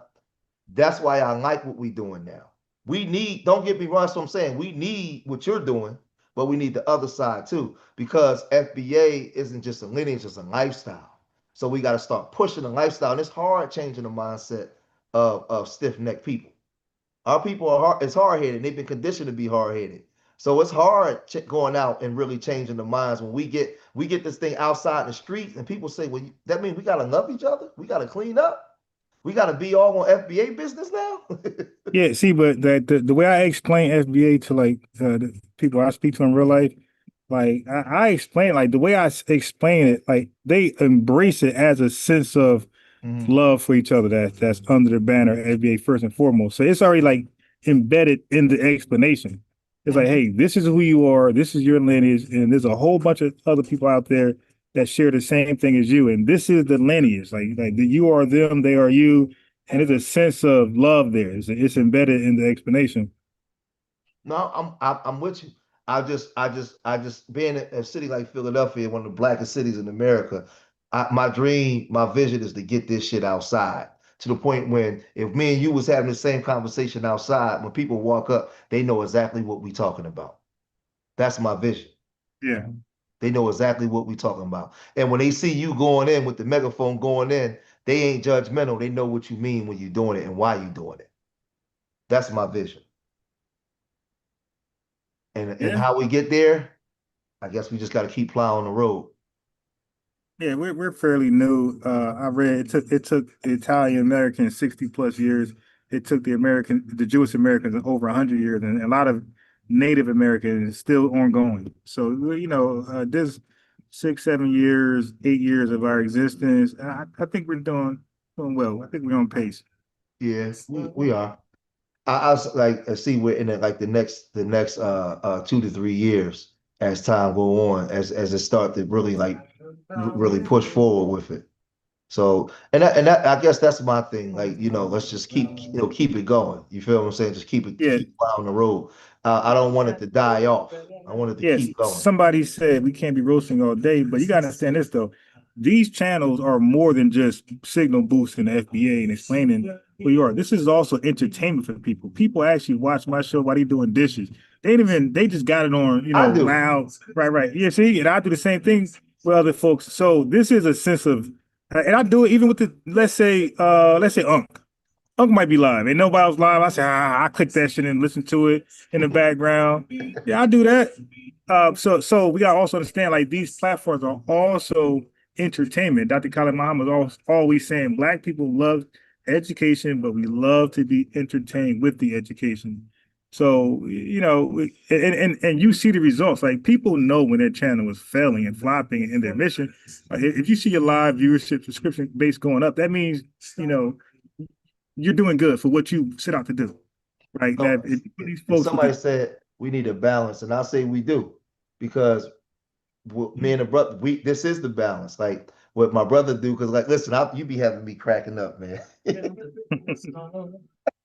Because you be going hard, right? And then, you know, I'll come in, I come in the other way. But no, we have to balance. I just want when we you know how like I said, like it's just trying to reach certain people. Like what I might send to my son, I won't send to my mama. You understand what I'm saying? Yeah, I'm yeah. trying to reach. That's all I'm saying. That's up. So we just need, you know, the way we need different balances in when we're trying to reach our people in certain areas. That's all. But yeah, no, nah, I don't even send my own channel to certain people, like certain loved ones. Like, nah, you ain't ready for this one. Yeah, this is rated R, yeah. But what you do is important though, because you reach a certain demographic that you speak the language that they understand. Yeah. It's important. Listen, at that time, if you go back to 2008, 2009, Sinetta TV at that time was important because Sinetta TV reached the demographic and it was speaking a language that those of us that came from, we come from, we understood it at that time. And that's why the channel was so big during that time, because they was giving information in the way that we spoke. And then now we know we're moving forward and being more productive. So that's why I said, that's why I rock with you, because the way you give the information, you give it to, like, my nephews and them, they'll come watch you probably before they come watch me. You understand what I'm saying? No, I understand. Yes, sir. I know what you mean. Yeah, they'll come watch you. Oh man, Uncle on there talking that positive. Uncle on there talking. Yeah, right. Yeah, they're gonna come watch you. But that's cool because I know, and inside of the bullshit you giving them, you still giving them the information. Hey man, I had conversations with certain folks and I was nice. Like the last guy, AC, he was a troll from Tariq show. I got him over here. And I was very nice to him, professional, and he was just out of control, unhinged. And I thought I did great. And I also debated a black conservative, and I was same thing. I thought I was well mannered, no roasting, no sarcasm. And I read the chat, and I got roasted by my own chat. Like, yo, man, nah, yo, my own aunt. I let her listen to it. Oh hell no! You should have said this. You should have said that. I felt so little, yo, because she don't know. She don't know how. Yeah, but she don't know how I normally am. Like, hey, I would do that, but I try something new, and my own aunt that knows nothing about this. I let her but she just heard him saying anti, black shit. So she was like, who the hell is that? And when she heard my responses, she's like, oh hell no. And see, for me, I used to do all that on my channel and go in, but because I work down here in the city, like, I work with city council. We go into the prison. So there's a lot of things that I do offline that when I am working, I don't want to put certain things out there for like my organization that I do with the kids and everything. Oh yeah, that's important. Hell yeah, you can't look like Elder Small. You can't be flip-flopping. Right. So I don't want, they do a background check and I'm on there talking crazy, and then I'm hurting what my organization, what I do for these kids. We get called twice a month to go into the prisons to speak to the youth. It's like a lot of things that we do offline. So it's just, I'm more, because of what I'm doing today, I'm more mindful of the content I put out, because they always watching, especially when you're black and you from the community trying to help. They trying to find every way they can get you out of there. Yeah, true. Yeah, I mean, so that's why that makes sense.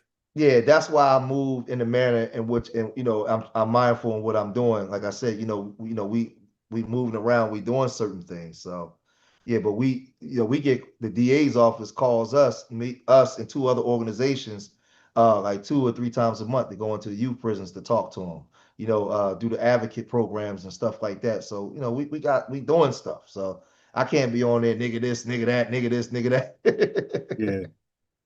Hey, yo, Dan, yeah, I would love if it was a program where we speak to the youth specifically about like some FBA shit. Like, that's something I would be totally Shit, I was in the youth study center talking to them about that, breaking it down to them, breaking it down to them about FBA and all that kind. What city you in?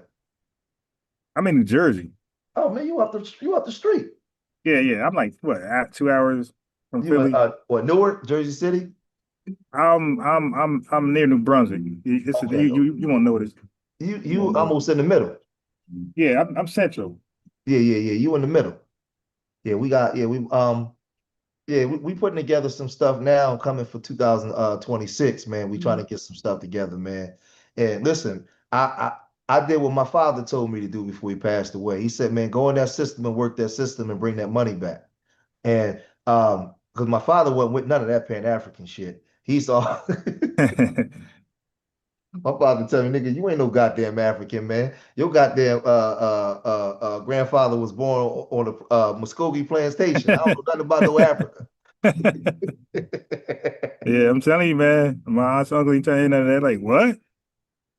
Like, you from Mississippi? You from North Carolina? Yeah, they ain't none of that Ghana Kenyan talk. They're like, nah, like, cause they find disrespectful. Like, no, cause it's not too long ago. They ain't that old. Like, these folks know their grandmother and great grandmother. They know what they were doing. Gotta, but we gotta. My father told me, where you live at, you work the system to make it work in your benefit for what you need to do. If you got to go in there and shake them racist white man hands and do the fake smiles and all that. Yeah, you gotta do that. That like money. you'll be a fool. You'll be a fool to behave like Umar. I think that's why you're getting nowhere. Pan-Africanism told us not to do it, and for years it told us not to do it. My dad told me, he said, "Nigga, is you in Africa? You pay taxes right here. You better go in there and manipulate everybody else is doing." Yeah, like you gotta be diplomatic, bro, professional. Like there's nothing wrong with having I told the family, I said, yo, if it was, mutual benefits, I would do business with an African. I will, business with this person and or even play basketball. I mean, it ain't that serious, but I would never befriend them on some personal shit. It just we don't have nothing in common. Mm-hmm. Well, I'm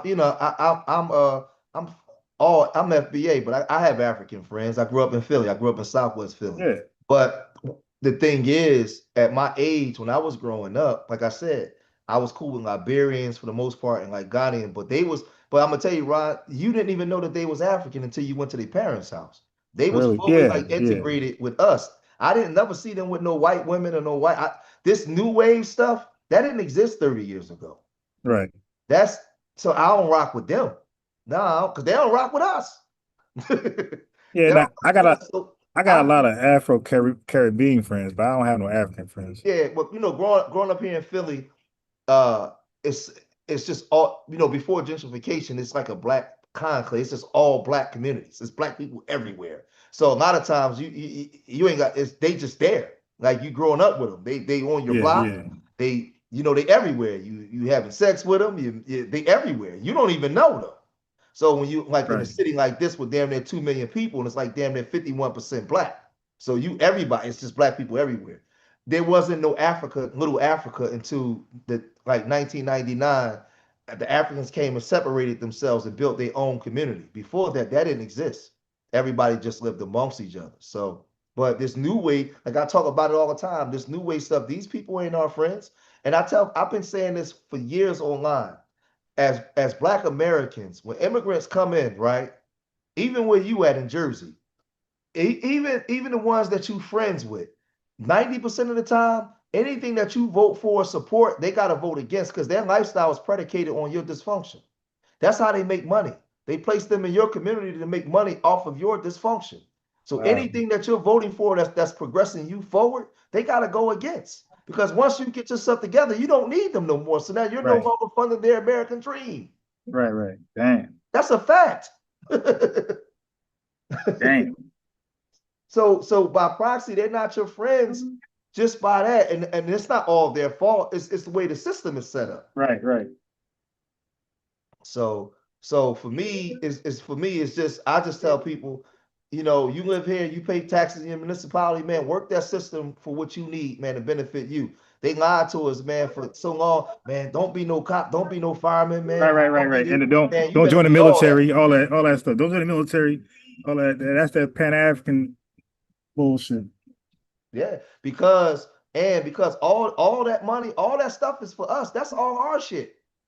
They lied to us. They're using all of our shit to take the rest of our stuff. Right. All that stuff is supposed to be ours, man. What do you think when our grandparents migrated from the South and moved into these houses and went through all the stuff that they went through to get into these communities? We supposed to just give it all away and then do what? Go where? Where we going when we being gentrified out? Why do you think Big Mama, no matter how much money you made, Big Mama never wanted to move out of her house? You could have had $10 million. Big Mama, I want to move. Yep. She wasn't moving because you got to understand what they did to get there. Man, I don't know, man. This thing is deep, Ryan. It's deep. Yes, it is. It's deep. And we got to incorporate the FBA into all of those talking points where the people understand just how important this is, because for the first time in my lifetime, we are separating ourselves and telling the world this is who we are on our own terms. Right. I've never seen nothing like that before. I don't think neither one of us have. Nah, this is the first time. First time we're making like a national, declaration. Like, hey, this is who we are, and we don't give a damn what you feedback, pushback, and this is what we want. Not only who we are, but this is what we want going forward. Yeah. So this is, I don't know, man. I'll be watching. That's why I say, man, we're like the modern civil rights activists. Like, we're doing something like phenomenal, and it's going to be documented in history. Yeah. And a lot of Pan-Africans are mad because they won't be written in history with this. Once this is over and it accomplishes what it accomplishes, those guys not part of that.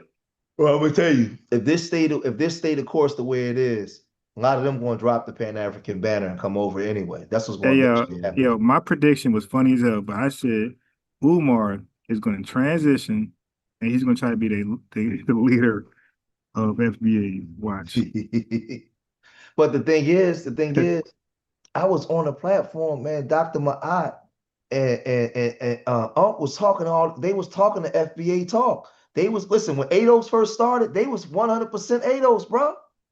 I was there, man. Listen, they're gonna make me. Bro, I had replayed all their content, and even and that was the confusion part to us, because we'll hear Dr. I clipped it up. So with the videos you're talking about, I clipped those videos up. We got Dr. Mayat saying she's ADOS and all this stuff, reparations, lineage based, and then she'll come back and say something crazy. Unc was just on Sonetta defending FBAs against. And then today with the other, he was defending FBA against what's the name? Brother Reggie. Brother Reggie, yeah, I seen it. Yeah. I seen that today. And then today, Professor Smaller, and he's back. These guys can't stand on nothing, yo. Why is this? Because they can't separate their love for Elder Smalls. Like I just said here in front of everybody, I love Elder Smalls. I'm disappointed. I'm disappointed that he would take that route. So I'm not gonna be a hypocrite. I'm gonna sit and tell the truth. Why would you go that route? And if I seen him, I would ask him, like, why? Why did you do that?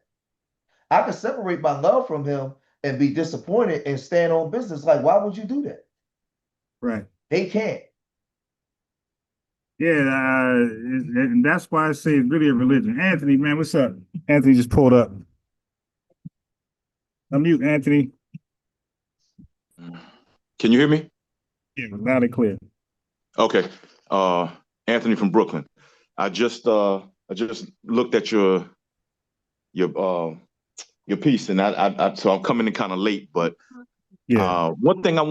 Two things I wanted to touch on, because you was touching something, and I don't want those of us, I'm of a certain age, 58, and when I came up, I came up listening to not just Malcolm, the minister, in Brooklyn here with Alt Maddox at the United African Movement, and some real riders, if you want to say that. And they refer to themselves as Pan-Africanists.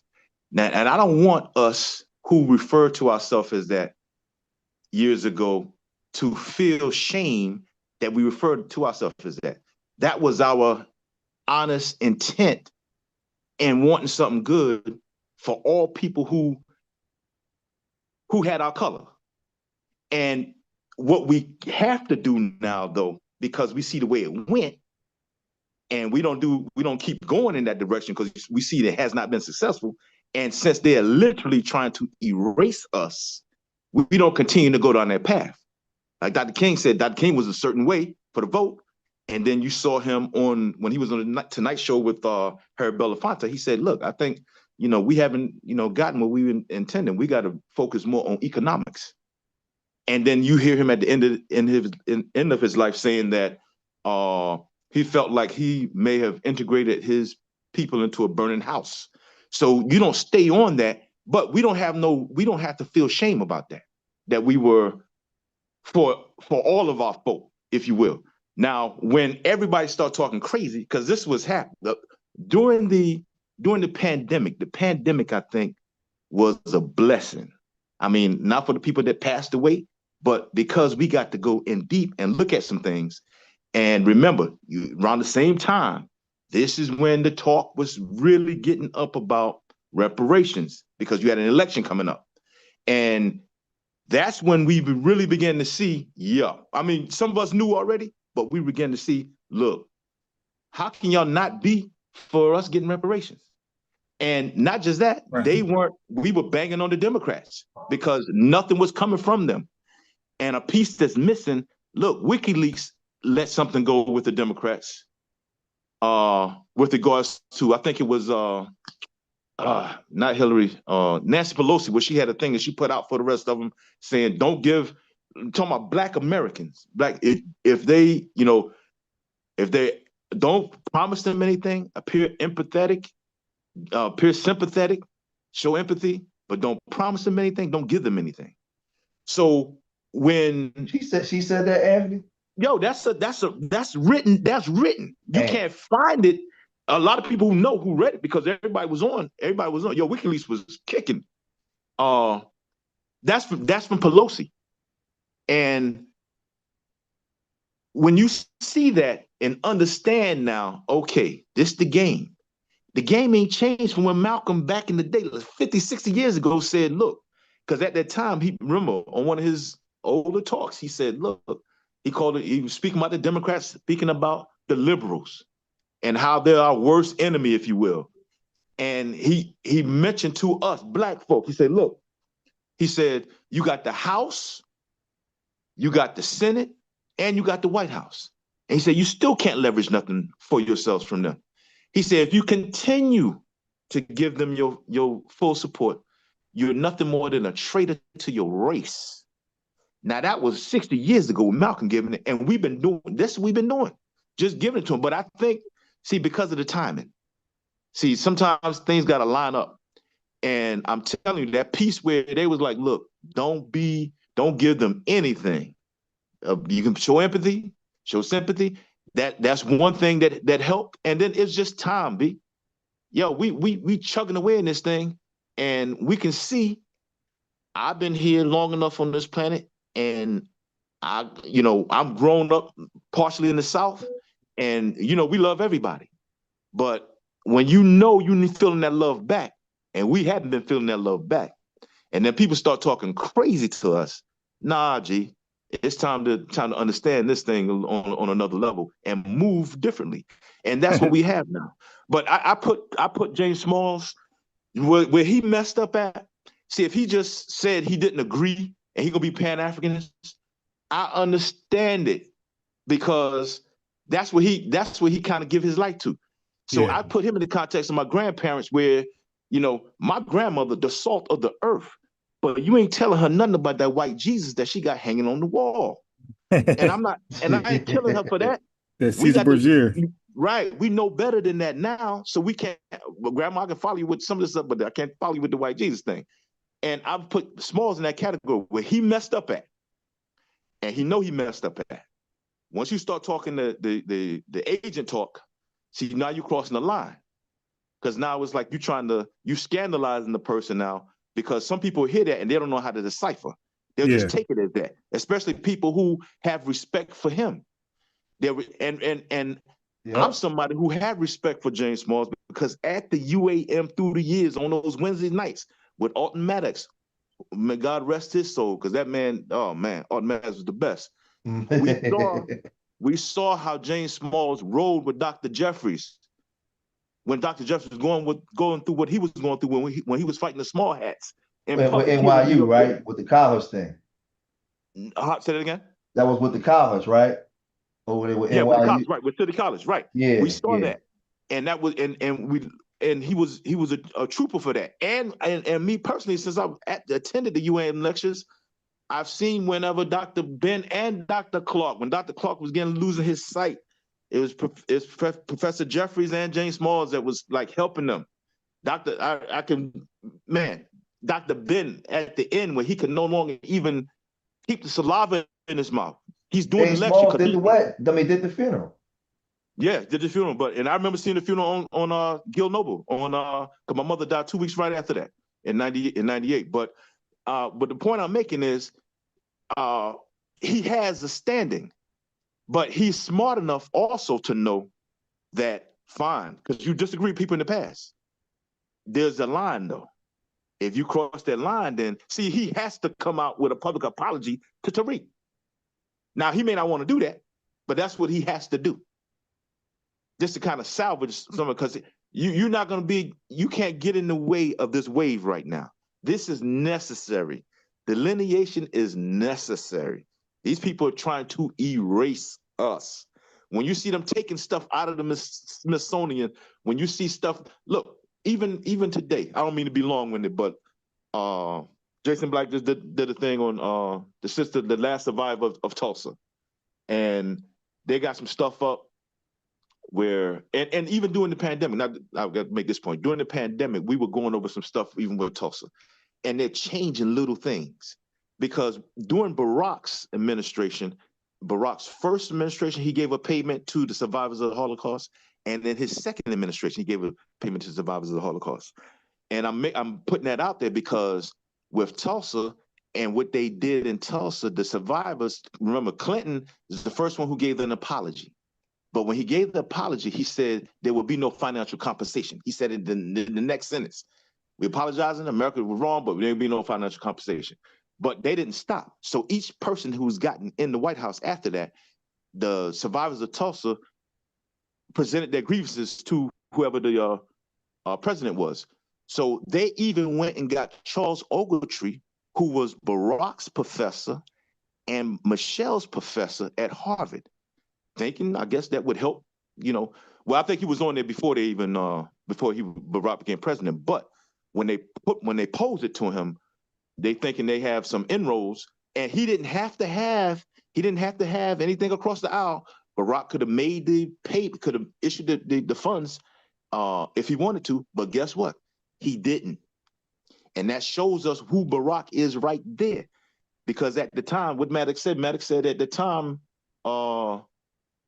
there was something like 100,000, I think, survivors of the Holocaust living in the United States. And at the time, there were a little over 100 members of survivors of the Tulsa Massacre living. So it's something that could have been, it was an alley-oop for him, but it ain't in him. And so it's actually diabolical when he posts something on this woman's life, acting like he's sympathetic to what she went through. When he was the president, he had the opportunity to do something, had nothing to do with Republicans. He had the opportunity to do something. He didn't do it. See, that's the diabolical game. I'll be quiet right now. I got something else I want to say, but I got one more thing I want to say, if you don't mind. But I'll let you if you want to say something. What I just said. I forgot too. When Francis Cress Wilson died, he paid for that funeral too. Right. Yep. That funeral, and then he was rocking with Smalls when Dr. Ben died. He also helped contribute to that. Smalls did the funeral. That's what I'm saying. Like this, that's why I'm saying like it's so interconnected. I can't believe that he would take that route. I wonder if something happened behind the scenes when he had a falling out or something. He was upset because it's too. See the surface level. It was never a falling out because Tariq would have said something, but there was never a falling out. He always gave this guy extra love, extra credit. If there's a fallout, he would have let people cook him when we were trying to cook him 9 months ago. He would defend him right away. No. and take his side. So, bro, I don't think. Wait one second. Omar Wally was in his ear and had gas lit him to say what he said the first time, right? And then Tariq called him out, and then he starts playing it. And then this time, the Orina African tether, same thing. Gas lit him, made him feel mushy, and I mean that's what people do. People feel mushy, and to get around certain people they kind of worship a little bit. Yeah, like they crash out. Yeah, it was just so disappointing because Elder Smalls, like, when you had Dr. Ben and Dr. Clark when they passed, then you had like Dr. Leonard Jeffries, but he was another one of the OGs. Elder Smalls he would actually come down and be with us. He would show up to all the stuff. Like he would intermingle with the younger generation. So amongst the Pan-African crowd, he had a lot of love with the young people because he would be there. Definitely had a lot of love. He had a lot of love because he was there. Like he would come take you to lunch. He was there. He was on the ground with you. So that's the part I think that's why a lot of people, because I'm gonna tell you, if that was anybody else, even like he did that, like put on the Pan-African side. If that was anybody else, they would be criticizing him. They know what he did was fundamentally wrong, but they're not gonna go against him because of who he is. That's the problem. And I think it's part of what I was trying to say a little earlier where I gave the comparison to my grandmother. When you see the wave going in this direction right now, and your life is, he's a elder now and he's still, into the whole Pan-Africanist thing, and you see the wave going in a different direction. And it's something that the wave that you see coming is a tsunami. And you feel like, man, what I've been attached to my whole life, it may not be. So it's the same as the people who are elders who did the white Jesus thing their whole life. And then when some of that information was, shown to be not real later on, many of them just kept riding with it because that's what they did their whole life. And they feel like if they leave that now, that, they may fall apart or something. Is that he's married? Definitely his friends, but he's married to a sister who I think she's from the Caribbean. So that's part of what I'm wanting to touch also. See, that's why the word tether is important if people understand the definition. See, I'm not against all black people who are not just Black American. Now, if you're trying to undermine us, then that tag gets put on you because now that's something that we have to identify you. And I think we need to, sometimes when we speak, we got to make sure that we got that in line, because sometimes I hear people saying, some stuff that'd be a little off code a little bit, because even for what's my man's name? Kwame Torre's name came up. And they was like, yo, he's from Black. I'm like, no, but you ain't gonna throw Kwame away. Yeah, Kwame was not a tether. You ain't throwing Minister Louis Farrakhan away. Come on, man. And let me say this last part, and I'll leave y'all alone, because I want to do this functional definition of Black, because we got people who actually are trying to get us to stop using the word Black. Hello, Moors, y'all need to stop it. And some others. We ain't never given up the word Black. Black means something. It don't just mean a color. It don't just mean what's the word I'm looking for? Because it means a couple of different things. It just don't mean color. It doesn't help you out. It doesn't just mean First of all, let me help you out. We use it when it comes to word Black, like that. I'm doing a PDF on that right there. But what happens is that we use Black with a capital B because it's a proper noun when we use it. When everybody else uses Black, it's a lowercase b. So I say capital B Black, lowercase b Black. Lowercase b Black means descriptive term, adjective. Like you said, you're describing how somebody look outwardly. And normally is used as an exonym. That means somebody else called you Black, and it's usually your ops, like the Arabs or white folks. Like they call people Black. It wasn't. You're smarter than me. I failed language arts. But it's So- with us, it's lineage, y'all. It's us here also because we use it. It means something more to us. That's what I'm saying. Dr. Khalid Abdul Muhammad, years ago, he mentioned something that and people was in his ear because he even said it in lectures that y'all trying to get me to do this and do that, and and he considered himself a Pan-Africanist, but he gave a definition. And he said that he saw something that Malefi Ketiasanti wrote, and Malefi, Yeah, you talk about the black cosmetic, the whole black cosmetic, and he added he added his own letter to it. I got you. Right. I saw that. He said that Malefi Ketiasanti said that black was color, culture, and consciousness. And he said, with his permission, if he don't mind, he would like to add is color, culture, consciousness, and a corresponding cosmic connection.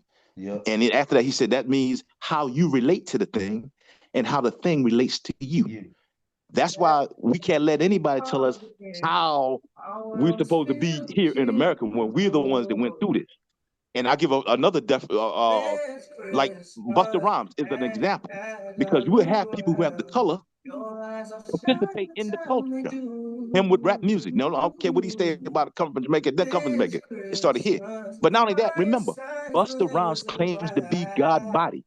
He claims that he's part of the 5% nation of gods and earth.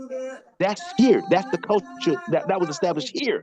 So how then you can make those claims and then come right back and say, oh, Black America ain't got no culture. Y'all ain't got, and say it with your chest.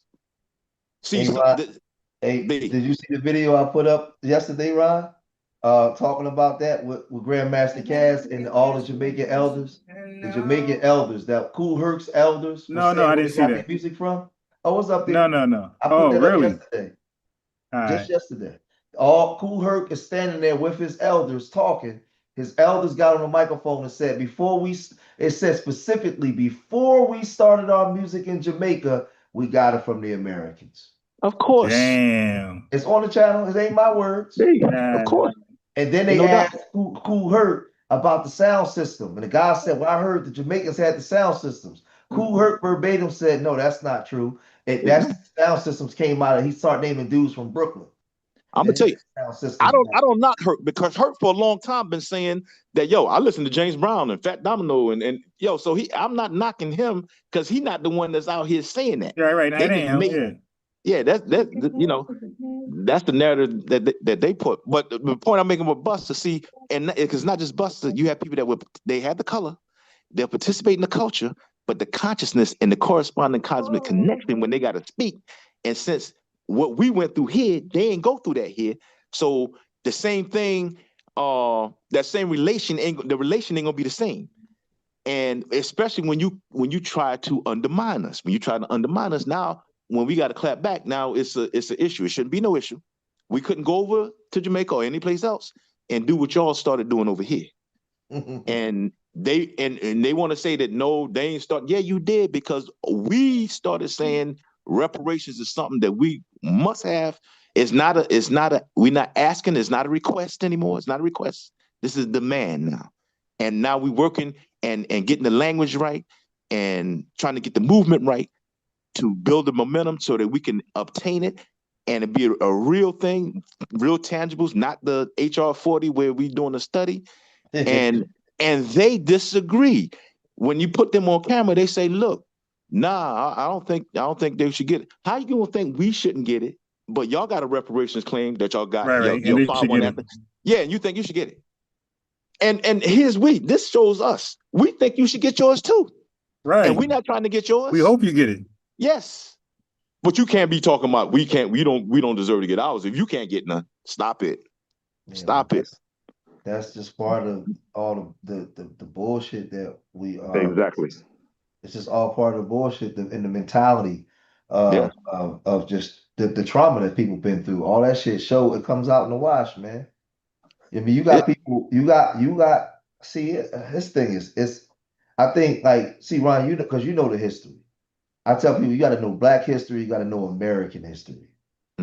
And for me, honestly, when understanding Pan-Africanism, if you want to be technical, most of that Pan-Africanism shit came from reggae music. Jamaica, my grandmama wasn't on that shit. They wasn't. Pan-Africanism came from us, B. We was pushing that. I'm gonna tell you. All the way from Paul Roberts, we were pushing that. But even before Garvey. It wasn't.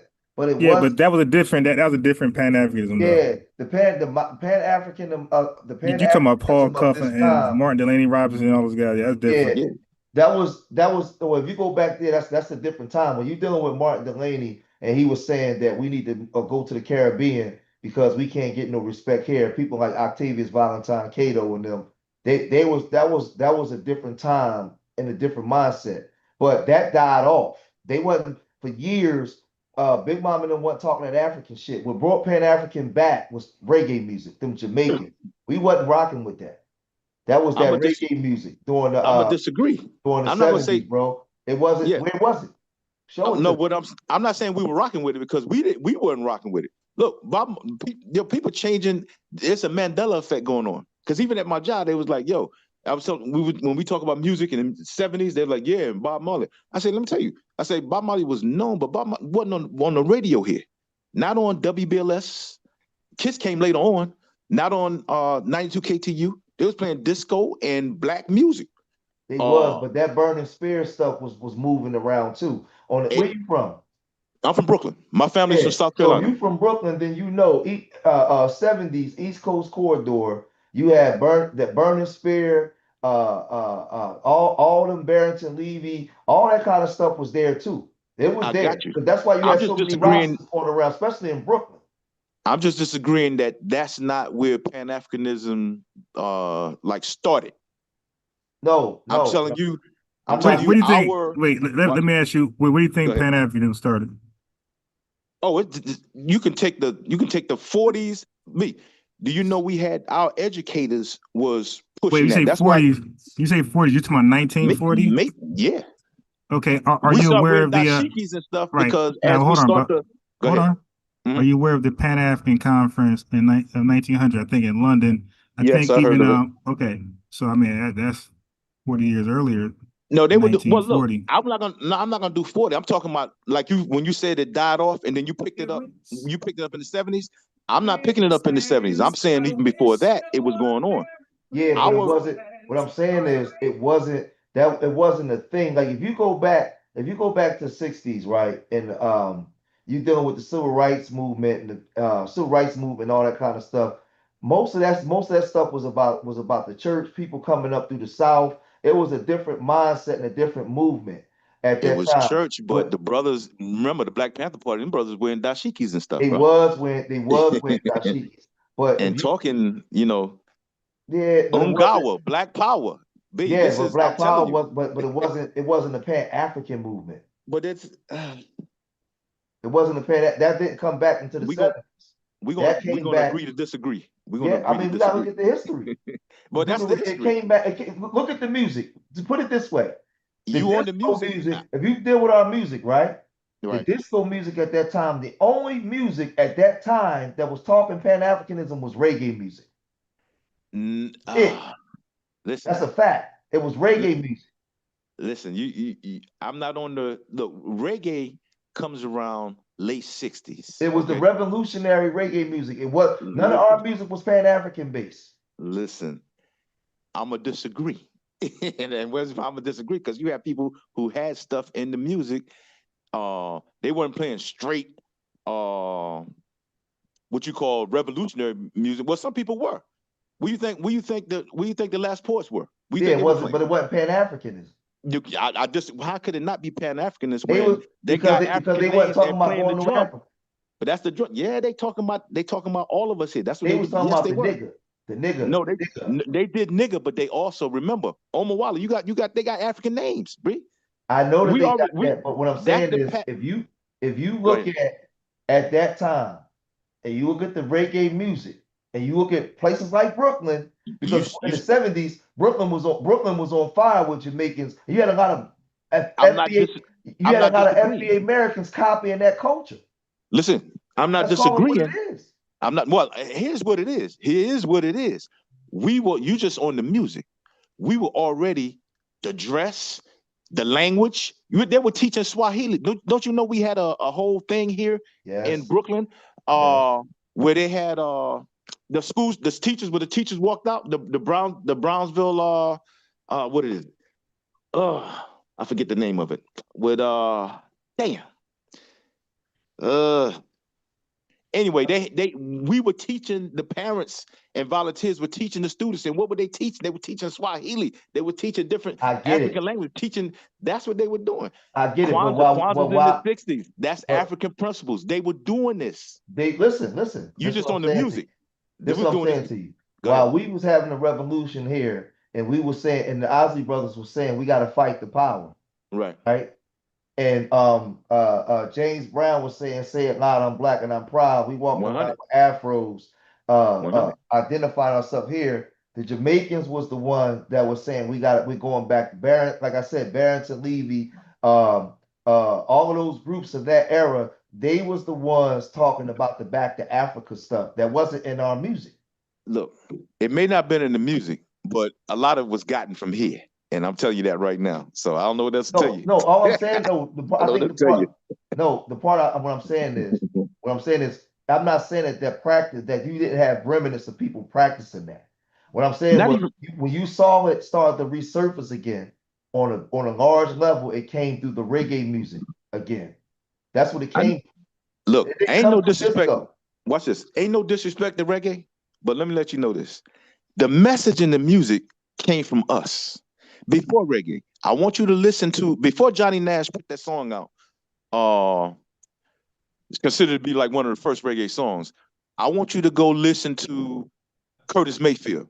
And because see, these artists, Curtis Mayfield had a message in the music. It ain't got to say just Africa. What African music? What, going back to Africa? No, it ain't got to be Africa. No, it got to be Africa. No, but there's a positive message in the music. And yes, a lot of them were talking Africa. And I can say that, look, Bob Marley respected Mayfield so much until not only did he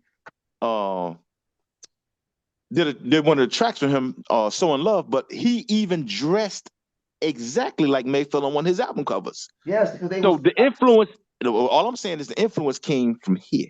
And we were deep into the African thing. No, this is what I'm trying to say. I think we're missing two different points. What I'm saying is, when you look at us and the structure we had coming up from the 1800s and the 1900s, Pan-Africanism was big. At some point, it began to die off. And the proof of it is, you can hear our grandparents say, "I ain't no African. I don't know nothing about no African." Right? And they'll say, "Man, that African, I don't know nothing about what you talking about." That they were right. All through the South. So this is what I'm trying to say. So now we had a culture was established with that, right? In our music and in our everyday talk, we wasn't talking African. When the reggae music came and we heard hold on, let me finish. We heard the Nyabingi drums and we heard the Burning Spear and Black Uhuru. That was African shit. That was that music. They took that and ran with it. No, the drums ain't from reggae. The drums, we had drummers here directly from Africa. The most famous one is I can't remember my man's name. I see his face. Can't remember his name. Point. There you go, right there. You know what I'm talking about? You know what I'm talking about? I can't remember. I'm saying this. And then on top of that, you got to remember what this coming to me a little bit now. What do you think they were doing at you go look up the mayor of Newark, New Jersey right now, Ras Baraka. His father, that's why I take hip hop even all the way back there, because they were the ones that were poetry. You had a black arts movement in this country, and the black arts movement was partially, it had a lot of African stuff in it, not just words, but something customs we took. That's where the Pan-Africanism started. Man, right? The modern all those rappers from New York, a lot of those rappers from New York in the 80s when they came out, doing that Outside of Public Enemy, a lot of them rappers was on that roster shit for a long time. They was on that roster shit, bro. Let's keep it a buck. I'm not saying they weren't on roster stuff. And because of that, they was talking that African stuff. No, but what they did was the influence was us. And I'm just giving it to you. Why would they come with the reggae? Why they was coming with the reggae? Because at one point we all older. Those are the populations that was filling New York at the time. Yeah, because we know those of us that's older that come from that era. At one point, I'm coming from Philly. Man, them New York niggas, man, they was on that roster shit heavy, big time, big time. early 80s, early 90s. They was being influenced by that shit. I'm not denying the influence or what I'm disagreeing when you say the Pan-Africanist part. That's what I'm disagreeing with. Because what I'm saying is I think I'm not saying that the people wasn't practicing it here. What I'm saying was when it went back mainstream again, they was the ones promoting it through the music mainstream. I'm not saying it wasn't on the ground and people wasn't doing it because I live in Philly. I'm right here. Yeah, of course they was doing it. Of course they was beating on the drums. Of course you had your Back to Africa movement and stuff like that. But it had became small. It wasn't something that people was like the masses of the people was practicing was on. They was doing other shit. When that reggae music came out and Buju Banton and all them people came out, that shit started being people start getting on that shit. It was them Jamaicans that was doing that. It wasn't foundational Black Americans like that pushing that shit. No, we're not Jamaican. Even though, look, I could take you to the Gullah Geechee where they celebrated. No, if you want to change numbers, I'll send you something where you see where it was not the Smithsonian, one of the ones in Congo. I could find it in Washington where they celebrated. Listen to me closely. 250 years of Gullah Geechee culture through the music. And if you want to see where that syncopated beat came from, that's where it came from. You got to remember, go listen to quote unquote Jamaican music. Go listen to Jamaican music. We agree with that, bro. Hold on. Go listen to Jamaican music before Bob Marley. I got you. I'm not. And then Bob comes here and stays a year. And see what was going on here was a revolutionary movement. He stayed in Ohio for some time. I know he stayed here for about a year. And then when he goes back, he sounds much different than what he sounded before he came. I got you. And okay. I'm not disagreeing with none of that. We agree with that. The part that I'm telling you, that Rastafari, right? African heritage, African, because if you look at the movements going around that time in the 70s, they on some psychedelic shit. Not all of them now. Not all of them. You had a consciousness rolling through. Not all of them. They weren't all on psychedelic stuff. What I'm saying is the prevailing message that was permeating through Black communities was that James Brown, psychedelic, get down, all that shit that went right into hip hop music. Psychedelic is not there. If that Rastafari shit wasn't in our music, bro, it wasn't being permeated around. That's what I'm trying to say. Right, I'm not saying that it wasn't there.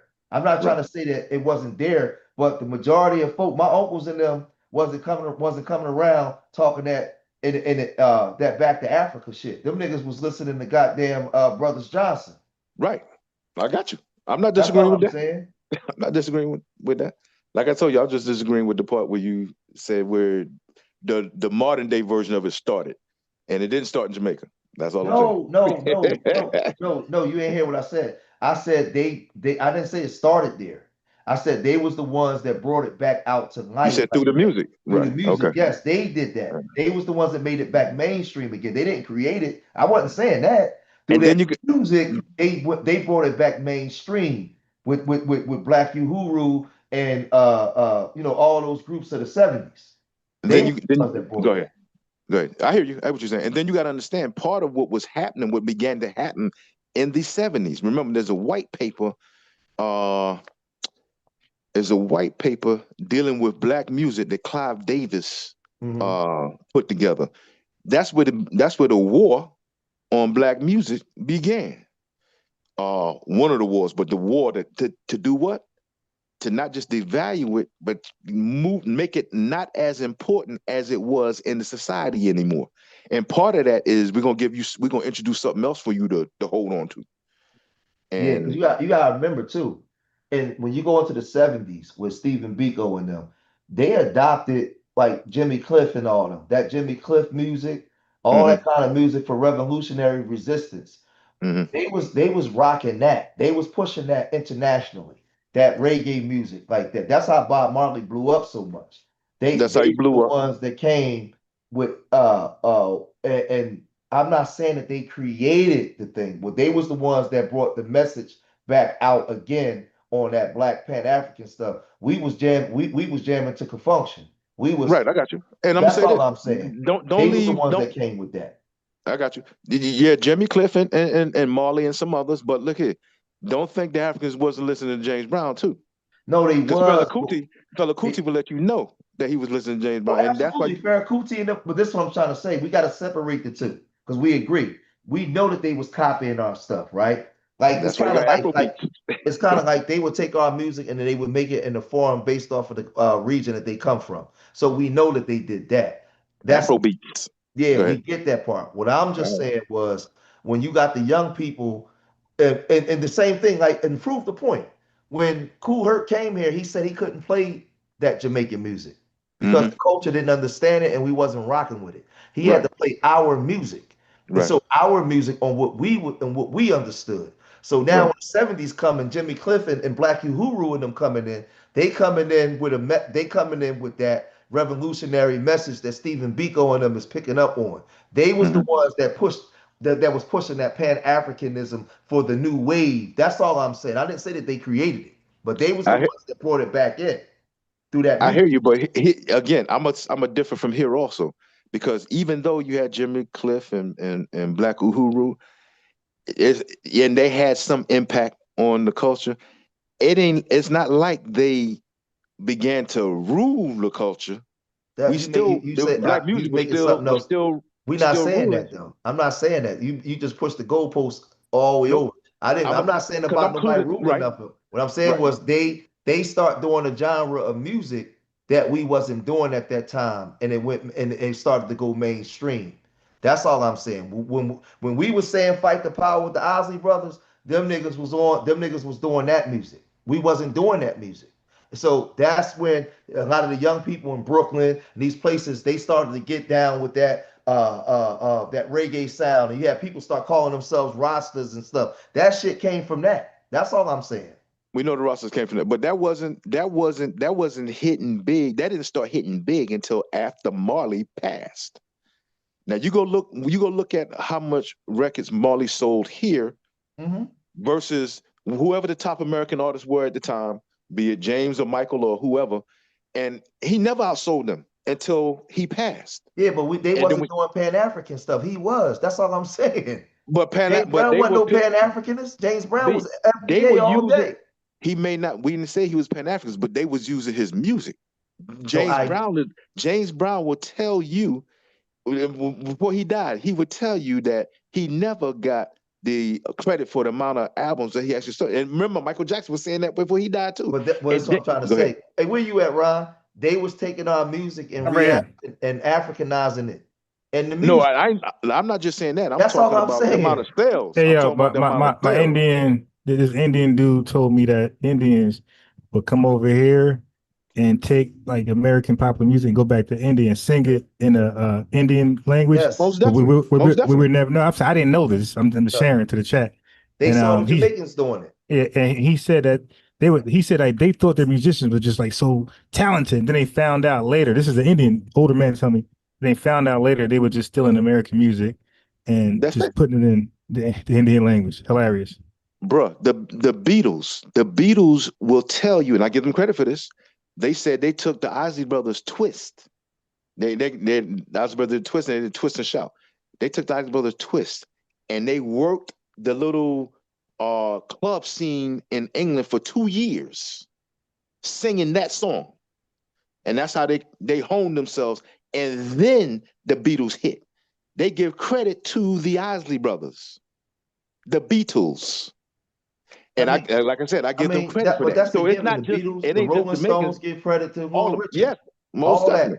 They should. And they give credit to James Brown. None of that was Pan-Africanism. I'm not saying it was FBA Pan-Africanist music, bro. That's what I didn't say it was Pan-Africanist. I'm giving when he said that when he gave the example about the Indians, and then you said Jamaicans, I was like, not just Indians, Jamaicans, everybody was using our music. That's what I was saying. But we go through a timeline from Johnny Teller all the way back in them days, right? You go all the way back, Otis, Red, and all the none of them was talking that African shit, man. They was talking our music. It didn't. You had now when you start coming up into the late 60s and 70s, you did have that revolutionary movement and talk, but at some point that thing was killed off. And all I'm saying is we was on FBA business. It was them. I'm not gonna call them tethers, but it was the Jamaicans and them Caribbean people that brought that Pan-African shit back to life. We wasn't fucking with that like that on the mainstream. It was them. They help, but the sounds of the impressions, and you go listen at the impressions in 58 and 59, and the message in the music, and that's you have them who say, look, yo, yes, I was listening to that. They'll tell you they was listening to that. This is before reggae popped. And what's his name? What's the guy named Nash? I can see clearly now. That's supposed to be like the first Jamaicanized, not Jamaican, but first reggae type song, if you will. And they took it and Jamaicanized it. Right. But that's I look, I ain't got a problem with it. But the only problem I have is that when they Jamaicanized Thriller, oh my God. Then did that. Hey, that's a new word, Jamaicanized. They Jamaicanized it, man. That's all I'm saying. They took all that stuff. All I'm saying is I remember the dashikis and the libation and sitting in those chairs with the spears and all that kind of stuff when we was emulating that. I get all that. But I remember I got a video clip, an old video clip. I got to dig in the crates where Mandela was saying he didn't care about nothing about our issue. That's our issues ain't got nothing to do with South Africa. Y'all remember that? That was a younger. He understood afterwards, because if you remember when he got out, I think it was 1990. Yeah. And America was the first people he thanked was Gaddafi and Castro, because Castro actually not only put soldiers on the ground. That fight in Namibia, that was a physical fight that the Cubans helped Namibia win. And because of that, they got I think in their constitution and in Angola's constitution, they have Cubans got like dual citizenship. So that was a physical fight. And then Gaddafi, because he helped armed the ANC and you know what Gaddafi was. He was a revolutionary. So that he thanked them before he thanked America and the rest of them. But he gave thanks to us because he wasn't rocking with us like that, bro. He said not true. Man. You got to go back. He definitely. Why do you think he came here? He came here. That's for political. That's for political reasons, bro. He came to no. If it was political reason, he would have stayed in D.C. He came here to 120. He came here to Harlem because he wanted to say everybody go to 125th Street. But that's not. It wasn't done. I'm not. Look, I'm not for. But who you talking about? Mandela. I'm making a point. I'm talking about Mandela, right? I'm talking Mandela, Nelson Mandela. I'm making a point because he respected the fact that there was movement here, the Free South Africa movement that we had here, and it was pretty strong from the standpoint of getting money from these corporations and trying to stop them from investing in South Africa.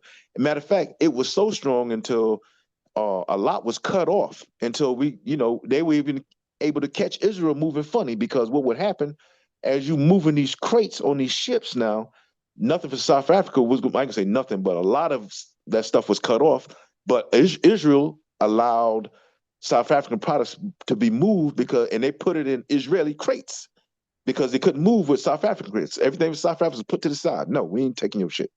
So all of that, and then Stevie Wonder, they all did a whole thing, and they because of the star power, they were able to maximize it around the world, with other stars from other countries, and it was, it meant something, Now I'm not for them.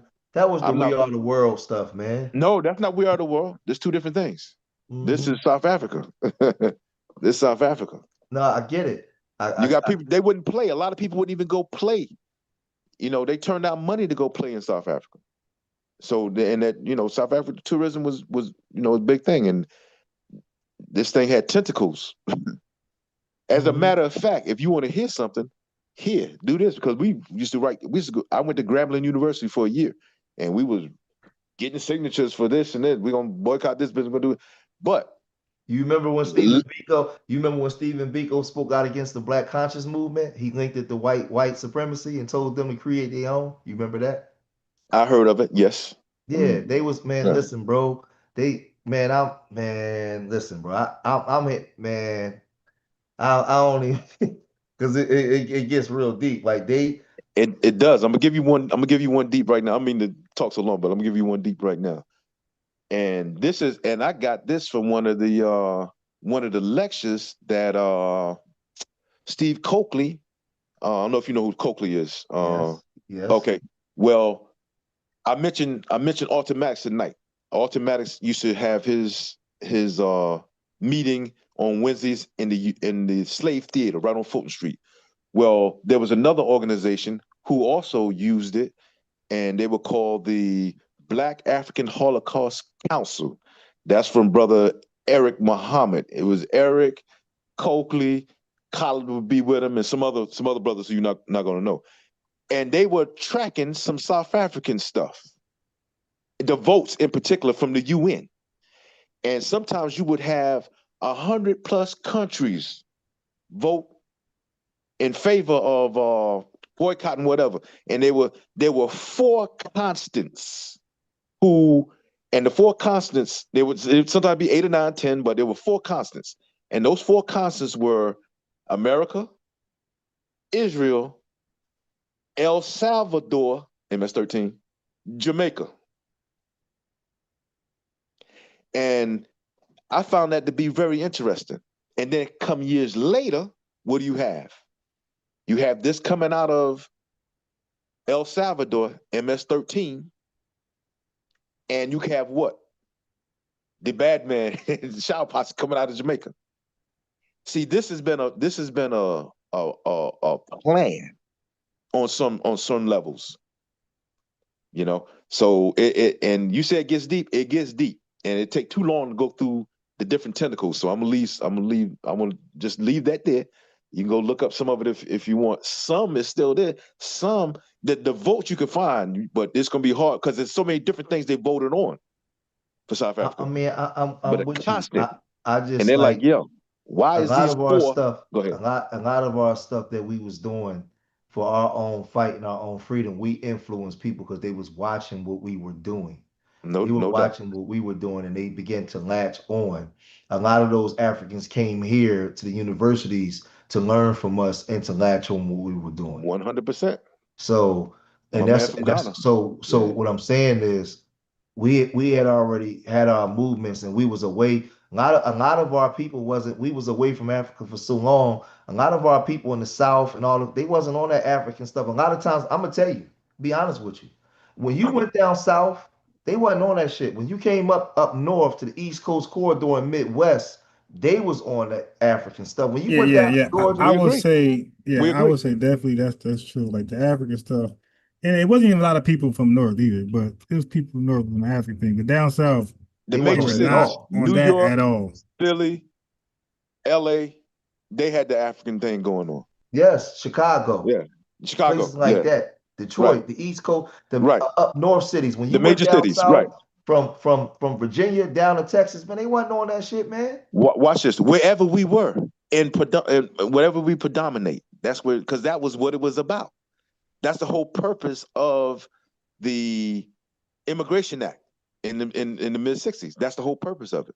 See, they felt like we were moving too fast. Matter of fact, Richard Nixon's man, John Ehrlichman, said it before. He says, the war on drugs was a war on the anti-war movement and on black people, basically. And they felt like we were moving too fast. So how they want to move, even though we were petitioning to get other black folk here, because they was flooding the country with white folk. And all these white folk, they come here. What other black folk were petitioning to get over here? From whatever countries, because what they did was you had a limit. They had a limit on people who come from Africa, people who come from the Caribbean. No, it wasn't no limit. You're talking about the court. No, listen. The Quota Act was about Europeans. When the Hart-Celler Act, Immigration Act was passed, that killed the Quota Act of European. You're talking about 1917, 1924 European immigrant quota Act, and also killed the Chinese 1882 Exclusion Act. Yeah, that there was no the Afro-African immigration thing wasn't even a thing. There was no limit because they were really not desired to come over. I don't.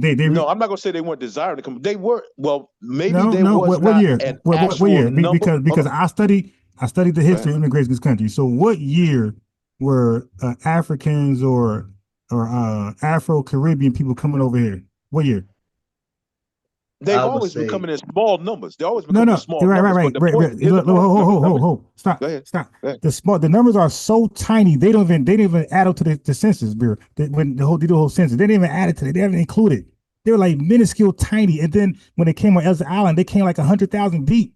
Yeah, and the Africans came later. Come on. They were my all point is, in the, I think it goes back even as far as the late 50s when we were like, look, we can have more. Can we have more come over? Because we thinking, we need these Jamaicans, Caribbeans, everybody. We just want more. All right, so wait, hold on. Look, let me explain what's going on. See, not only I study immigration, I study what's going on across there. First of all, Africa was just coming out of all those countries talking about was doing their own West Indian Federation bullshit. They're trying to come together. Then you had the Pan-African Liberation Movement. They were trying to get together themselves. They was coming out but you still have people come wanting to desiring to come over here. No. Okay, here's the fact. You just talking. Here's the fact is this. I'm not you're just talking because during World War II, the British, Great Britain had called for a bunch of that Caribbean to come over there to help establish the UK as they go to war. And once they did that, I think in like 1955, they passed the act. Once the war was over, I think 1952 or 55, they did an anti-immigration act that said, y'all got to stop coming over. Y'all got to go. And only their best skill can stay over there. So now, so they went back to Jamaica, and that's when they tried the West Indian Federation, which flopped in 2-3 years. And then they went for independence. It was undermined. No, the hell it wasn't. It was undermined. What do you mean? Undermined no, bro. What? Share your screen. Share your screen. Let me share pull that shit up. Yeah, pull that shit up. That shit was, they undermined themselves, bro. What are you talking about? I just said they was undermined. They undermined themselves. But what's the point of saying they were undermined? They undermined themselves. Because it wasn't all of them that did it. I said it. Well, it was Jamaica was the first to pull out because that's they the one. share. That's the one that undermined them. What are you talking about? Wait. So, but because they didn't want Trinidad to be in the lead. They said we got more people. It should be us. Trinidad was going to be in the lead because Dr. Sierra, Dr. So I said it. Eric so, Williams, but I said it flopped in 3 years. Why did you argue that? Flop, but no, a flop is meaning that they attempted and it failed. No, it wasn't. They attempted. Wait. Okay. Let me ask you this. Okay, who idea? Okay, I got it. But who idea originally was it for the West Indian Federation to even happen? Who idea was that? I don't know who it was Eric Williams from Trinidad. No, bro, it was the British. The British said, "Yo, y'all gonna do that." The black folk that was doing it. No. I ain't say do it. I said who idea was that to even start. So it was a nothing burger in its inception. It was never gonna be nothing. It took the white man to say, "Hey, why don't I go do something? Stop riding my dick and go. You know what I mean? Go do your own thing and call yourself West Indies. Why don't y'all come together and drop your tribalism and call yourself the West Indians?" Well, I'm gonna disagree because what I would say is this: I ain't gonna say it would have never been anything because if they could have held the little unity that they had right there, they would have eventually been able to maybe have their own currency and trade amongst themselves. Oh no, bro, they were broke and poor. So, as a matter of fact, they were dependent. They were dependent on the British dollar to uphold them. They had no money amongst themselves. $0. The fact that we were poor. Yeah. You're not hearing what I'm saying. I'm saying if they could have held the unit, it's some hypothetical. Bro, they could not get along with each other, man. All right. Yep. As a matter of fact, let me ask you this. I got a question for you. Go ahead. Are you familiar with the Africans, the slave trade? Am I familiar with the slave trade? The slave trade. Yeah, because a lot of people not. That's a broad question. What do you mean? Of course, I'm familiar with the slave trade. Are you okay? Cool. I don't know. Okay, so let me ask you: heard of the slave trade? Bro, I talk to people all the time. I wouldn't ask you if somebody didn't say. Well, you got to ask me specific because obviously you have something specific that you want to get to. You need to just ask the question. All right, don't just ask the broad question. Am I familiar with the slave trade? All right, cool. So, who are the buyers and sellers? Who's the who? Who were the buyers and sellers of the transatlantic slave trade?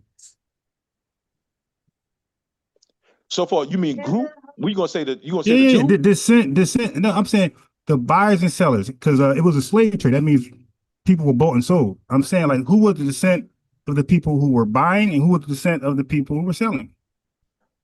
Now, are we talking about over here? Or are we talking about what we talking about? Transatlantic slave trade, bro.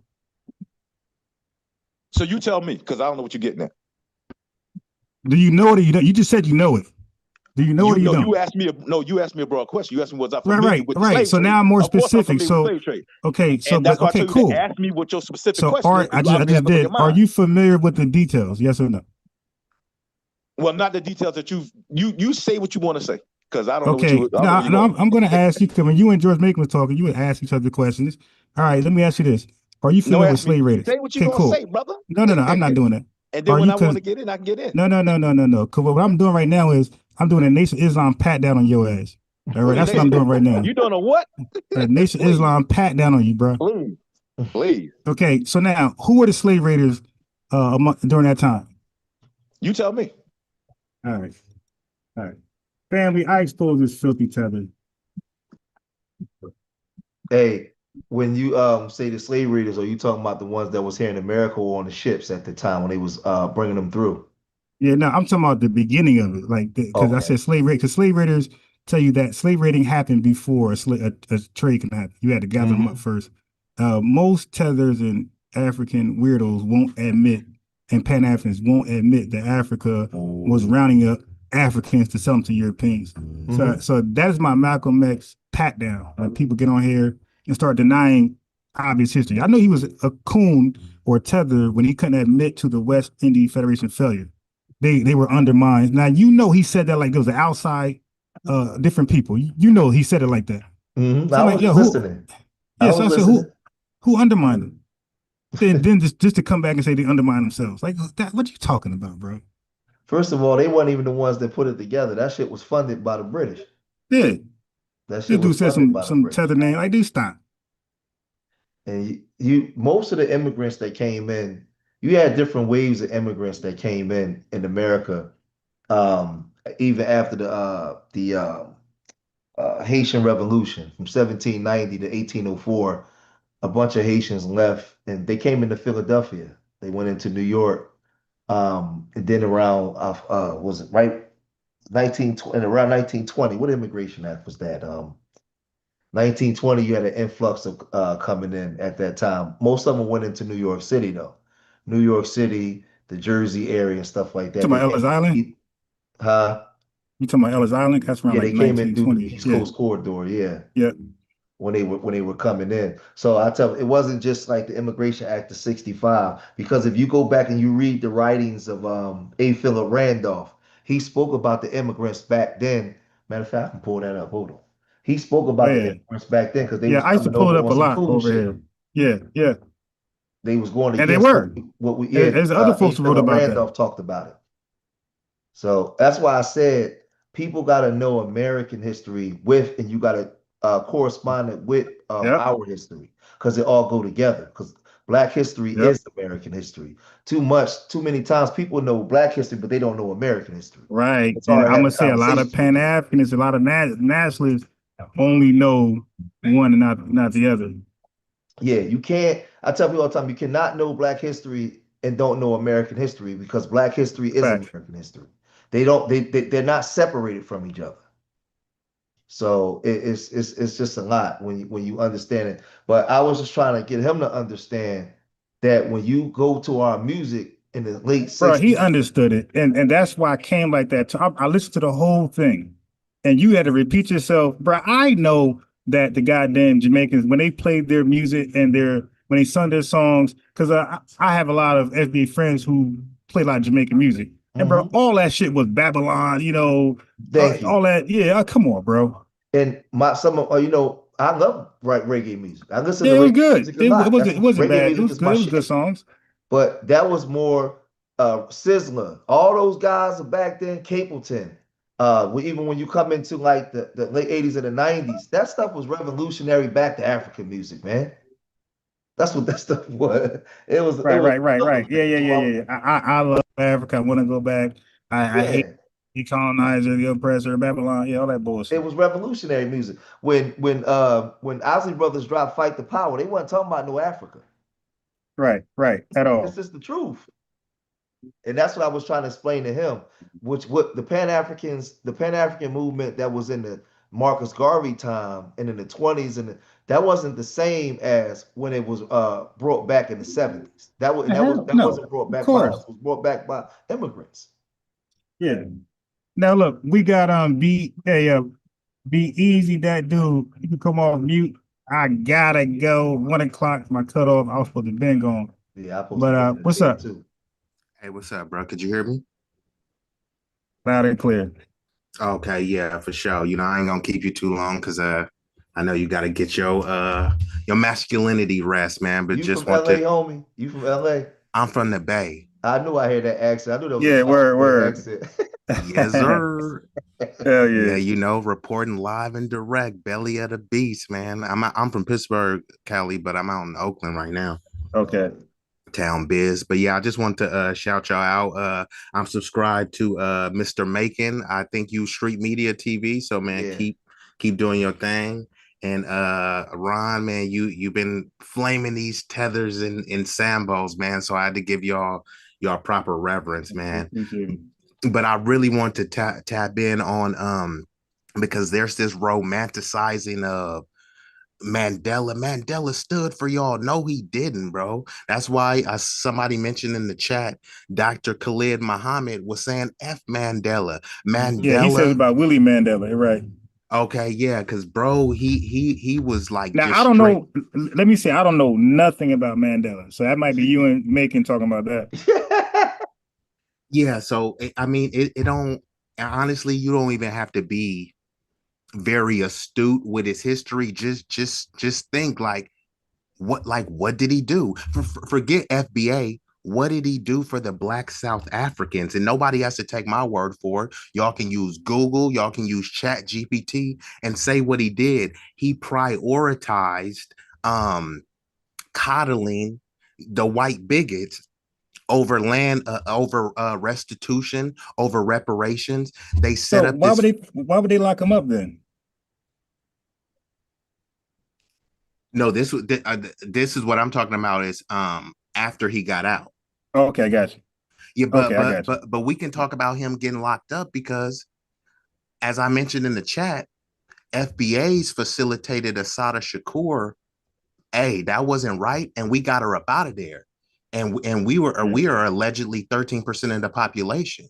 They're what, 90% of the population, 95% of the population, and they let their beloved leaders. Why they ain't go in there and get them up out of there? That's crazy. So I'm like, how could we say that we're the same? Oh, our struggle is the same. No, our struggle is not the same. We're willing to get dog sick on us, get our head busted, and then we'll bust a head too. Instead, they were like, oh, yes, this is our leader. And what were they doing the whole time? 27 years? You got Elon Musk, daddy running around talking about, yeah, he said it wasn't even that many Afrikaners that colonized them. All they did was buck break a couple of them, and the other ones just fell in line. So this ain't to just denigrate or disparage. We just got to call it how it is. 27 years?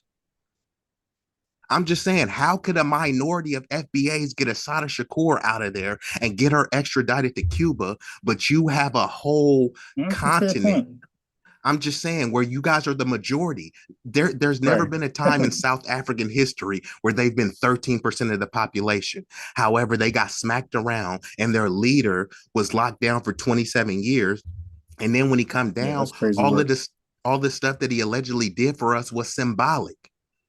We don't need symbolic gestures, is not tangibles. He went and what did he do? He went with black leaders. He went on a Harlem, the shaking hands and kissing babies routine. That's all he did. What did that do for you? Not a damn thing. So I'm just saying, like, what? You'll be hard pressed for anyone to tell you anything tangible Nelson Mandela did for his own people, and definitely he didn't do nothing for FBAs. We don't need symbolic figures. So that's all. If you look, that's all you'll find. Oh, look, he was an icon. Why was he an icon? Because some white people told you he was. That's the only reason why people consider him an icon. When you start looking at his record, it's just like how they prop up John Lewis. What did John Lewis do? John Lewis was getting his ass beat on a bridge, and it's like, yeah, he's your hero, huh? Why the hell would I look up to somebody getting their ass beat? Hey, if you go Hey, if you go to a minute, and an hour and 23 minutes in, you can see her going in on me. Somewhere in there. It's like an hour and 21 minutes, something like that.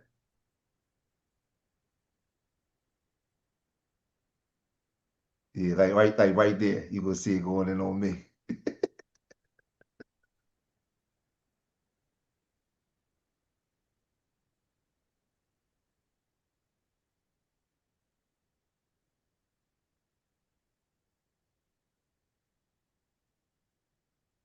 She gonna be right there, and then she talking trash, and then she gonna say my name. Thing that I wanted to say. The second thing, I don't appreciate what some of these brothers did. I'm thinking about right George now. Macon, what's his name? Macon Mason right now. Damn, I had that thing on a money. She went right to it. Mm-hmm. Damn, She know who I am. She act like she don't know who I am. Wanted to say. The second thing, I don't appreciate what some of these brothers did. I'm thinking about George Macon, what's his name? Macon Mason right now. He's another one who called himself going in on Professor James Small. He was the one that wrote the headline, Professor James Small calls Tariq Nasheed a CIA agent. And I'm sitting there listening to him babble for 10 minutes, and I had to cut the damn video off because the stuff that he was saying about Professor James, he took just was the truth, and it made so much sense. I had to cut it off. I couldn't defend the elder. She mad because we know each other, and I've been around them. Okay. That's what she mad. That's why she's singling me out of everybody else. I'm gonna get George. Hey, it's not personal. It's just business, right? Right. That's it. Maybe realize, Brother Onk and Dr. Assad, that people have serious listening comprehension issues. Serious listening comprehension issues. They'll tell you something that you said, and you're like, I didn't say that, or this person said. And by the way, I caught her lying many times, and I got clips of her lying. She didn't even she referenced this Sahel Alliance and didn't even know what it was. She was trying to cook somebody in the chat, referenced it incorrectly, and then when she was told to source up, she just dismissed it. I'll come back to it. Never came back to it. So this woman is always wrong. Like, stick to doing little moves for kids.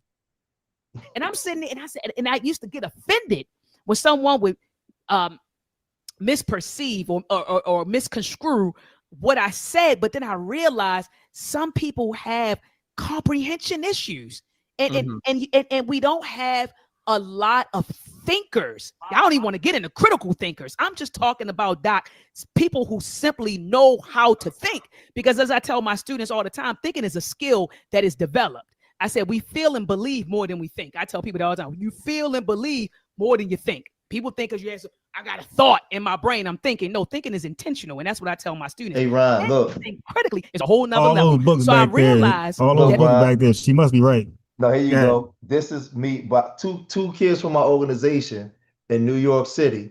Hold on, with her, talking to her. I'm gonna show you. That's her right there talking to kids from my organization.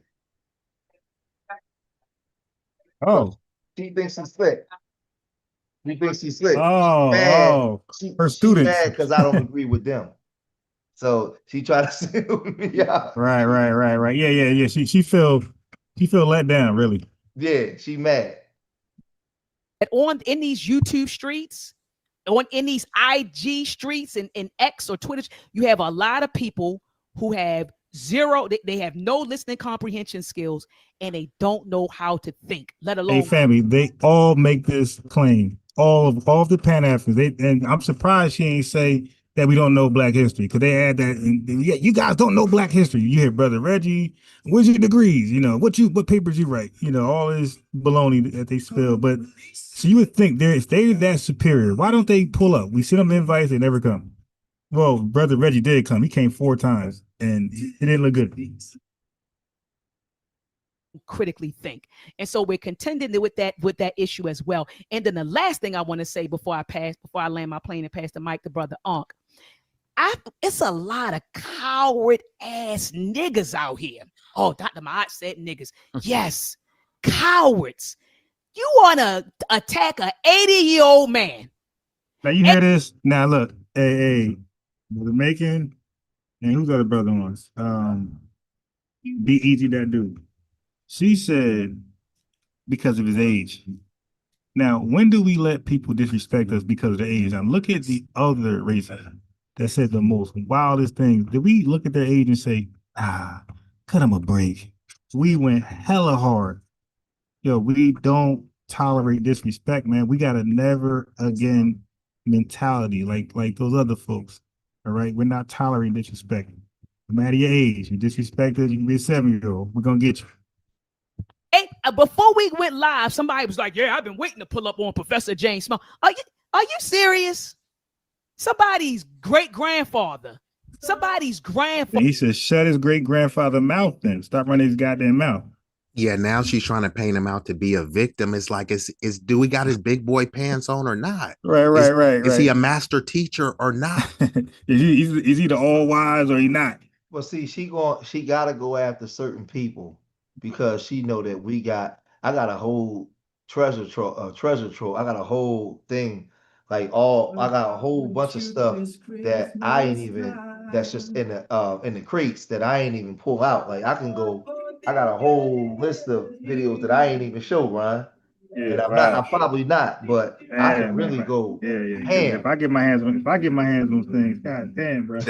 That boy, Mr. Macon, got him an archive. Oh, and I got a whole man, hold on. I got a whole goddamn Hey, no, and this is the thing that I want to say, because she started out hot, calling, saying that you was a dumb nigga that couldn't comprehend. But when I watched your videos, all you were doing was you were giving like a minimal analysis, breaking down what he actually said. Most of it was his words, because I mean, you don't gotta really do nothing here. Hear it out the horse's mouth. So like, what is she really objecting to? That you played his words or that you responded to his words? It's a bit weird, bro. That's me and Philip Scott and Garfield Reed right there. All right. I'm trying to find the one with me and Smalls. At the what's the name? Man, hold on. Man, I tell you, man, that's why leave them people alone. Yo, if you look at these damn views, you'll wonder why she's mad. Yeah, these folks, they just can't get. Okay, look, this is her most viewed video because look who's in it: Tariq and FBA. I look at the other videos where his name's not there. That's what he try to sit this. They try to say it about me. I'm like, my channel's bigger than yours. Right. Look, 3 weeks ago, 3 weeks, and only can't even crack 1,000 in 3 weeks. This was going on, man. It's about this. She believes she's a doctor. She does all this work for the youth, all this work for the community, and she's not getting any credit. But these idiots that can't read and comprehend, they're getting all the love and all the accolades. You know Q Butter, right? Yeah, Q Butter. That's me and Q Butter in Brooklyn. Where? Right here. Oh, okay. Right. Yeah, I was trying to get Q Butter over here. Yeah, he was in the chat earlier.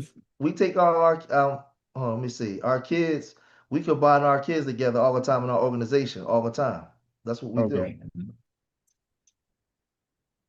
me see. Yeah, like, and they don't like him. They don't like him either? No. What happened there? They don't like him because he's doing work. That's us. That's some of my kids at the school doing a science project up at the school. They ain't got they never done none of that. Right. We always hear about these mysterious students. We never see them. Oh man, please. You listen to them niggas if you want to. They ain't got no damn students. They can't. Yeah, they got so many kids they can't get to school. Yeah. Man, ain't no parents gonna trust them with their kids. And out of those students, what ethnicity are those students? Because I know, a lot of Africans, they don't be wanting to go to school with with the dumb niggas. You know what I mean? Here you go. Hell no. Here you go. That's like 67 kids I took to DC last year. Dang. To the African American Smithsonian Museum in DC. They can't get them kids like that. Yeah. My man had to have a drone take a picture. Got so many kids out there. Yeah, no, you gotta put Hey, some work in. that's what got him triggered because you got the youth. It's like kind of like the Roland Martin crowd. All Roland Martin, he only catered towards boomers. So like the young people, they don't want to hear nothing that he gotta say. So he Wow. start calling us stupid fools. Y'all don't know nothing. It's like how you think you gonna connect with the youth by calling them dumbass fools. But the way he looks on top of doing that, dude, you don't even got a look that's appealing to the youth. Like they definitely not rocking with that There you look. go. That's us with the mayor, Mayor Cheryl Parker, and the DA, Larry Krasner. At an event I had, they showed up to last summer. I see you out there Boy, working. See, that's they working. not- They ain't on a bullhorn yelling. Hey, at shout folks out all to day long. Mr. Macon out there, feet on the pavement. Yeah, they not putting in that kind of work, man. But yet and still, do you know? I tried to get my kids because she was working at the college. She was a professor at one of the Morgan State. I tried to get my kids to come there. Man, she gave me the runaround and the runaround. We ain't never go there. Oh my God. Yeah, here you go. That's some of them. That's an event I had. Hey, and George, from what I heard too, in those, I know somebody else is involved like that. They said, especially in those academia spaces, once they don't have the influence like you, it becomes like that, that jealousy thing. Oh, man, Everybody big wants time. that. Yeah, they want to be that HNIC, They want that versus. glow. Yeah, they talking about all of this Pan-African unity. It's like, yeah, but you should be trying to unite with George. You should be trying to unite with That's me Brother and Ron. Sinetta. Instead, they trying to like kind of usurp whatever they think you doing. Right. Well, when I started this movement, none of them. Only person that joined in the movement with me was Q Butter. All them other ones, man, they ain't come and help and support. Only person that came to an event that we had was Brother Reggie one time. He came. He showed up. All them other ones, nah, they ain't show up.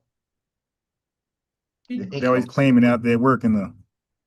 Yeah, Brother Reggie came and he showed up. I give him that. But hell no, man. They wasn't rocking with us. They ain't like us. They don't like Yeah, I want to interview Brother Reggie about that Black City African plan that he got. Oh my God, man.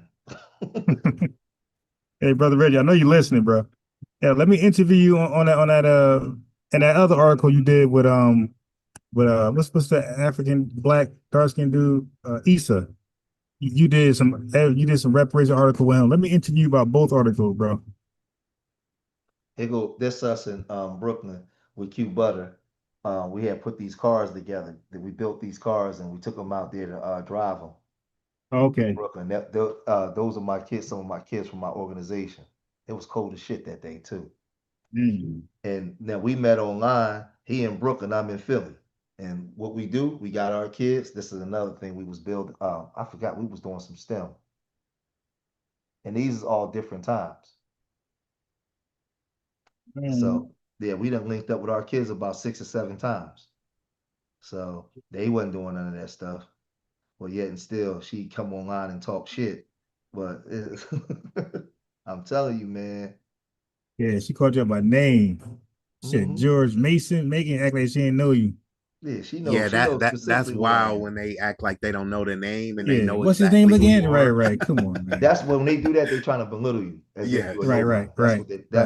That's. I don't remember him. Like, yeah, that's a shot fired right there. Because you saying he's so irrelevant. What's that nigga name again? You know exactly who you talking about. I don't be thinking about him. What's his name? But see her, I'm not even gonna respond to her. Why? It's not even worth it. Yeah. She gets no response. And that's what she want. Me responding to her, I'm giving her exactly what she want. He gets no response. Right. Yeah. She wanted cloud chase for sure. Yeah. You look at her views. Yeah, she's desperate as hell.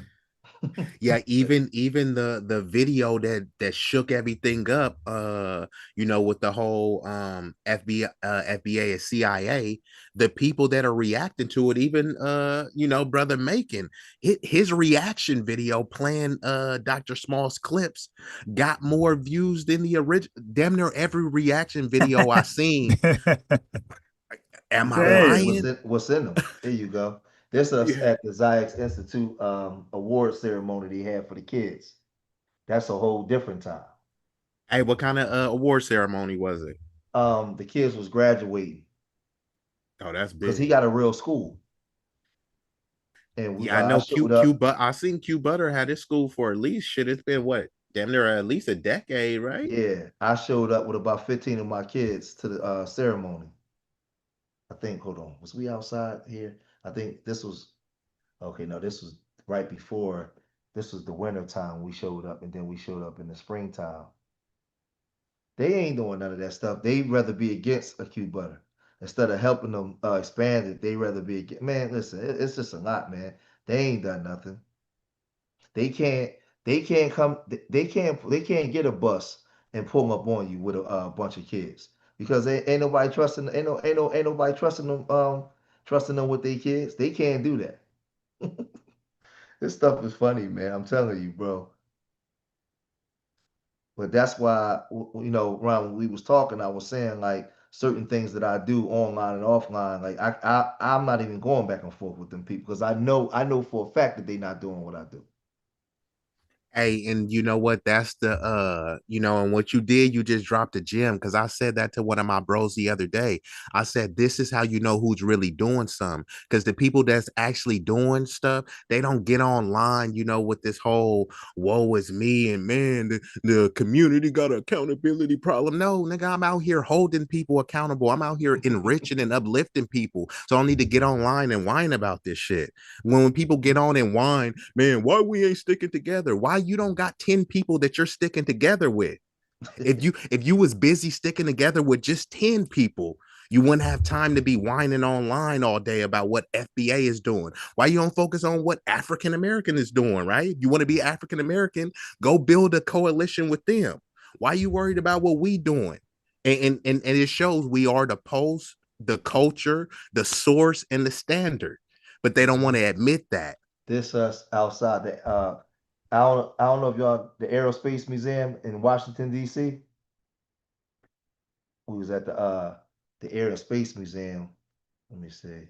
Last summer, and we go to these places every year. We raise the money ourselves, man. We raise the money ourselves. Sometimes we get funding like that, but this was yeah, some of the kids. My son is the one with the dreads. Oh, nice. Yeah, I can Yeah, see. I see the resemblance. Mm-hmm. So they always you always gonna have people that's gonna talk shit, but they're not gonna actually do nothing. Well, not only do nothing, they also ain't gonna show nothing. It's SAP, show and prove. So people could show, they could show off a pair of Jordans, they could show off a chain, but they can't show off work they done. All the complaining that they see needs to be done in the community, but they can't show anything, any effort they contribute in. That's us getting A grant check from the city. Was it $20,000 Oh, damn, to that's what's up. fund some of our program last year? Right there for the work that we do in the city. What's that right there? Huh? What's that? That's us getting donations from the city. Okay. Nice. Yeah. Hey, congrats, bro. That's a beautiful thing, man. Keep up the outstanding work, bro. Yeah, we got that's me with the commissioner. They showed up to the event that we had. All right. Yeah. That boy out there really working. See, Said he talking about he working. I don't see those pictures like that. Yeah. No, man. They ain't That doing boy that. making with his toes on the pavement. Like I said, that's all 10, huh? That's the mayor right there, Cheryl Parker, and that's the DA, Larry Krasner. And then one of the kids from the organization for the thing that we had. And we, like I said, they solicited us to go into the prisons to talk to the youth, and like work advocacy and stuff like that. So like, man, that's what I'm saying. Like people, I don't know, man. But that's why I said it's not in my best interest to be out there arguing with them fools. Because I know that they're not doing nothing. I mean, you gotta be careful about certain things that you put out there because when you're trying to get things done, they background check you, man. They want to make sure you're right. Let's see, hold on. I just seen that.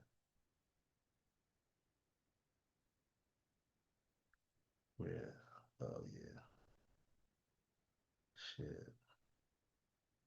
Let me see. How long you been doing your school and advocacy, George?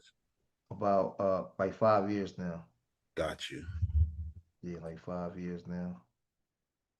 That's another Hey, I mean, you made some big strides in 5 years. I know people who've been. That's another event we had with the DA, Larry Krasner.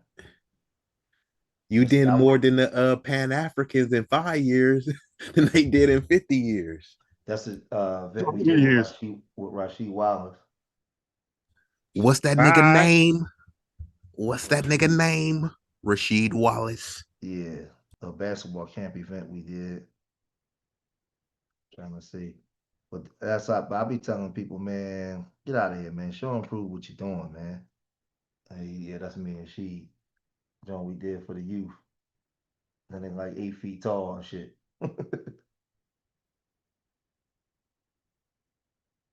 See. Yeah, because Q Butter every year he has the science fair. So we all put up what we trying to do next year is go we're trying to take some kids to Texas to the national robotics national tournament. This is coordinated effort that we did with Drexel University with event we had with Drexel University with the police for the inner city youth program here in Drexel. So it's we do a lot of stuff. You can't put everything online though, because they don't allow you to put every single thing online. Yeah. But I tell people all the time, I try to show the work because I try to tell like a lot of black people, no, you can do the work, bro. Hold on. Wait, hold on. Where me and Umar Johnson dad at? Umar Johnson dad is one of my mentors. A lot of people don't know that shit. He actually do real work in the community. Yeah. Not Umar. His dad is the real deal, not Umar. That's why he's able to move around the way that he does. Here go Dr. Ba'at again lying to everybody. Again, she talking to my son. She showed up to the event. See, Pan-Africanism. See, it's about living in Africa, kicking your feet up. Okay, they got vibranium over there. They got vibranium. Yeah, I'm trying to. Let's see. That shit straight was lying. Hey, and shit, even if they did, you seen what they had on the movie.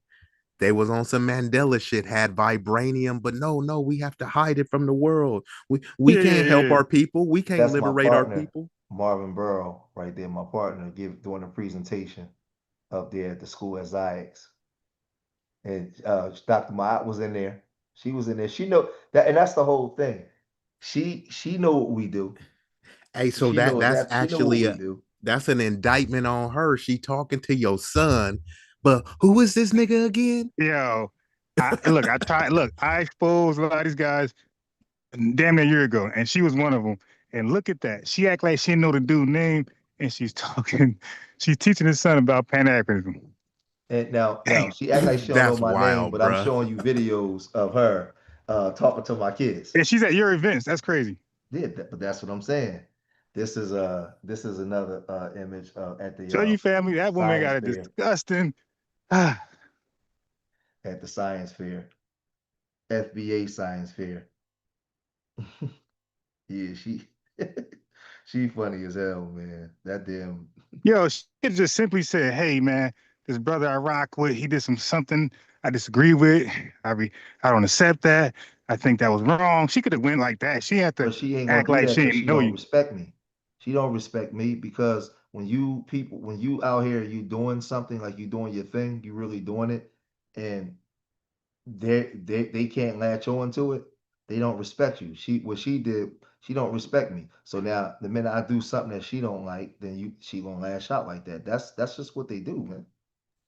And also, I mean, I don't know your educational background too, but I know like when I'm out there doing stuff in the community, sometimes there is that divide where that that boule kind of brain dead type of crowd where they think that their degrees okay, you organizing all these kids. Now you should funnel them to me with a degree so I can lead them. It's like, nah, you can't organize. You know what I mean? You can't galvanize people. Your degree in African American studies or basket weaving or whatever, that's not relating to these kids that want to get something, right? Especially I'm working with young boys. If you ain't talking about no economic and ways to enrich their lifestyle, they ain't trying to hear that stuff. You know what I mean? And many people, they like to tout that degree, like, look, you can have a degree like me, but it's like you struggling to get by with your degree. So that's not really the most enticing thing. So I think that is some of the stuff too, when they see people, whether you got a street background or maybe you haven't just achieved the higher level of education as them, there is that divide where a lot of the boule minded people just think they better than you just based off of that paper degree.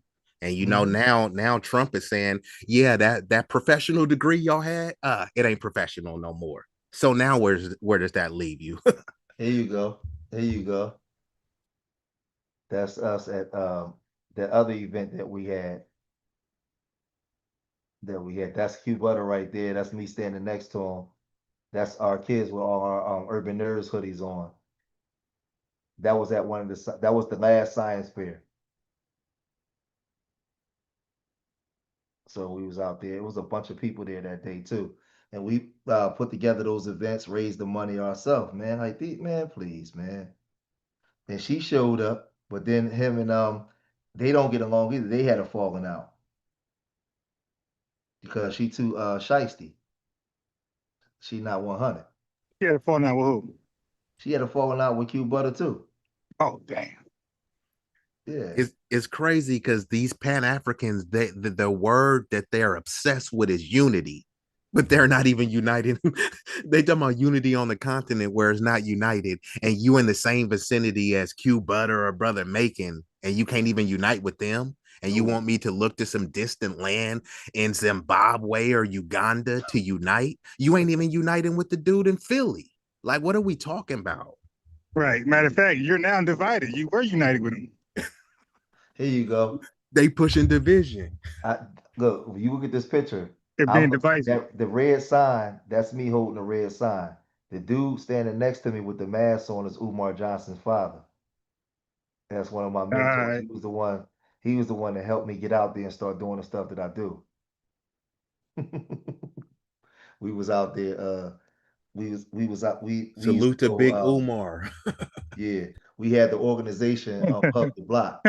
We had Umar Johnson. Dad is the one in the black shirt on the far, I think, left. I'm on the right, holding the red sign. We used to go and we had a thing, Hug the Block. We go to all the drug blocks, all the drug corners, and take over the corners and be out there protesting on the corner, shutting the corners down. You think they would come out there and do that, Ryan? Hell no, but I definitely got some of that action. I used to be FOI, so we definitely did that many times in Jersey and Newark.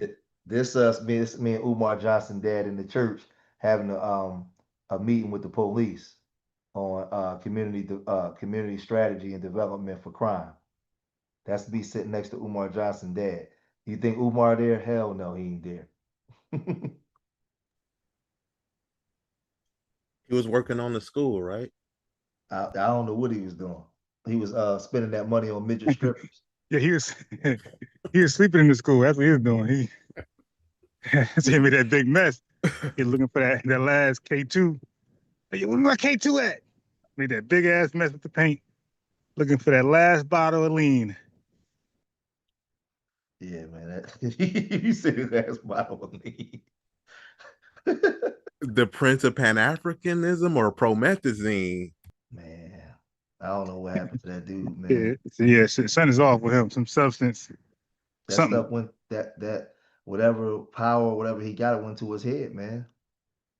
Went to his head. Like, just got too egotistical and just, I'm the most requested scholar in the history of ancient human beings to modern. That could be wild. I'm a descendant. It's like, Umar, how'd you find out? Frederick Douglass?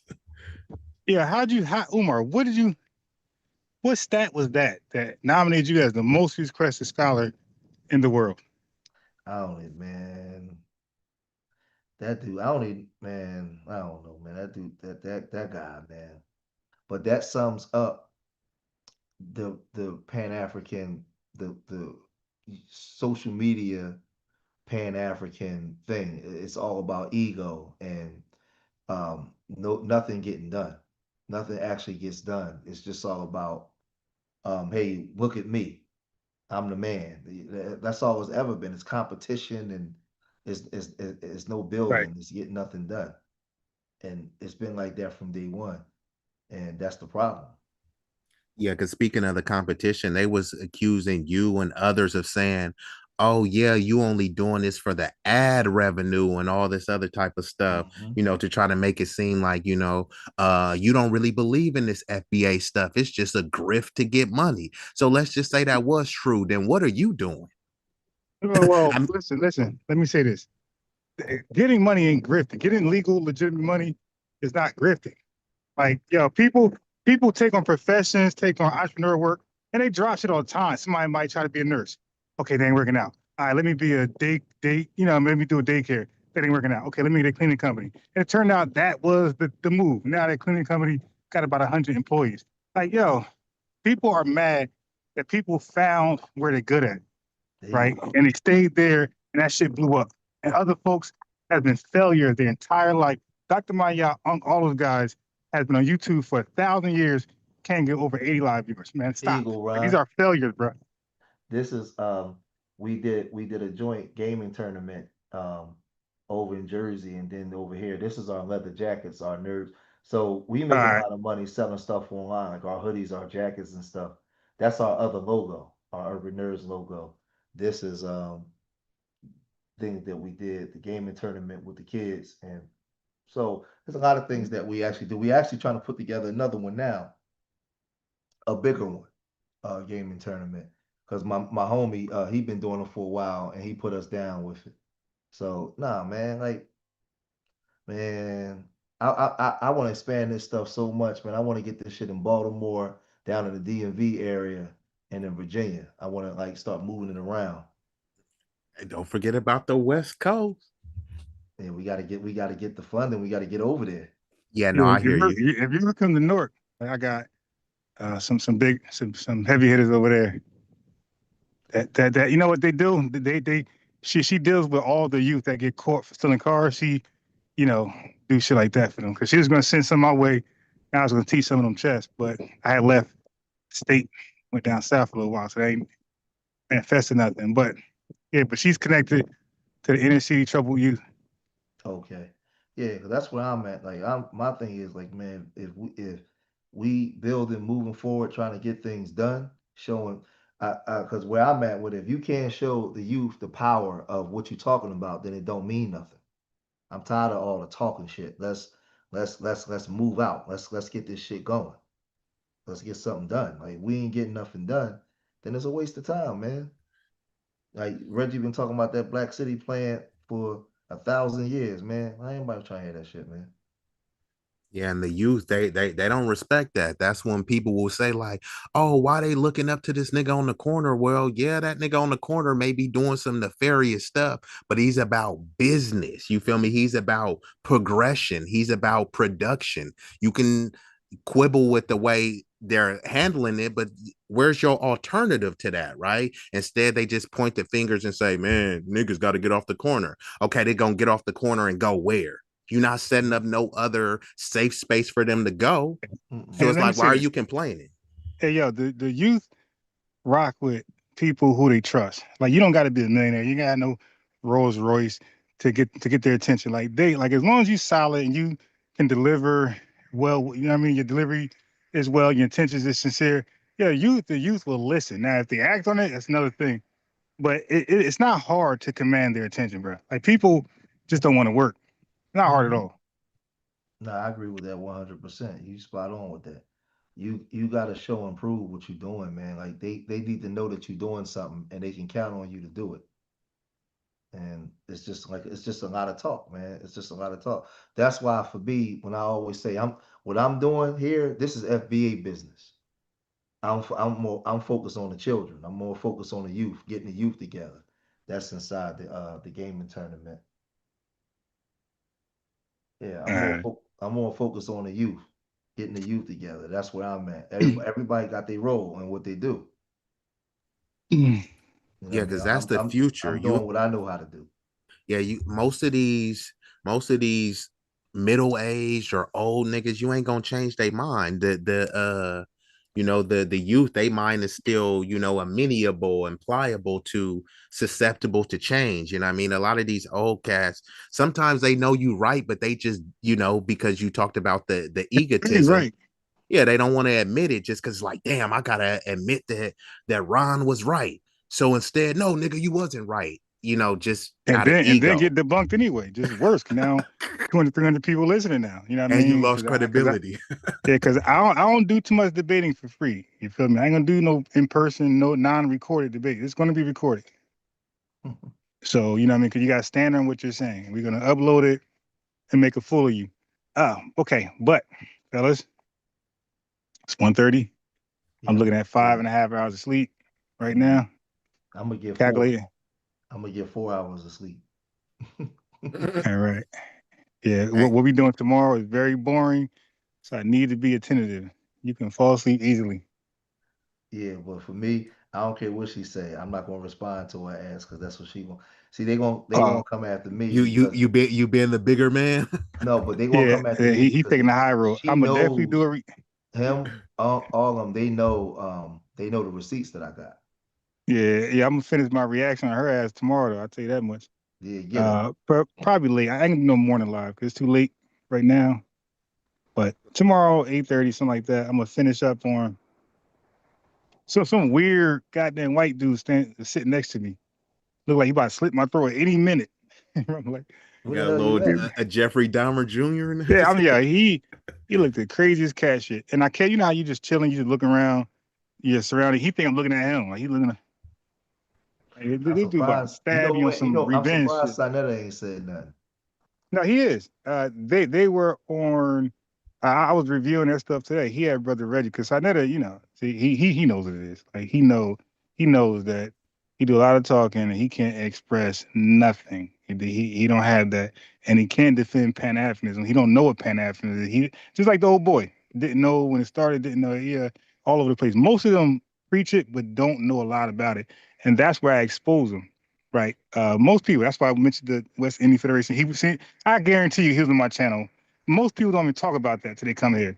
They see stuff like that in the Pan-African Liberation 1960s. But I had a little more. That's why, like, you could have that right there, but I'm gonna go a little further. They be Pan-African in spirit, not in practice. Right. He was going against Pan-Africanism, man.